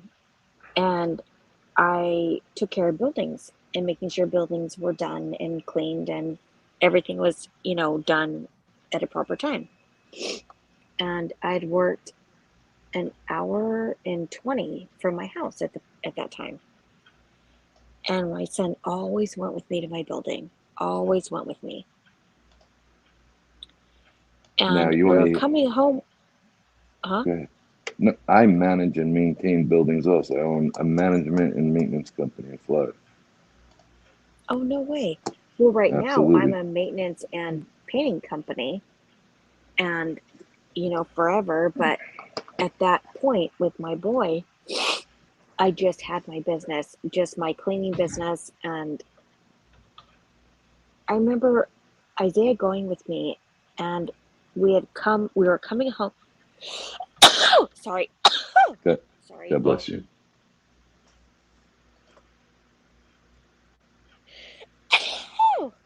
Sorry. Ooh, God bless you. was that actually a legal sneeze or? No, it was a come and arrest me sneeze. Oh my God. Sorry, guys. So, so I was on my way home. So I went to my building with my son that I've had, and I was a single mom for some years before my husband adopted my kids. And my son, it was so weird, Tony, so weird.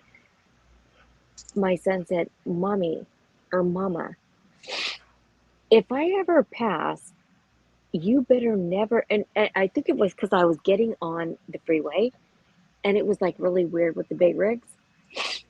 Mhm. And my son said, Mama, if I ever pass you, or if I ever die, his words, if I ever die, you better never bury me.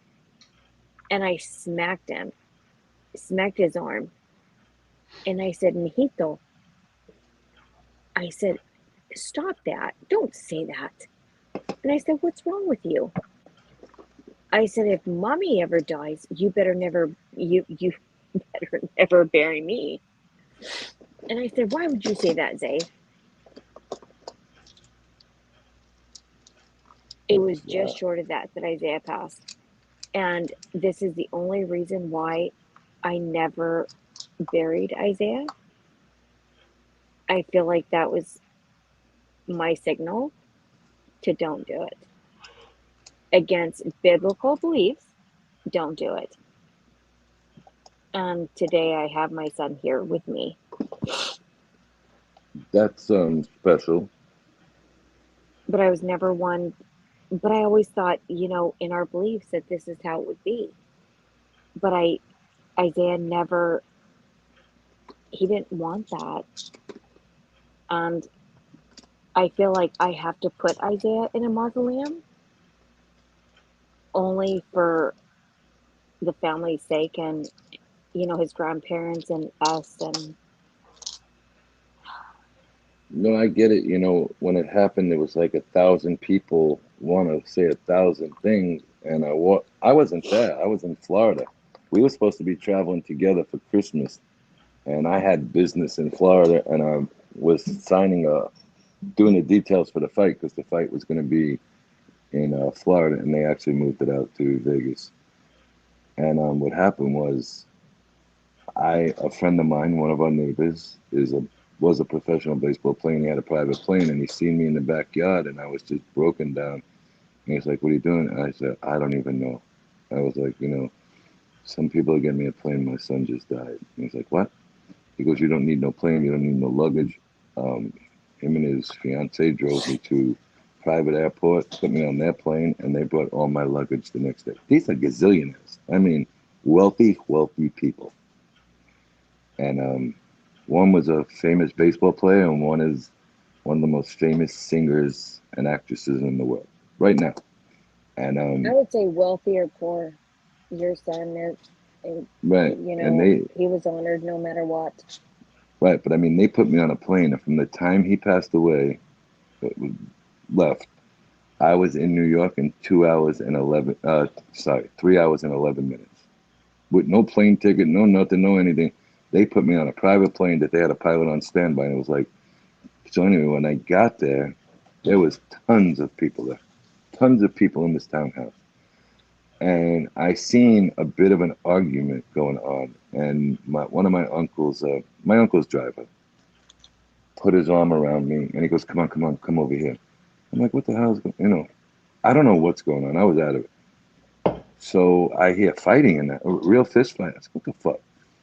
I didn't even get to the room yet, and I just seen my wife. I got there, my son, and I had them both, and this is how fucked up people are in this world. I am nobody in that. They actually had an undercover agent as the medical examiner, and they went into my bedroom instead of where my son passed. What? Absolutely. And they Wait, just can wanted to can get you it. say that one more? Can you say that one more time? Okay, I I get feel out. like I misunderstood. No, they had an undercover agent dressed as a medical examiner. And I said, "Why is there two medical examiners here? I don't understand this." And one was an undercover agent, and they were in my bedroom and my wife's bedroom. And my sister seen them go in, and because it was like a madness in there. And they called my uncle, and my uncle went in there with a couple of guys. And the guy says, "Don't touch me. I'm an agent." Oh fuck! I don't care what you are, and and it just ended up like that. And they actually threw him down the stairs because it was a 2-level home. And I just went into the room where my son was with my younger son, and I sat there when all this shit was going. I mean, it was at the point where I couldn't even get mad. I was just so broken. I just sat on the floor with my son and my other son, and that's Yeah, what no happened. doubt, no doubt. But Now, back to that, people want to how give did you your all. son? How did your son? Well, it's probably no, it's probably very private. It Had was an you, accident. It did was your an son pass? accidental overdose. Okay, okay. And my Yeah. son was actually, I'll get with you on Messenger or whatever about my son. Okay. But he was good for 18 months. I had him down in Florida, and we did a Christmas down here the year before. And everybody's like, I think it's been enough time. Let's do it in New York. And I was like, oh, fuck. I was like, all right, as long as he travels with me. And because of training, I couldn't leave until the 23rd of December. Now, he was doing so well. He just bought a new condo down here. He was getting engaged on Christmas Eve. The ring was in my house. So I said, I'll tell you what, do it when you come back. Spend the holidays with me and mommy, and we'll do it like that. He goes, that's fine. Or have your girl come up if she can. You know, I'll take care of it. And he's like, no, no, no. She's going to stay with her family. We'll stay together, and I'll get engaged when we come back. And never made it. I dropped him off on December 20th at the airport. And I still had a feeling like something could go wrong. And my uncle had two of his men pick him up at the curb in LaGuardia Airport. And like, where the fuck did he get this stuff? Something don't make sense. The guy who was the drug dealer bought a ticket and walked through the airport and met him at the gate. He seen it on Facebook to try and get him started because he knew my son had plenty of money. You know, my kids had whatever they wanted. And he figures if he could get him started for the holidays, he'd make a ton of money off of him. And they finally, you know, the cops finally, after breaking their balls, we found out the guy was a CI, confidential informant, the drug dealer. Why isn't he being arrested? I was like, any day now I'm going to get my guys and we're going to get him. And I did go after his father, you know. My wife punched him in the face when they brought him up, when he got arrested on a minor charge just to shut us up. My wife snuck in the courtroom and down to the first row. And when they brought him up, she actually jumped over the wall and punched him in the face and got attacked by court officers. You know, we got into a big fist fight there. And I punched a court officer out. And the judge is like, what the fuck is going on? It was a lady judge. And it was explained to her because I had my attorney at his hearing. And when they spoke, and my attorney knew her well, my attorney is very prominent in that area, they're like, we're not going to arrest nobody. There's not going to be no charges. Yous understand. And they escorted us to the cars. And it was just like, yous better do something or he don't have a shot. And when they finally broke it down, it was him, his mother, and his father. And they were all fucking done. You know, they were, the three of them were major drug dealers. And they were just informing on these little drug dealers, which is still no good. But the mother was the main drug dealer. So, you know, but he was 18 months clean and his heart couldn't take it. And when he got up there, he did it. And he just went boom in bed. So he lasted up there exactly 16 hours. Wow. And my ex-wife found him in the bed, and she called me, and I couldn't make out anything she was saying. And then the ambulance guy got on the phone, you know, the EMTs, and they told me. Jesus Christ. Yeah. So that flight was like the loneliest But time you're still close with your ex-wife, and you know the bond between you and your very children. Very much. I spoke to her several times today. And she and Jen are good. Yeah, everybody's good. And she and Jen are good. That's how it should be. Good. That's how it should be. Jesus Christ. You know, and that's pretty much it. You know, when I go to New York, I go to see him every day, and you know, that's just what I do. You know, I don't. That's the way I deal with it. I feel like I'm going to hang out with him for an hour or so. Yeah, same thing here with my son. You know, I think it's a little bit more different. You know, I didn't bury him as I told you, you know, and just having his presence here with me and his ashes, whatever that looks like, you know, people say, but Isaiah's home with his mom. And that's the way it's supposed to be. And I tell you what, it's like, I'm sure you've seen these mausoleums in the cemetery, right? And it was purchased on the spot by family members. I mean, this is for like, kind of like the wealthier people. I'm not saying I'm wealthy. I'm just saying it was purchased by my uncles, everybody. They bought everything. They took care of everything. And it's like my son's friends, like it was his birthday, and the new, it wasn't even his birthday. The new album dropped from 50 Cent, who was my next door neighbor before he moved to Connecticut. And he brought the albums to my son, my youngest son, because my youngest son and Marquise, his son, are very, very good friends. You know, Marquise was at my house all the time on the weekends, and vice versa. And now they went up to Connecticut. And now they don't speak. He don't speak to his father no more, and we're trying to help him out get over that.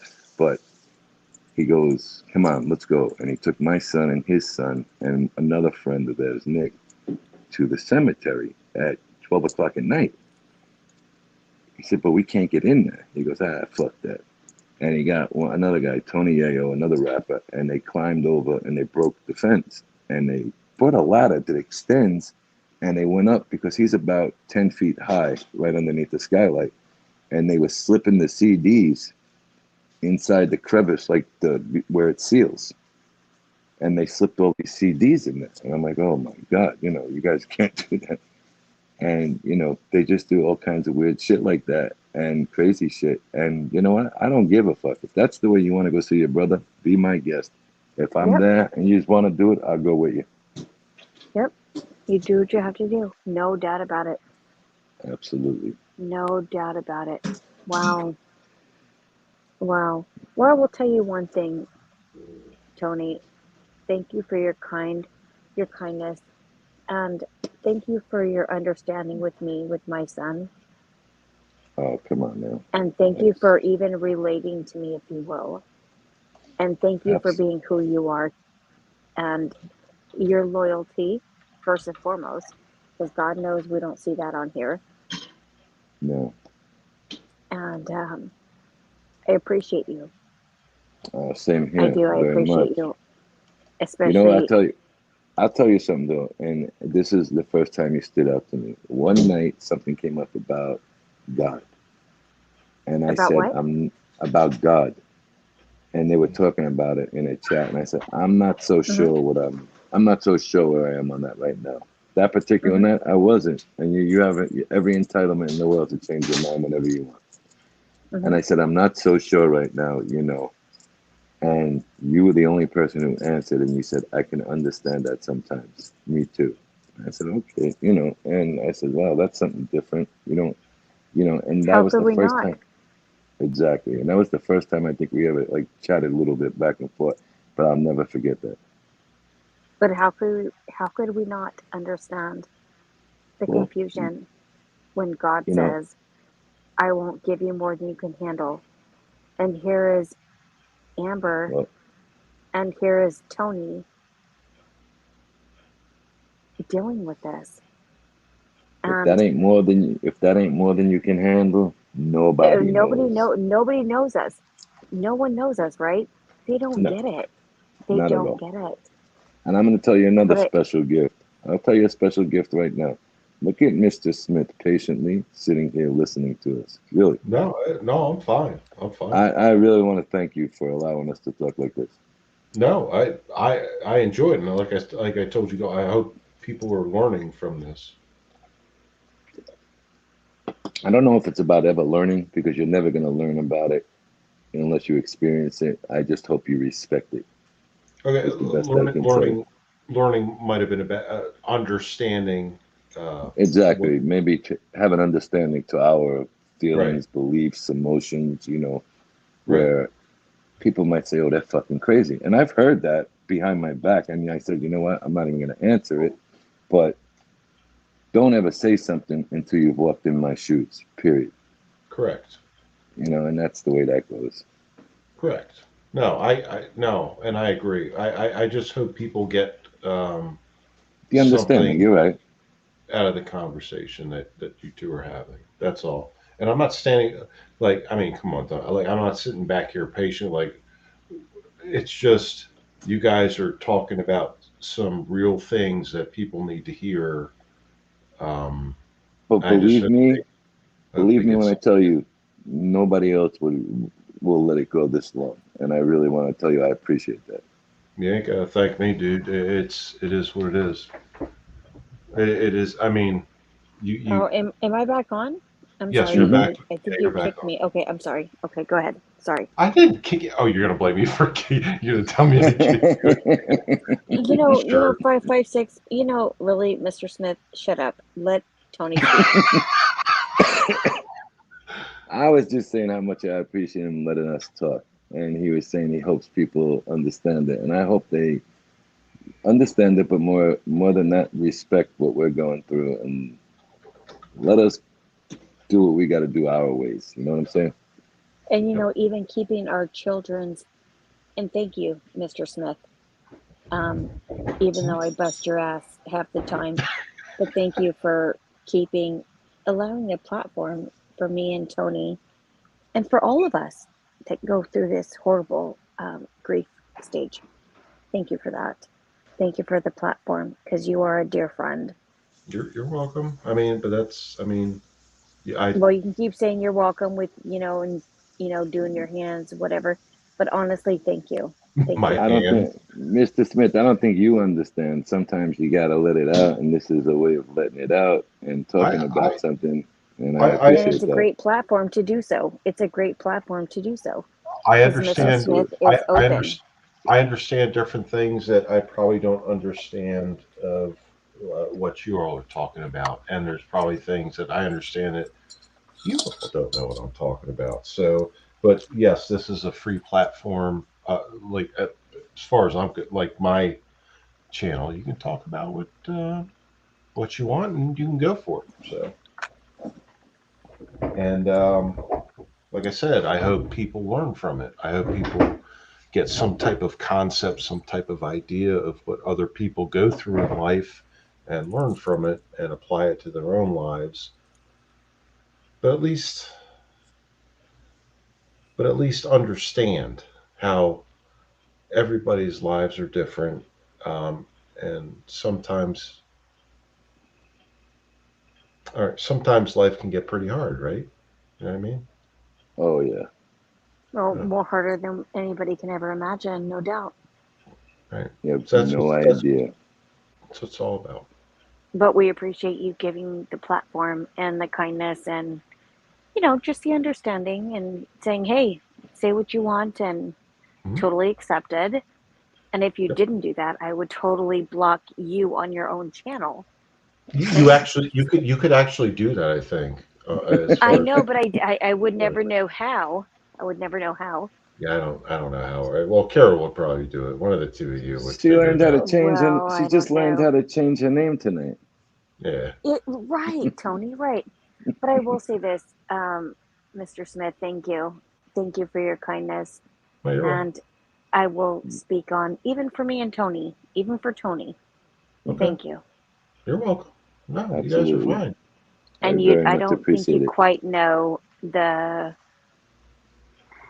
in this kind of conversation, I don't think you understand the gratitude and the loyalty behind it. So Now, thank you so much. I will say this, okay? We're talking about all the bullshit and the bullshit people on YouTube, right? Well, How don't, Tony, about, hold on. Don't talk about Lee Mole because I'm I'm not gonna talking have to about get nothing. his. Okay, because I'm saying, how I had something about you good. can, now you're out in California, correct? Hmm. I'm I'm all the way in South Florida right now. How about YouTube gave us the grace to actually be able to have this conversation, though? And I'm not fond of anything that goes on here really that much. But we have a man in one state, you in one state, and me in another state, and we're actually able to have this conversation and this kind of emotions that you're able to express through this. So sometimes there's good here too, And No, I love that. this was very good tonight for me. Thank you. No, I love that. I love that. But there's still no excuse because I will tell you, Tony, um, Lee Cole is in the bathroom and me and Carol flushed him and he went down the toilet 5 times. I'm sorry, but he did. And then I had to get a plunger 3 times. Sorry, I just had to. Well, I mean, a guy that size, and he's not a big muscular guy. He's just a fat lot, and I don't care if he loses 50 pounds. And I then think he lost it. Carol said, we got to clear the septic tank, Amber. Like, okay, we will.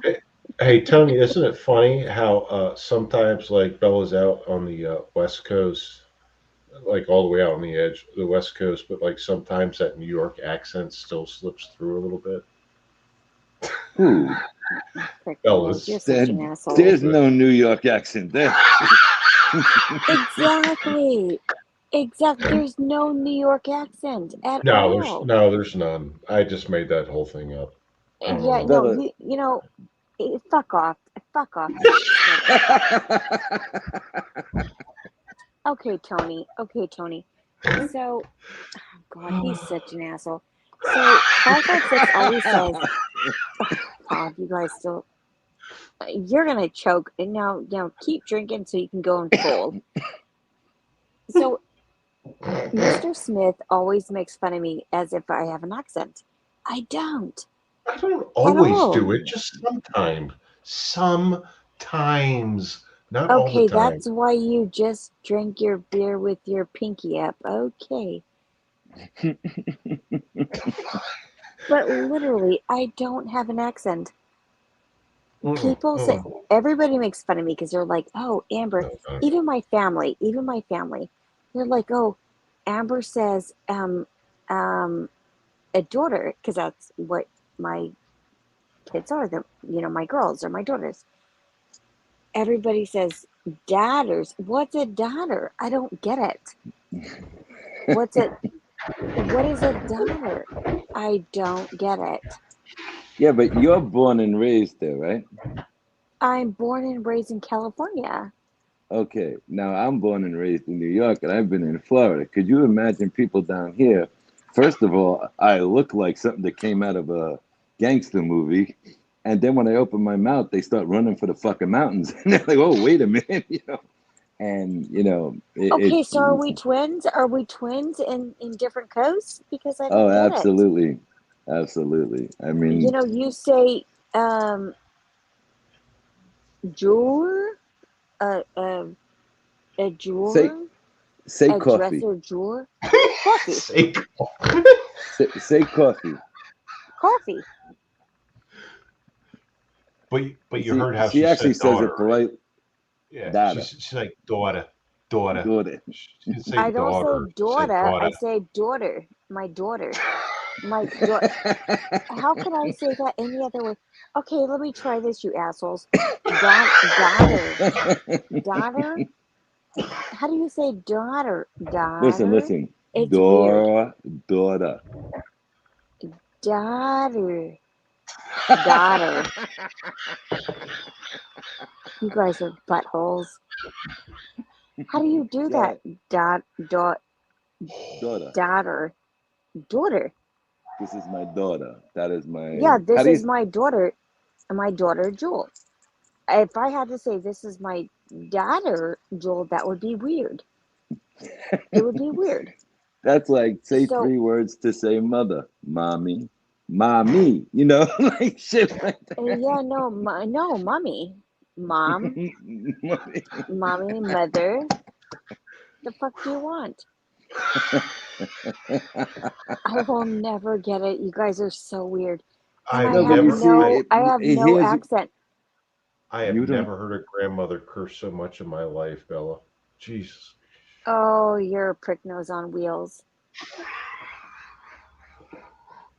Did you call me a prick nose? On wheels. On wheels. What the fuck does that even mean? My sister's second husband used to call me Ambrosia, and he still does. He's a sweetheart. Ambrosia on wheels. So he would always call me a prick nose. Whatever. Anyway, but I have no accent. You guys are assholes. I feel like you guys are just picking on me on purpose. I'm not picking on you. I actually find it adorable, the accent. I'm gonna be very honest with you. I am. I'm picking on it. I don't have an accent. One thing I did. You know how hard it is to find a New York woman without that accent when you live in New York? It's almost fucking impossible. So my first wife was born in Italy, So, excuse me. So she didn't have it. I said, okay, that's the bonus. I mean, would you like a cup of coffee? Get the fuck out of here with that coffee. You know, Coffee. I went out with it. Nah, I made my ways around when I was younger, obviously, but I hated the And way they what you fucking do? And spoke. what you do wrong with that? A cup of coffee. No, What you no, do no. wrong with that? She didn't say it. They say it like core, like a core fee. Core. The way they say coffee in New York is fucking could drive you crazy. And then you hear like Jen said, "Can I help you with a cup of coffee?" And it's like so polite. And then you hear these motherfuckers, and they're like, "Would you like some coffee?" It's like they want to fucking throw it on you. One wants to sip it to you, and one wants to throw it on you. And I'm like, oh, I mean, Mr. Smith, you've been around. Have you ever been in Georgia? Yeah, it's part of my family's from there. I spent a lot of time in Georgia. All Stone right. Mountain, Stone Oh, I Mountain, know that. Yeah. Now the Atlanta. Yeah. I know exactly what that is. The girls in Atlanta, they have the sweetest little accents, you know. And then you go to New York, and you're like, you really believe you're dealing with fucking aliens in different parts of the country. I mean, it's wild. The majority of my I, family's from New York City. Yeah. and you love them because they always got your back. But sometimes when you get into a fight with them, it's like, forget about it. You don't even want to argue. No, because you You don't know, want Well, to I hear don't that. understand what accents are. to me, You I don't don't? I don't believe I get the have. whole accent thing. I I don't don't get it. understand that. I say the same thing, and you get these women down here, they fucking love it, and that's another problem in itself. But you know, because the Yeah, guys well, down what here is an sound like accent? The hell is an accent? Okay, I speak to my kids and my grandkids and my parents a little bit in Spanish. What is the yeah. big But deal? What is the now, big do deal? you I have don't an get it. accent? Do you have an accent when you speak in Spanish? I don't know. I don't know. Say, let's ¿Qué see. pasó, mami? Habla español. ¿Qué pasó? ¿Qué pasó? Bandea. Only 556. We'll say Hablamos that. español. Hablamos I español. don't I don't ¿Eh? speak as much in Spanish, but I do. Oh, I don't. Well, my mom, look at this! my Look at this fucking Armenian guy speaking Spanish, and yet she can't. oh fuck off! You're an asshole. You notice that word comes out crystal clear. Oh, crystal clear. Yeah. No, really, I don't speak in Spanish as much. My mom, like I said, is Mexican, and oh, you're terrible. 556. But my mom is Mexican and white, and my dad is Puerto Rican, and I do speak a little bit here and there, but I also speak sign as well. Now, Oh, I'll you tell do you something sign. though. Oh, you sign? I do. I do. I Good. sign. My Okay, mom is That's now very good. fluent in sign. That's good hold stuff. on. Check this out now. My mother didn't finish high school, and she went to work part time in a deaf school, Lexington School for the Deaf. Okay, and we'll get to this in 1 second, but they loved her so much that they let her become a teacher and take night classes to get the credit she needed to be a teacher. And she would actually bring the kids home at lunchtime, and my father would be playing cards with the guys at the house or just waking up. And I mean, these kids came to the house with beat up shoes and shit. They would leave with brand new Jordans and shit like that. And my sister followed through. My sister is now the superintendent of a deaf school. So they're heavy into sign language.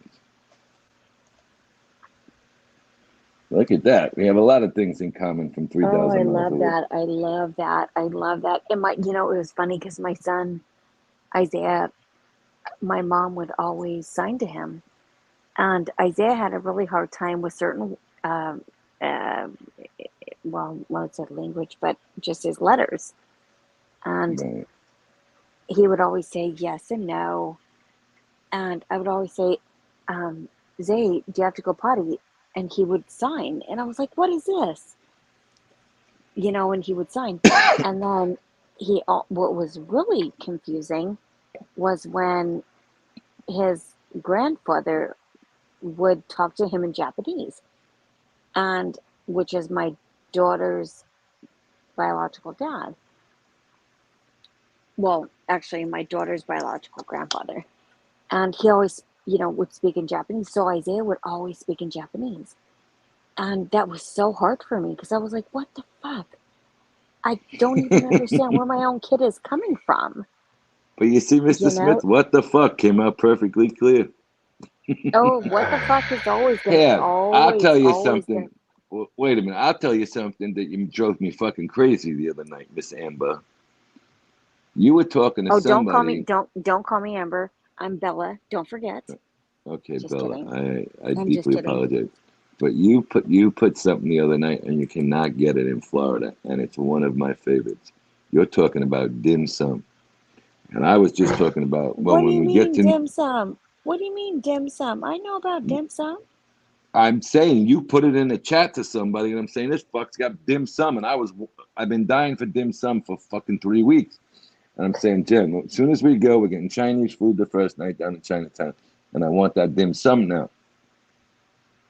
And she's like, what the fuck made you think of dim sum? I said, Bella put it in a chat to somebody that she had to go downtown to Chinatown to get this fucking dim sum.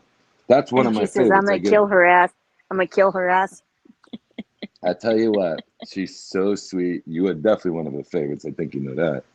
She doesn't have many favorites on here, I'll be very honest with you. Oh, I But love dim sum. I come from a family where my dad, as I said, my mom is Mexican and white, and my dad's Puerto Rican. And I come from a family, and my dad's family is from Hawaii, and my mom's family is from Mexico. So I grew up on different foods and dim sum and sushi and sashimi, and that's just kind of where I grew up. so now when I met Jen, she goes, why do you always go to Texas to train? Okay, so now it's either Northern California, Houston, or San Antonio. Now you gotta remember I was younger. I'm not saying that today. I'm not doing it. But when I was younger, they said, like, where do you want to do your training camp? I was either Houston or San Antonio. And they hate New Yorkers in Houston and San Antonio. Why the fuck do you keep wanting to go to Houston or San Antonio? They had the hottest Mexican women in the world. There's a difference of a Mexican woman in New York and a Mexican woman in Houston or San Antonio. Swear to God. I'm not bullshit. I know I you're actually right. sit, all right? And Yeah, like, I know why you're is right. my father kept saying, why is this fucking nut always going to Houston? He goes, they don't even have real boxing gyms out there. I said, nah, it's a better quality of ed, Dad. Whatever he wants, just put him in fucking Houston. And I knew exactly where I wanted to go and how I wanted to do it. And then you get a little older and you got to go to real gyms. But I always went to San Antonio or Houston to train just for the women. And trust me when I tell you, they get a clean city slicking guy there from New York or them guys over there. You can have whatever you want. It was like candy. I didn't mean it disrespectful, but I mean, you know. No. What he meant was they just opened the door for you walking in out of the gym and stuff like that. Nothing. Oh, forget about it. I had them Oh Yeah. lined God, up, and 556, I, shut the shit, shut the shit. We're not talking about that. We're talking about, and no disrespect to Miss Jen Silo, you shithead. no, I just like the culture of Texas.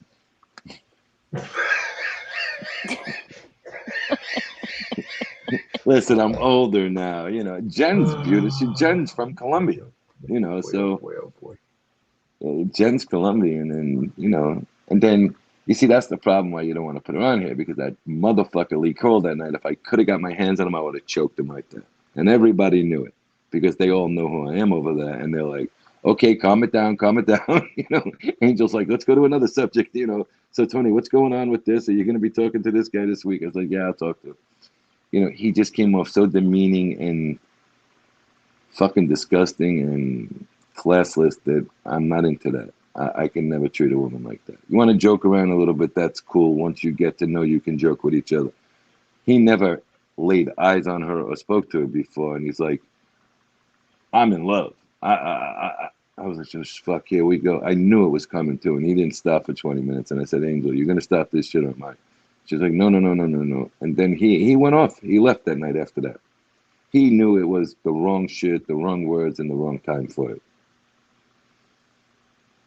You know, and that's the way it goes sometimes. You know, I don't ever disrespect the person. I'll joke with you, Bella, because I know we have a little bit of a relationship now, but I would never joke with somebody I don't know. You know, and for him to come on and treat her that way that night, he's lucky she has a good personality. But I noticed he's caused problems with a lot of women on that show that have actually not come back. And I just don't see treating a woman that way. That's why Mr. Smith just kicked Bella out again. Oh, did she leave again? Well, she always has internet problems. I'll drop it again. She She's always has connection issues. she's got to get a second router. Well, she's got to, you know what it could be too? She might be overloading it. She's got a Wi-Fi refrigerator, a Wi-Fi fucking dishwasher, a Wi-Fi dryer. You know, it comes a time when, like, I have, New York, I have the best Wi-Fi you could have. Florida is very touch and go. I mean, you got to know when to shut something off and turn something else on. It's because you don't have the underground wires down in Florida. Everything's up in the air. Dude, And Tony, I swear to God, every night like anytime I do lives, she loses connection, and then she comes right back. She's like, "Why'd you kick me? Why'd you kick me?" I'm like, I didn't kick you." And even Carol's like, she has bad connection, and it like comes and goes. I'm like, seriously, like, no, I find her to be, you know, it's she's such a beautiful woman, but you find her, you know what I mean? Like when you say somebody's adorable, you really look at her as like a kid sister or something. You're like, such a cute woman because she's so sweet and she's really a good person. I agree for sure. You know, and that's like, at first I thought you might have been a hothead. And I said, you know what? That guy's got understanding and class, you know, and you got a personality. Bella, you know, I thought I kicked you out for good that time. What happened? You know, and you got a personality. Bella, you know, I thought I kicked you out for good that time. What happened? What she got there? Yeah, Double tones. nope. I'm back. And that's why 556 kicked me out Here completely. we see what I said, Tony. No, She's gonna blame I me just want for to it. keep the trend going, if you will. I'm going to keep the trend going. I You're a heard you. you're a dick, Bella. I tell you. Well, I really don't have one of those, pal. Well, But thanks, buddy. Now I'm yeah, going to thanks, ask you buddy. a question. And that's why TonySilo will kick your ass. But My you know what I ass. find? Give I me know accent. there's two shorts or little mini videos on here. Mr. Smith, you had a unicorn in that fucking car the other day. What did you have in the back of that truck? Oh, a bunch of fucking fainting goats. It wasn't mine. Goat. It wasn't my car. It was a couple of our friends came up to the property. They were delivering them from Lancaster, Pennsylvania, to a farm down here in the Western Maryland mountains, and they just fucking shoved them in the back of an SUV because they didn't have a trailer. I'm like, seriously? And they're like, we'll be there in like an hour and a half. I'm like, no, you're putting them all in the back of a Toyota SUV. Like, All right. we'll be fine. But that's a memorable video for me. I can That was honestly say I know like 2 or 3 videos that stick in my head.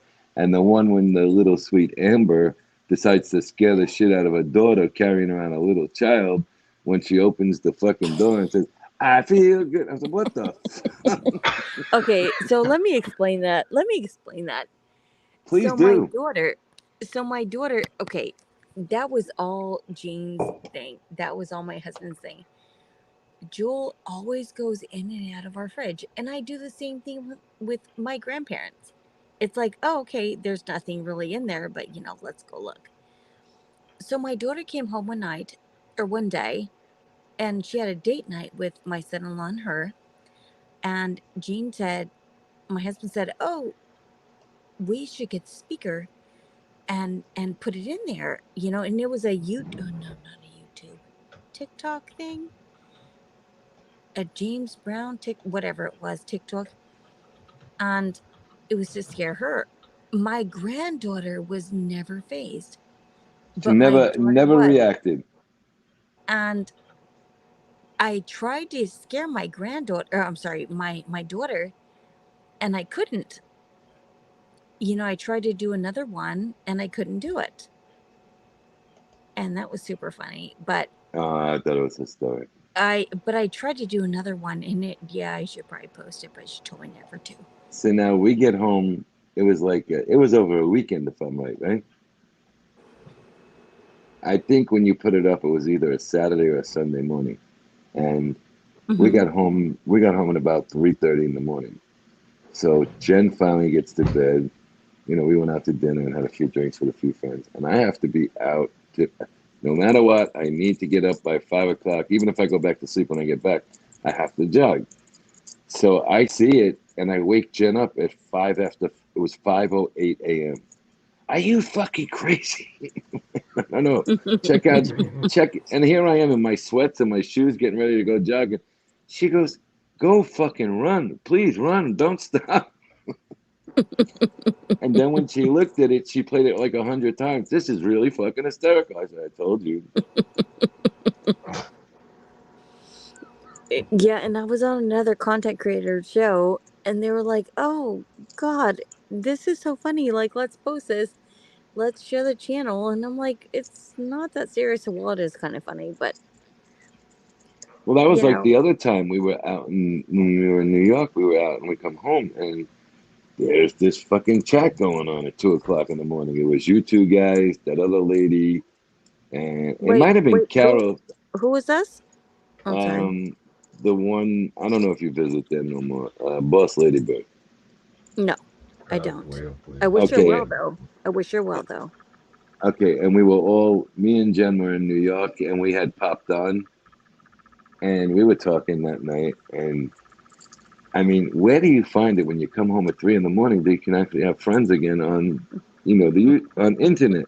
But I keep it very limited. Like the other night, we had an agreement on Angels.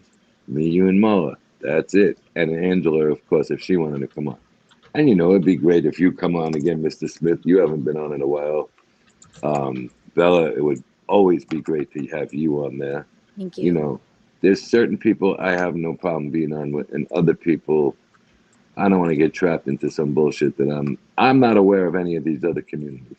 Zero. Sports communities. Because I feel like we're really brought in, well, I wouldn't say brought or led, but just in a, you know, a community. And you spoke of Bird. I do really wish her well. I really 100% wish her well. I do, but I'm going to tell you what bothered me. And I've said it to her. There's a lot that bothers me too, my friend. A lot that bothers me too. The one with the child stuck out in my head the most, and I have a hard time getting past that. Yeah, it was a dox of, I feel what's his name? A 2-year-old autistic child.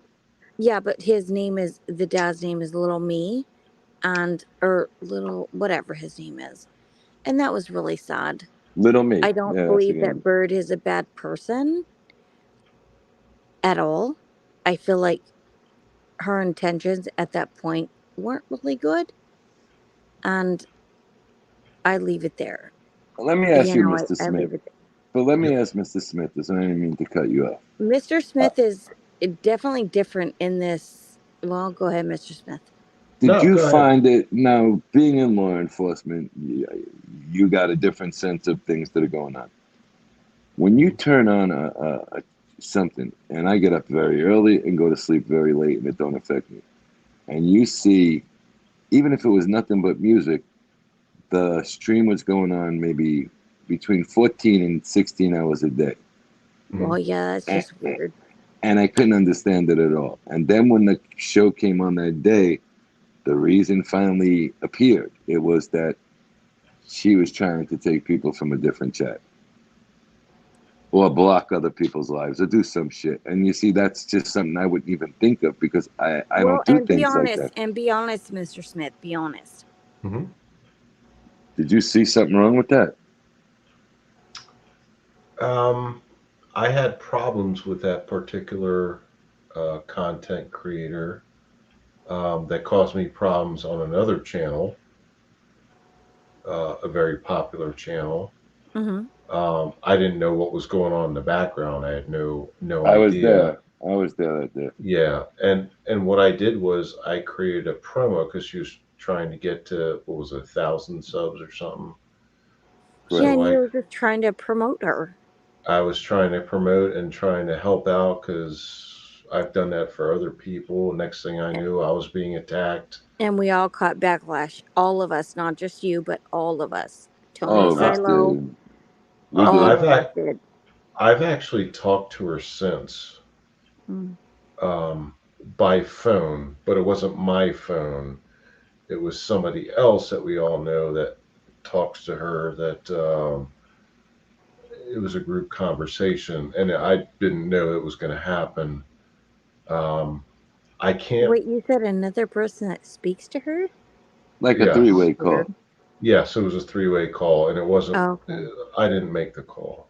I was added to it, um, and uh, she admitted that she was completely wrong for doing what she did at the time, I guess, and I still am not clear on what she actually did, other than put a picture of a kid up or something, an autistic child up. An autistic 2-year-old. Right, and I'm not. I'm still not 100% clear on what happened.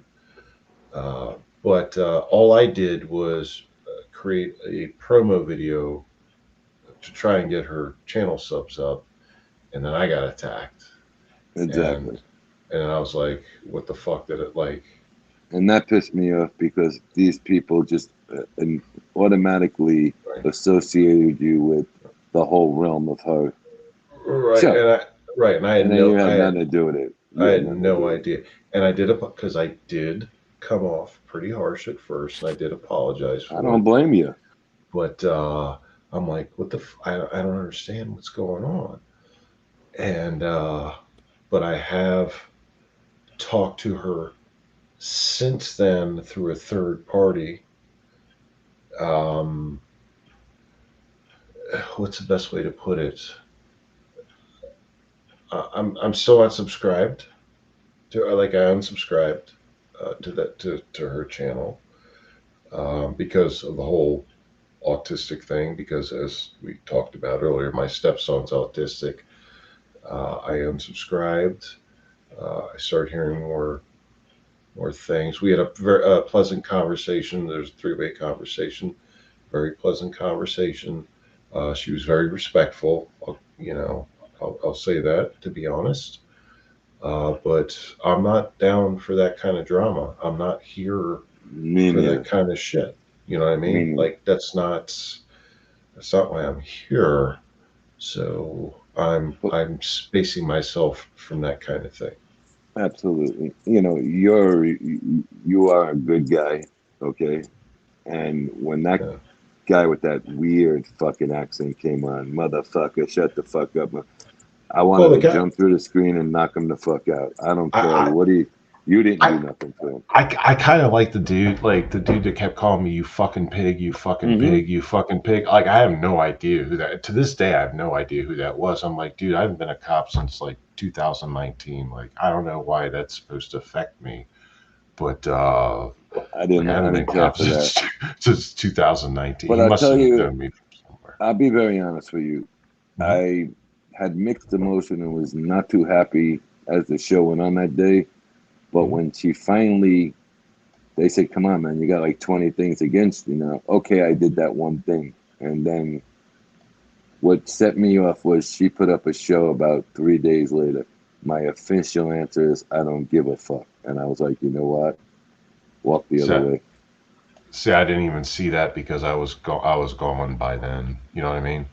No, Like, I it was. just popped up because I didn't unsub yet. I did. I was Okay, okay, actually, I don't know where I was, and it came up and it says, "Here's my official answer. I don't give a fuck." got it, And I press unsub on the spot.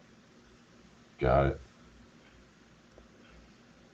Got it. You know, No, I didn't. Oh, I'm sorry. I'm reading Pretty Medina. You're going. Be careful with the behind the scenes combos. They can lead to drama. 100%. well, here's Are what you I don't talking? like. I was, Well, I, pretty Manita and I have talked on the phone before, so I'm not sure if she's being serious or a smart ass to me. But My dad was my dad was caught on a bug. I was caught on a bug, and I had nothing to do with what they were looking into.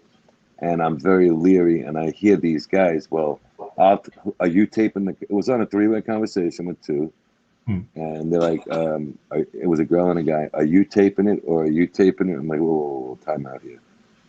right. You want to go into business with me and do something, and the first things on your mind before we even get into like pleasantries are you taping it or am I taping it? Nah, this is not going to be a conversation. I'm not into that. We're No, not I hear here. If you're going to talk and you want to be friends and do business together, first thing you don't want to do is be taped. I don't believe in that. That was a rough night for me. I can tell you that. And I truly felt for you, and I was a little upset with certain people for not shutting that person down sooner. I'm gonna be very honest with you. But I mean, again, and I will take full responsibility for coming off like charging in like a fucking asshole right off the bat. But you know, I think, I think I that I that think guy. you were right. I think you were right. But it was like I wasn't doing like I wasn't. I hadn't no whatever. I don't even want to talk like. And I've backed off of like the live. This is the first live I've done in over a month, and that's part of the reason why. And I'm like, I don't. I upload videos. I make videos and upload them. But what a lot of people don't understand about YouTube is you can make videos, you can produce the videos, film them, produce them, upload them to YouTube, but schedule them to be released later in time, so like dates and times and stuff. And that's what most of my videos are. Um, so it's not like I try to stay away from the lives and things like that. Sometimes I hang out in the shadows in the background, but I'm not very active anymore like I used to be because I'm Yeah, I like, gotta tell you, I went back and watched some because we were trying to find something, and I caught you on about 4 or 5 of the lives on Angels. mhm. Very, very helpful. Very enjoyable. It's comical, but to the point and informative. And I think you do a great job on them. And I think if you see a panel that you're comfortable with, you should jump up. Angel has been kind and everything to me since day one. Like the first time I approached her, I had a question for her, and she answered it. And then she actually let me on her show one night, and then I've got a great sense of humor because that's how I deal with my own You do. things. And some people get it, some people don't. Um, but so I'm like like on her channel, and not just her channel, but other like if I come on the panel, like I'm the class clown. Like I try to provide humor to people, And you do, but you're very and informative at the same and time. but well, I appreciate that. And she's asked me some questions like let's say law enforcement, legal type stuff. And I'm not a lawyer. My father was a lawyer. I'm not. I never have been. She's got her own lawyers, but I tried to give a perspective from like the cop side of things, 30-year cop side of things. Right. That's all. But I like to concentrate on the humor, the good part, like the funny things, the things that The make fun people part of it. smile. Yeah, things that make people smile and be happy, that kind of thing. So that's right, pretty many. Breaks from YouTube are important. I know you've taken them, and I've kind of been taking them too recently. So I get that for sure. Yeah, but yeah, Hold and on, not to Mr. cut. Smith. Can Yes, you sir. drop the link because somebody is finally out of bed since 2 weeks in the hospital and wants to say hello to you guys, especially Miss Bella Rose. Absolutely. There you go. Good. Good. Let me go back to the StreamYard side and I Jen, can. go in that room and grab the link. He dropped the link for you. Good. Yeah, but you got to go in the other room. You got to take the phone with you. Oh, she's getting her tea. But you're a good guy. You really are a good man. And learned to the couple of late nights we caught you. I was like, he's a good guy, and that's why I feel comfortable and I try and catch whenever you do go live, which isn't enough because we don't get to hear that beautiful accent of Miss Bella Rose. Oh yeah, that California New York accent. Yeah, I love that shit. You know, She's yo, on mute fuck, right now. She's yo, cussing. She's cussing us both out right now. yo, fuck nose on wheel. Yeah.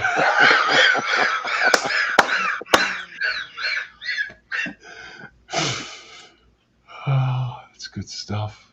Yeah, she's You like, know, and it's enjoyable because you know what? We could say fuck you, and everybody is okay and comfortable here.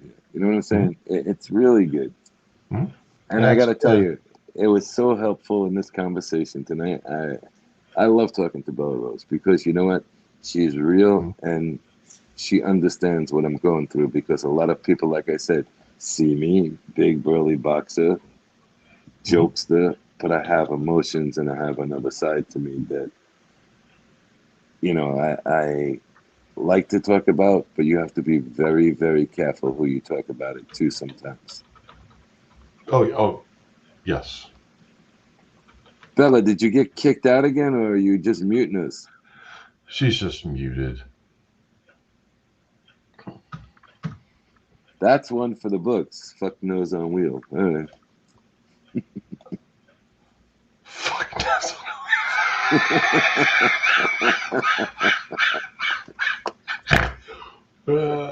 that's good stuff. I gotta be honest with you. I've never heard that saying before. I have not either. I have not either. I'm gonna drop the link again in case Jen, are you on that link? she missed it. It disappears after. There she go. Okay, hold on. Let me add her. There we go. Hey, Jen. Hello. Hello. Hi, how are you?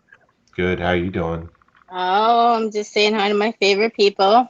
What's going on? We're just here being kicked in the dick by Bella. Oh, I love Bella for that. What's up, Bella? She's on mute. She's She's coming back. busy plotting additional homicides. So I was actually surprised that you dropped the link because she doesn't allow me to talk to you.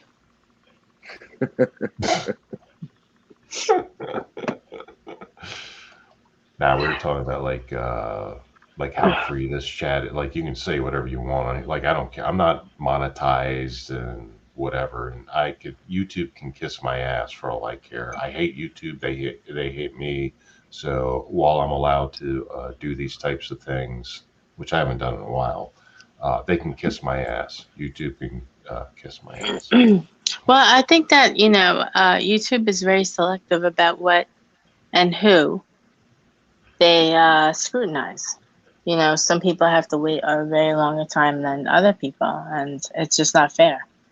Not not True. to say fair, but they're in bed with. I feel in my heart that there's more to it. You know what I mean? Oh, they're part of Silicon Valley. They're Google. They are the most corrupt of the. They're like Faceplant or Facebook or whatever you want. Yeah, I They're know. just I said the same thing. yeah. Well, what got me is they see this one guy. I'm not even sure of his name. He's in 1,000,001 conversations that they bring him up with. And this guy is smashed, Mr. Smith, on opioids so bad. And they're worried about certain words being spoke. But this guy could be sitting there all drugged up and you're really worried. And he's not liked by anybody on the groups we're in. But this this young man, if that's what he is,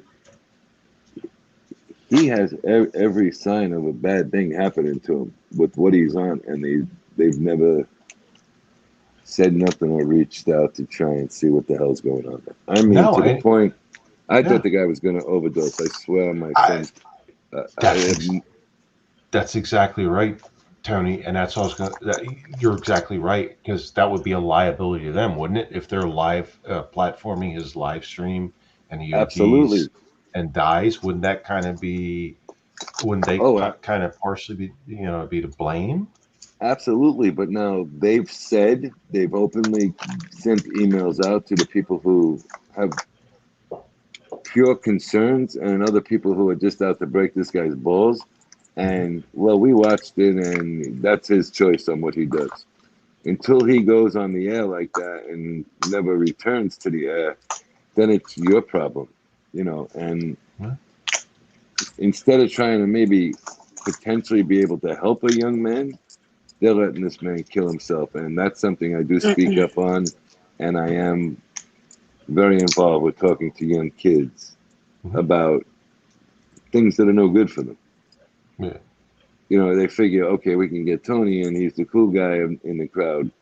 But I let you know, I'm not okay with the opiate abuse. I've Right. lost a son because of it.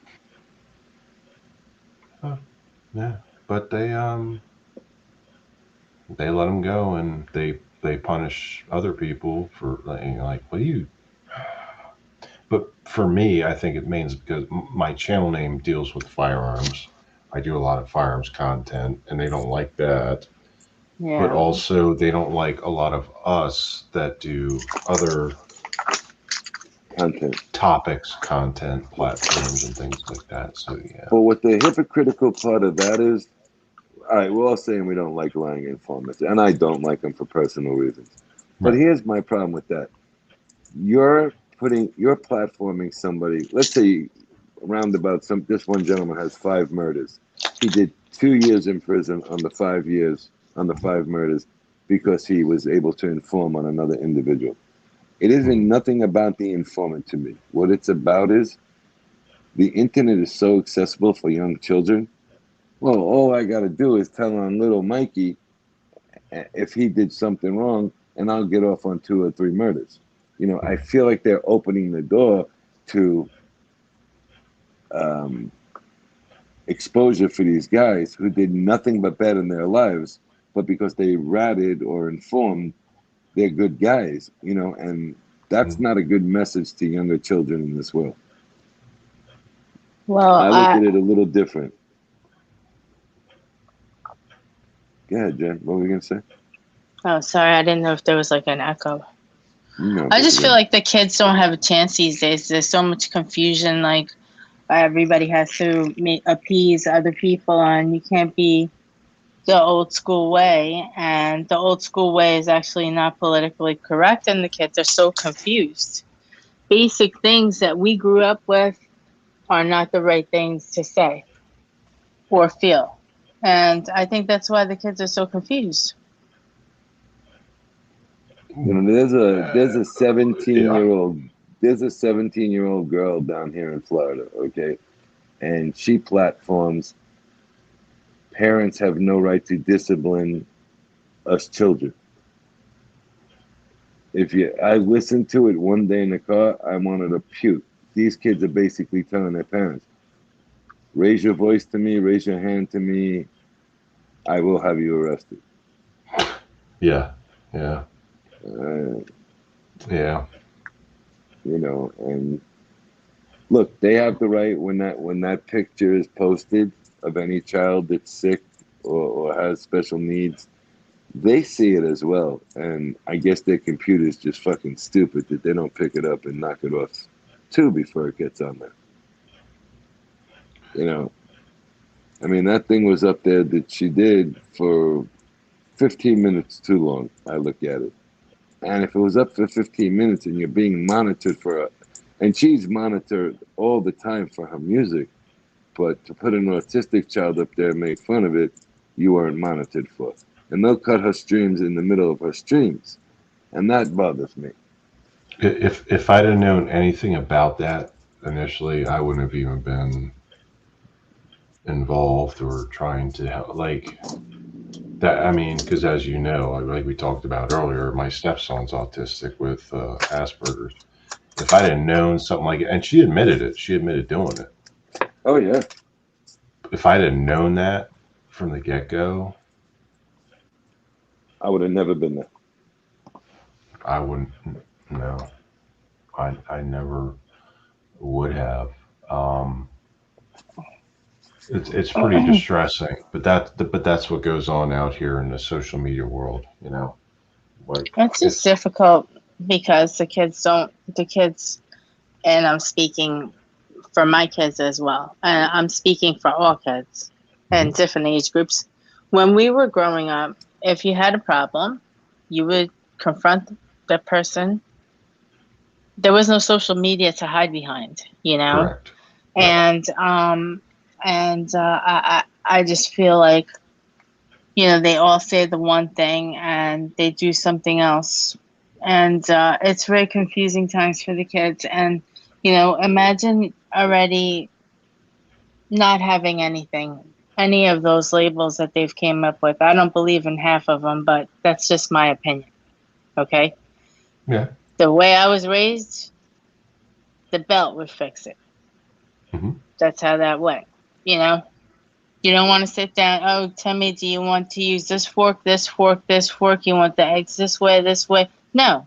You sat down, you ate what you got fed, and that's it. But Yeah. that's us, you know.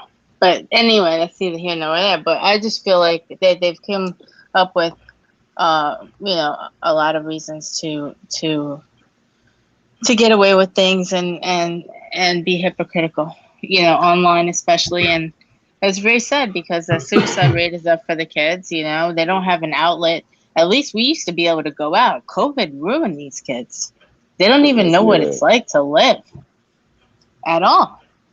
I like to call it, Jen, you're right, and I like to call it's a complete, and I'm talking about the adults that are doing this stuff. It's a complete lack of personal accountability and responsibility, and they just go on these politicized ideologies and these false principles and false, I don't know, hopes and things like that. And then they try to drill it into kids' heads. Like the kids are still they're still vulnerable. They're still at a young age where And they're taking advantage of the kids, right? and the kids are looking to you for the answer, and you can't Hmm. answer because you're being politically correct. There's nothing but confusion in this world. But let Hmm. me tell you, I don't know if you know this by 5 6, but I'm gonna share a little bit about me. I have 3 kids, Hmm. 2 boys and a girl. Hmm. And there was a meeting at the school at the time. To This was, I'm gonna say, God, I'm gonna age myself. It was in the 2000s, whatever. And Hmm. they started trying to debate. Can you imagine if they should share genders for the bathrooms? So, Not in my lifetime. This is the first that it's ever occurred in my lifetime. so, Mm. so I went and you know, I sat down and what I was because I have 2 sons, Hmm. because I have military background, Hmm. because I know of all the things that can happen already and are happening. The kids are very sexualized at their age and middle school, never mind high school. Hmm. Um, can you imagine sharing, you know, the bathroom, all sexes, and being your child being accused of doing something because there were no rules, It's out or of you know what I mean? yeah, it's out of control.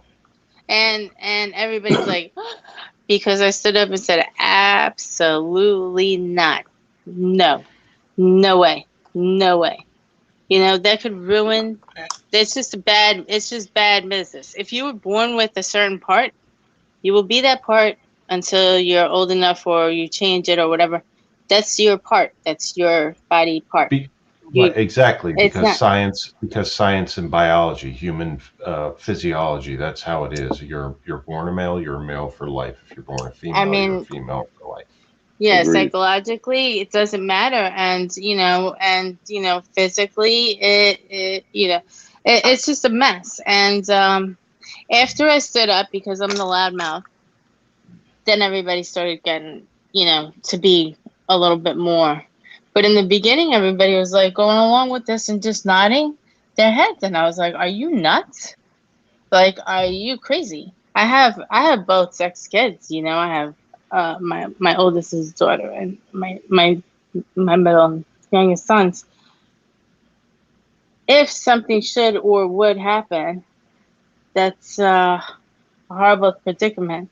To be part of the sheeple and agree with this, and then down the road, something like this. I think we lost her.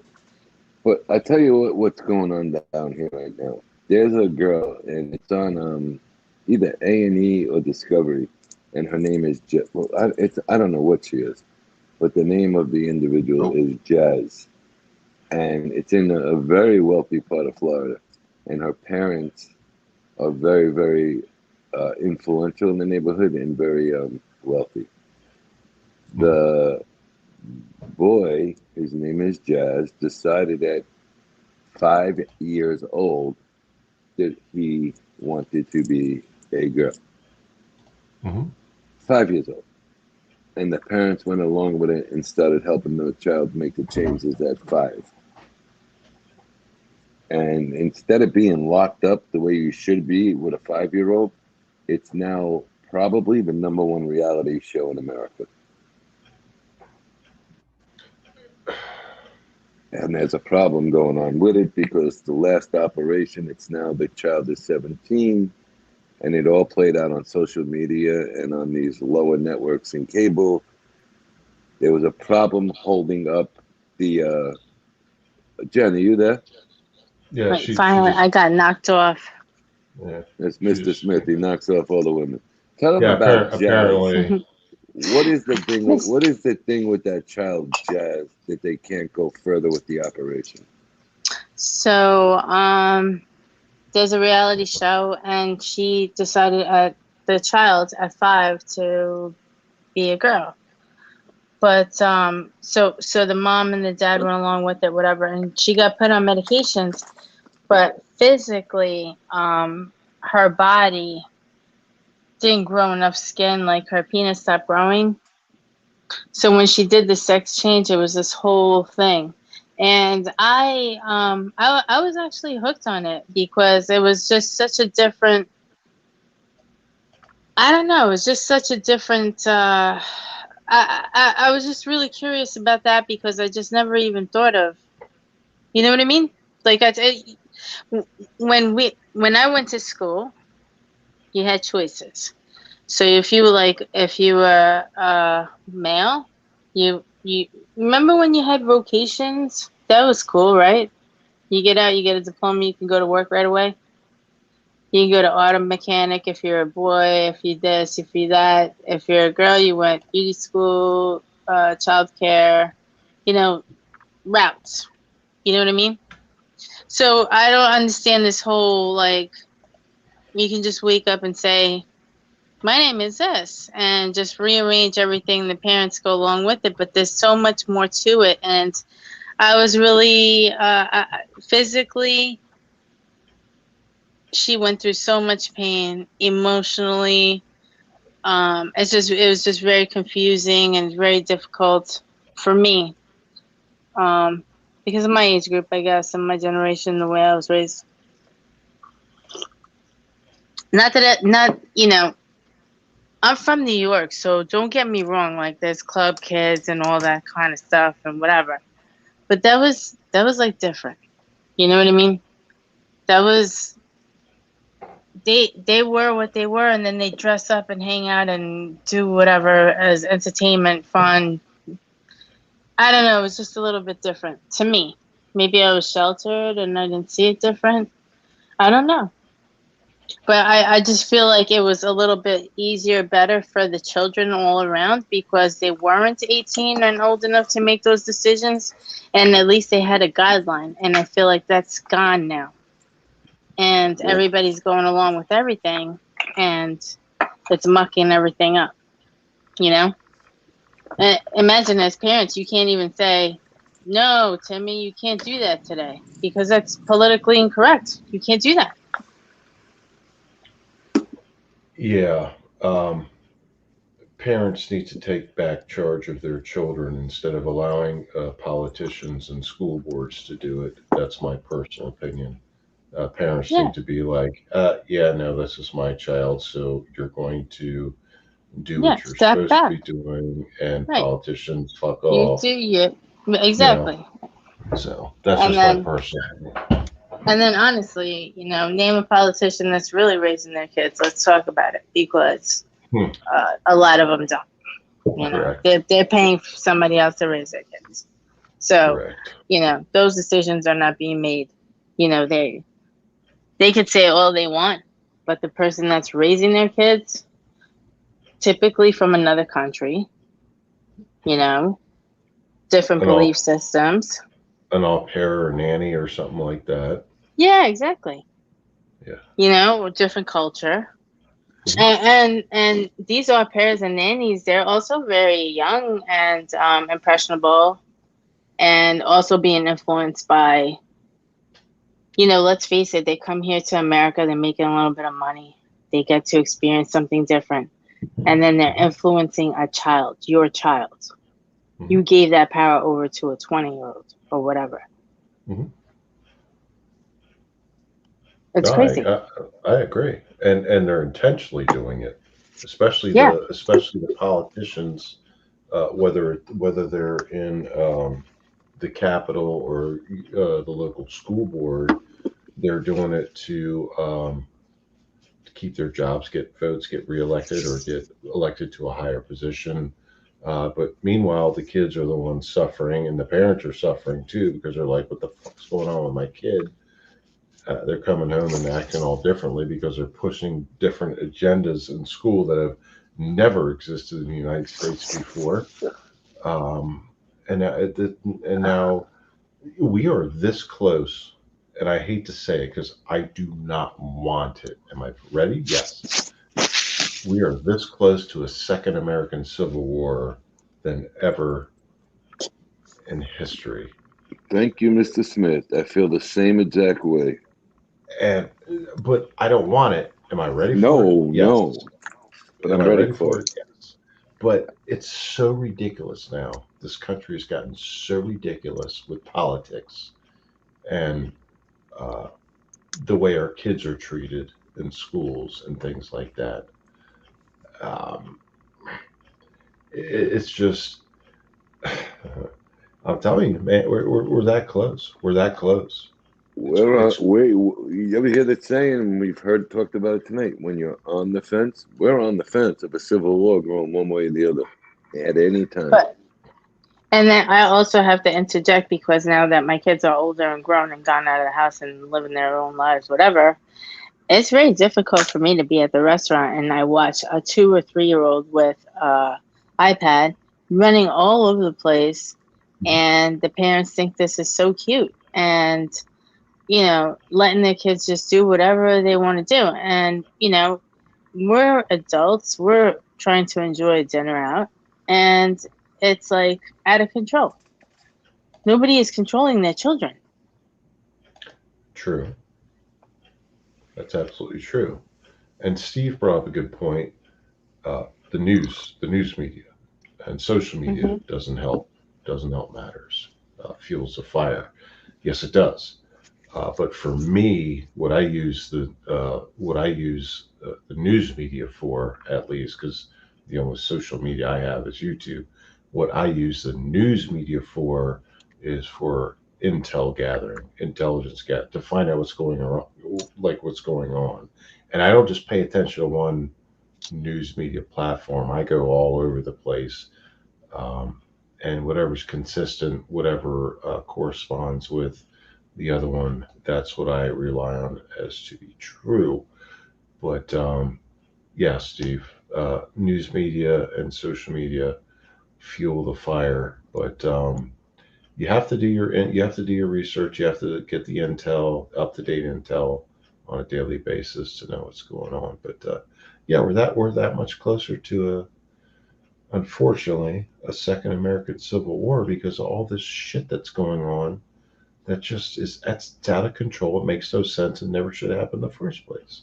And the control is easily and happily being given over because it's the easiest, best answer for, nobody to be bothered. You know what I mean? And that's sad. Yeah. Mhm. Don't do that. It's It's ridiculous. contagious. Are you It, yawning? it's so ridiculous. Like, the whole thing is so crazy. It is, Karen S. Yes, it's going to get bad before. Well, it actually already has gotten bad before the election. It's already gone. It's already gone horrible uh, for every side, and um, but As much as I don't like political conversations, they are going to ruin this country over a fucking election. They did it last time. They kept the kids out of school so fucking long in certain states because I don't think they want the children to learn and understand what's going on. Think about it. These kids who didn't go to school during the pandemic were all on a what do you call it? A scaling average. The lowest you were able to get because of the difficulty of trying to get to a school if you were virtually schooled was an 85. Do you realize, and this is something said, this is the highest since the last election. That was the highest grade average in grammar school and junior high in the history of the United States. And nobody was in school. So you're just giving out numbers so that you can brainwash certain kids. And it's disgusting. And the sick thing is they're still doing it in some states. Oh yeah. They haven't lifted all the restrictions across the country. There's some places, localities, and states, whatever, that have not lifted all the restrictions. So there's still some places where the kids are still dealing with this firsthand. Sorry, Jen, I didn't mean to cut you off. No, sorry. No big deal. It's appalling and it's outrage. It's just, and it's gotten so much worse. And our school system already failed on so many different levels because being from New York and watching the people from, the kids from English second language, kids from other countries, and our math is so behind. Our eighth grade math is the equivalent of their eighth grade math, sixth grade math, whatever, is the equivalent of our college, sophomore, stuff like that. I mean, we're just so behind on real things, education wise and everything like that. And then it's just distractions, and being overseas and being different places, and that's why a lot of the other countries, not everybody, but we're the stupid Americans. One of the things you just brought up was the ESOL, or English as a Second Language program, and where I worked, one guy on my shift and his brother were like straight out of Russia, right? Back in the '90s, and they went through ESOL through the public school system, and that's back when they took it seriously. You know what I mean? That's where I was from. Yeah, and they were successful, and both great guys, great cops, and spoke English very well, except under stress. Like if they, and this is funny, it's a sidebar story. Under stress, like on the police radio, like one of them got in a pursuit and stuff, and started like yelling on the radio in Russian. Yeah, and you can't help it. It what comes the out. What the fuck? And then another time when I was stabbing, and the one brother's like, the dispatcher said, like, okay, a person stabbed, and he's like, yeah, and they're like, can you tell for fire rescue they're inbound? Can you tell if it was a serrated knife or not? And he goes, he says on the air, I do not know what is serrated, right? Which and you can't, as a street guy, you're a dumb cop. You can't fucking tell that shit anyway from the get go. Like, I don't know if this fucking knife serrated out of the stab wound, but fire rescue was asking it, but he gets on there. I do not know what serrated is, you know. And it's but back then, ESOL, uh, English as a second language courses mattered and they worked. Now it's like a thing that they don't even really think about anymore. They're more worried about saying, "How do you identify?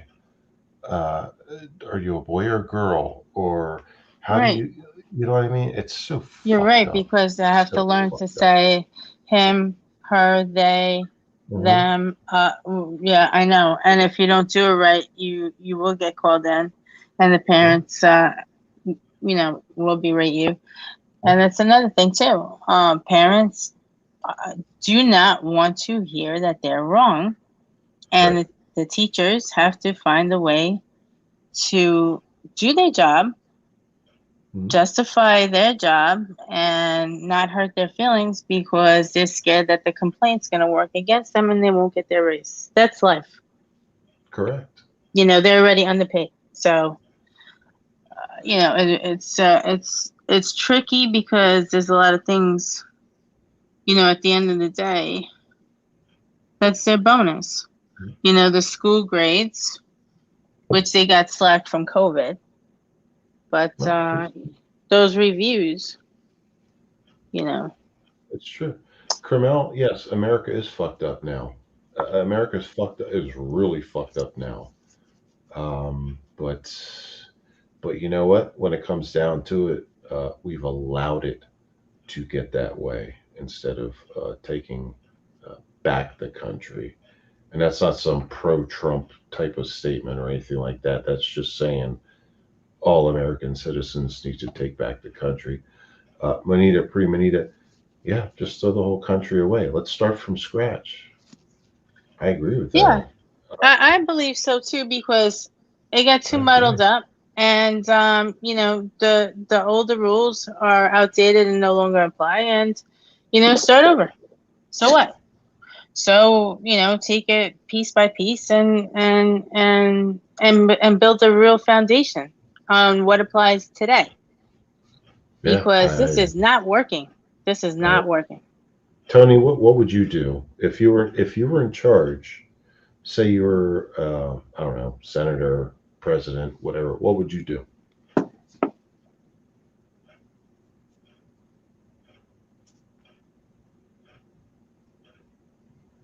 Hello. Tony, Yeah, I'm right here.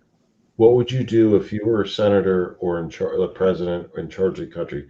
What would you do to correct all this fucked up shit that's going on, like in our schools and Okay, I'll tell you exactly what I was doing. I was thinking about saying it in a different kind of wording, but I'm going to say it the way I would do it.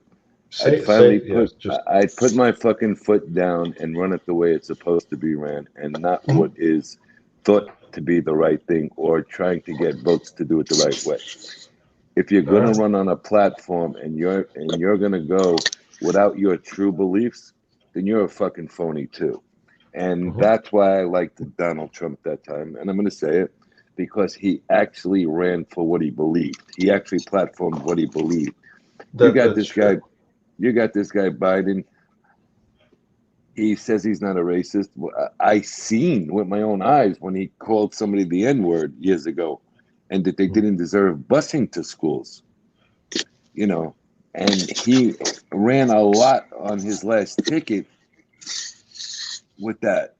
And I think it's time we get somebody in here that believes in the old true family values, or put together some kind of cabinet where you're aimed at that, because the future of this country is very, very ugly and sad right now. Correct. And Biden And is a lifelong politician. I spent time with him in the '90s, and he was an idiot then, and he's only gotten worse. And I think, you remember when Reagan was in office, towards the end, Hmm. everybody said Nancy Reagan was running the show. And probably he was really that out of it. At that time, we knew a lot of celebrities who knew him through my father's people. And after he was shot, he was never the same. Let's be real on that. And this one here, the sweet Dr. Jill Biden, is not so sweet, and she's very power hungry.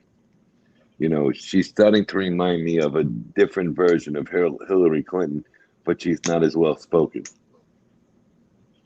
I can And see that. Well, well, if you I watch, well, hold on a second. If you watch when he made it was the town hall that day.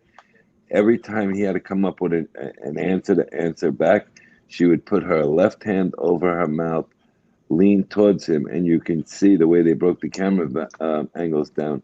She was telling him what to say. see. I look at it one of two ways, and I look at it a little bit different as a woman and wife. You know, I just see it a little bit different, but that is what it is. I mean, they're in the spotlight, and everything they do like that is going to get scrutinized anyway. But I just believe that the way that this is right now, politically and everything else, is just not working for us. You know, parents lost Definitely their not. right. Parents lost their right. Yeah. Politics are out Dr- of control. Drugs are running rampant in our country. And if you're a little tougher on the countries, instead of trying to open the doors to them, maybe certain drugs wouldn't be. Listen, you're never going to get rid of drugs, but they wouldn't be as accessible as they are to kids on the street today. And that's from experience that I had to live with that. You know, Mr. Smith, True. can I ask you a question? You were in law Sure. enforcement. It's something that's been haunting me since my son passed. And we caught him one time when he had an apartment. And what is black tar heroin exactly? It's basically the paste, like so they'll take it's the same opiate, but they turn it basically into like a sticky-ish paste. It looks like I don't know how to describe it. It's almost not a glue, but black tar heroin is just concentrate of the Like more opiate. potent. Oh yeah, oh yeah, oh yeah. But it's ingested mostly differently. So traditionally, heroin's just injected in, but with like tar heroin or black tar heroin, as you said, there's various ways you can ingest it in various ways. Um, but it's a more God. I hate talking about. I fucking because I dealt with this stuff for so many years. Um, it's just a different concentrate of heroin. It looks different. It feels different. It's ingested or can be ingested differently, uh, and it could have a more detrimental effect than say just somebody that injects, regular opiate heroin, liquid heroin into their arm or and I know this sounds sick, but it's true. I've seen into their eyeball, like directly, like just. Uh, but black tar heroin is. I did a try. I think there's a video on my page where I yanked a bunch of it out of a traffic stop once, and Wow. these were young kid like late teens, early 20s. Was this Um, recent? no, Like this year? is no. I was a Like cop for 30 years. I've been retired since 2019. This is going back to the early 2000s, maybe. uh, But kids, they had weed, coke, crack, and for people that don't know the difference between cocaine and crack, cocaine is a powdered substance. Crack is a solidified um, way of cocaine that you smoke, kind of like the difference between heroin and black tar heroin, like just all kinds of different shit. And they were just running up and down the East Coast, Oh dealing, yeah.